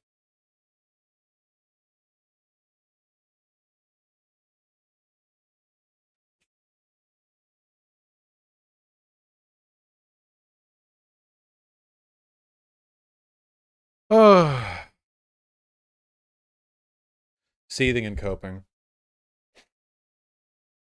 When you're getting a haircut? I don't know. Dearest Tio, thanks for the tier 1 sub. I'll give it a look. Malfactor 317, thank you for the tier 1 sub. I'm Too Spooky 5U, thank you for the tier 2 sub. Excuse me. Bakemono Dragon, I'll take a look later. Violet Fid, thank you for the tier 1 sub. Really appreciate that. Comrade Robin Hood. Okay, Comrade Robin Hood, thank you for the 5. Yeah, I need to go over Turkey's memeing on Rojava. Title Punk Roller Girl, Sublime Salmon, Saint of Taint, Black XY Amato, thank you all for the tier 1 subs. I really appreciate that. Likewise, not me, us. Moonlit with the $5. Any with the gifted tier 1 sub. Keenox the tier 1 sub. Thank you all. Artemy has jumped up on the back of the desk. Hope he doesn't bop the camera. Oh, he's so mad. I can see his tail swishing. Courtney, thank you for the $10. Yes, I do want to play Armored Core one day. And with the tier 3 sub, thank you very, very much. Talia Rain, thank you for the tier 1 sub. General P-Man, thank you likewise. Matt Phoenix, thank you for the 5. Koopa Shell 10, thank you for the tier 1 sub. Really appreciate that. Radis Magus, I can't give you interview questions, my friend. You're probably more researched on this than I am. I'm not that familiar with Washington state politics. Norvo, thank you for the 5. I'm sorry to hear your day job sucks, and if the pay is low, you probably shouldn't donate to me, but I'm afraid that I can't guarantee any incoming socialist revolutions, so do take care of yourself. Skunksy, Satanic 666 Poet, and Mathofield 2718, thank you for the tier 1 subs all. I really appreciate that. Darth Nihilus, Radical Reviewer, Satanic 66 Poet, thank you all for the $5. I really appreciate those as well.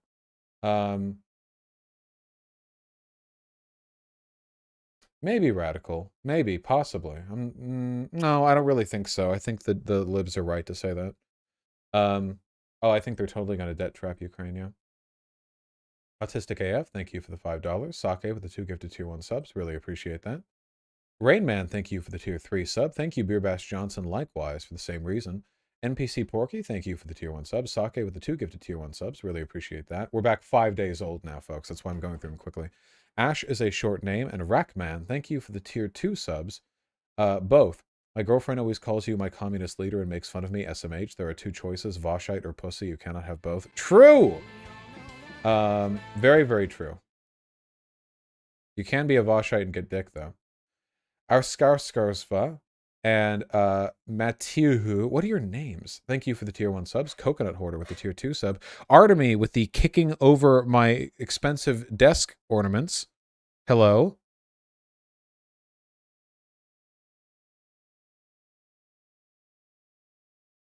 Artemy, do not lick the peanut butter. Do not.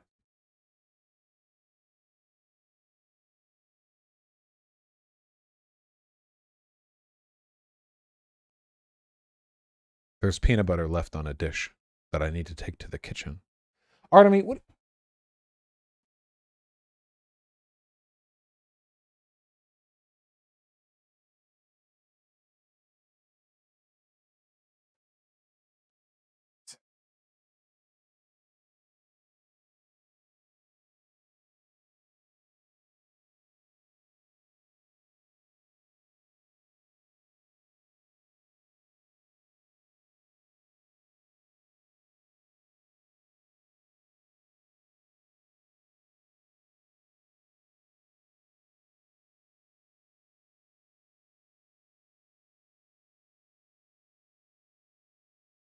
No. It was worth a try.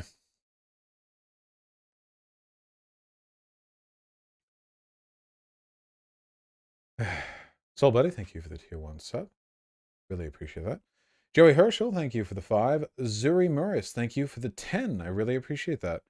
And I'm glad that even though you self-identify as a libertarian and or conservative, you still find yourself agreeing with me on some things. Socket Arctic, thank you for the $7. Yeah. Wish I could get a follow-up with What Default History. We should go over another one of What Default History's videos. Dubmander and Zucchina, thank you for the $5 both. I'm glad you enjoyed AOT, Zucchina. I'll consider it, Dubmander. Van Go Beep Beep, thank you for the $5. Rainbow Dash, thank you for the tier 1 sub. I do want to play Receiver on stream, I swear to God. Wow, I was so far behind on subs. Coladict, Infurnish, Joe Bar, thank you for the tier 1 subs. I appreciate that. Dots the Hero and Rackman, thank you for the $10 both. I'm really sorry to hear about the COVID headache that you're experiencing, and I hope that since it's been 5 days, you're feeling better now. Tea Time Travesty, thank you for the tier 3 sub. I really appreciate that. Existentialist Dork, thank you for the tier 2 sub. Really kind of you. Zero Vector, thank you for the tier 4 sub. I really, really appreciate that. Very kind of all of you. I hope you enjoy your yellow and orange names. Kowalski from Nebraska, thank you for the $5. I love you. Artemy, you can't go up there. You're going to hit the button that turns off the computer. Don't walk forward.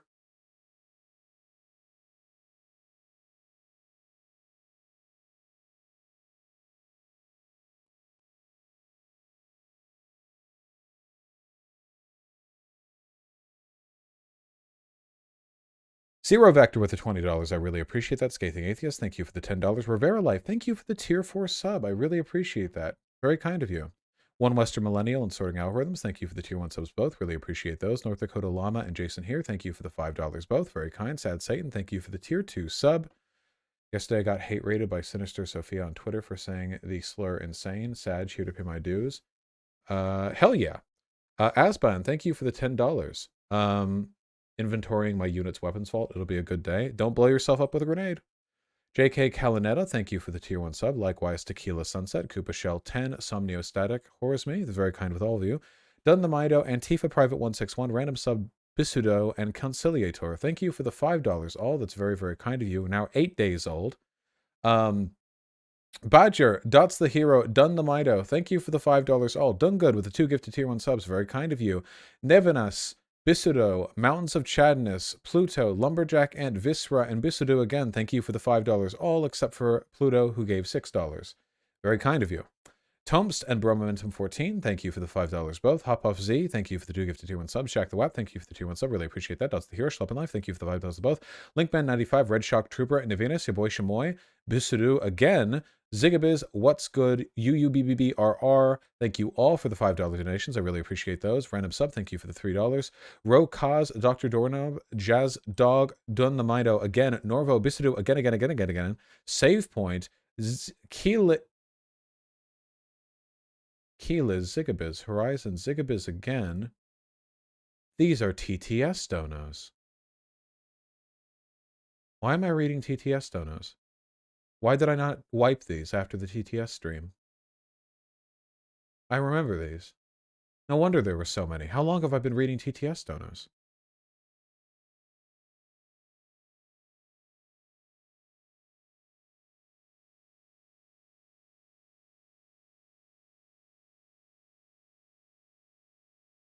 Joy Sins, thank you for the tier 4 sub. I really appreciate that. What are your thoughts on weddings and the wedding industry? I think the wedding industry is fucking abominably disgusting. And I think that weddings are a bad social tradition. Actually, okay, I think that weddings in their current form are a bad social tradition, but could be a very good social tradition. And I think that marriage is the bad social tradition. Weddings and marriage don't have to be the same thing. I think weddings could be super cool. I think the main problem is that they're really fucking stuffy. You know what I mean? Like, if you're having a wedding, right? That's like basically just a big fucking party with you and all your friends. So why is it boring every time? Like literally why? Like you have to make like you have to put in effort to make weddings boring. All your friends are there. You've cool food, you're spending money on decorations, and all your friends are there. And then it's like, yeah, let's make this boring. You know, what the fuck? You never got wedding wasted? You don't want me wasted at a wedding. Yeah, no. Yeah. Also, you shouldn't have to get drunk to have fun.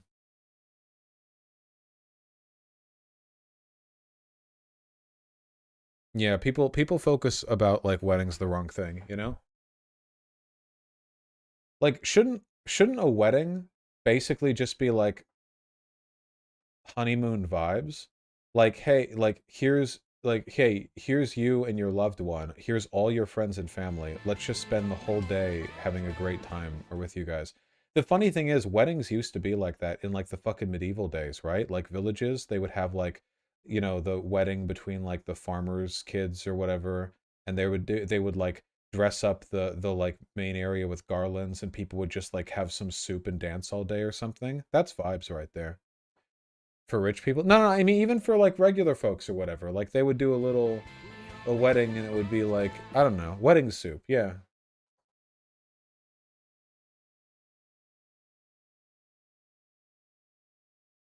What about Jewish weddings? Don't they do the thing with the chair and stuff? The Jews tend to be rowdier with their weddings, I think. The main thing that makes the difference is that all Jewish people are born with the stand-up comedy gene. I have no idea how they do it. I've been to a Jewish wedding and 2 bar mitzvahs, I think, or one of them might have been a bat mitzvah. I don't remember. No, wait, can you even go to bat mitzvahs, the guy? I don't fucking remember. Whatever. I've been to a couple ceremonies. Anyway, they're all funny as fuck. It's crazy. I wish the JQ was real so that they could win and then all the unfunny people could be gone. And it could just be people whose religion is them like debating God and cracking self-deprecating jokes. Tragically, we live in a world where Jews don't control everything, so.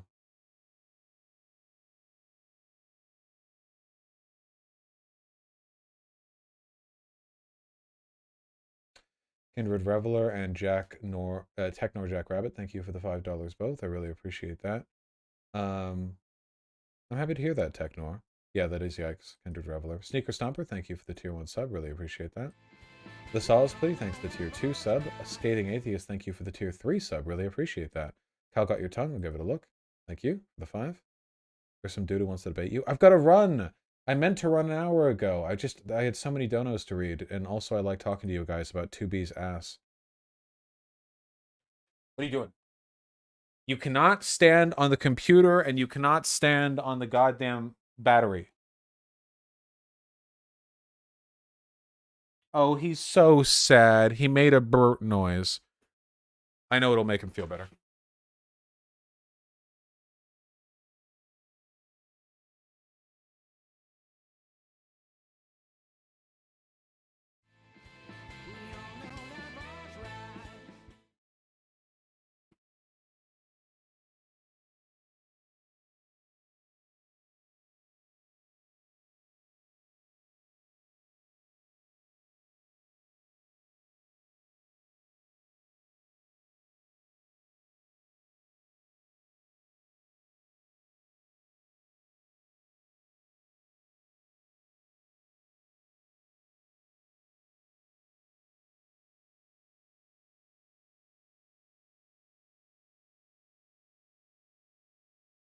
He's doing biscuits.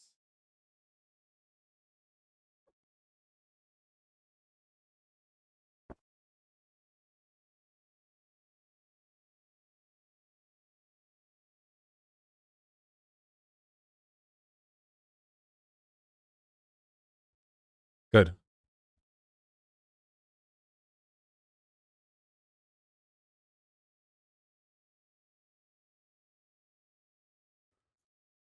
Good boy.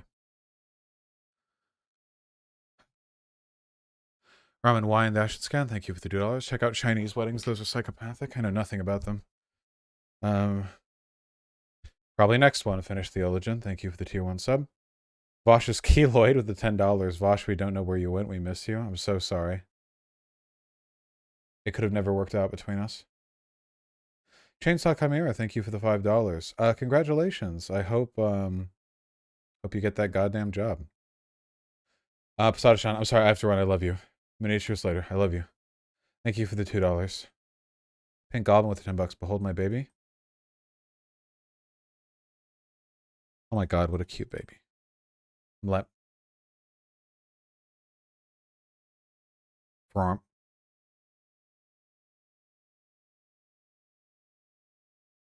They have. Ooh. Ooh. I love their face. So silly. Wow, ISO, I'll keep you updated. Thank you.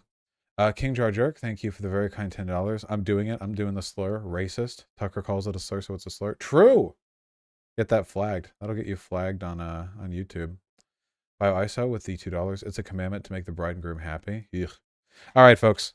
I love you all very much. Let me see where I'm sending you off to. I'm surprised that Artemy is still making biscuits, I guess. Oh, no, never mind. I jinxed it.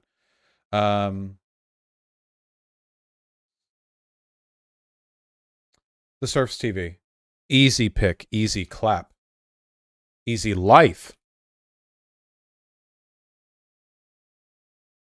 Artemy, I swear to God. Oh, he's scraping at the door. Okay, I gotta go. Oh my God, it's so loud. Can you hear it? Holy shit. These fucking cats, man. I'm sending you over. Have a good time.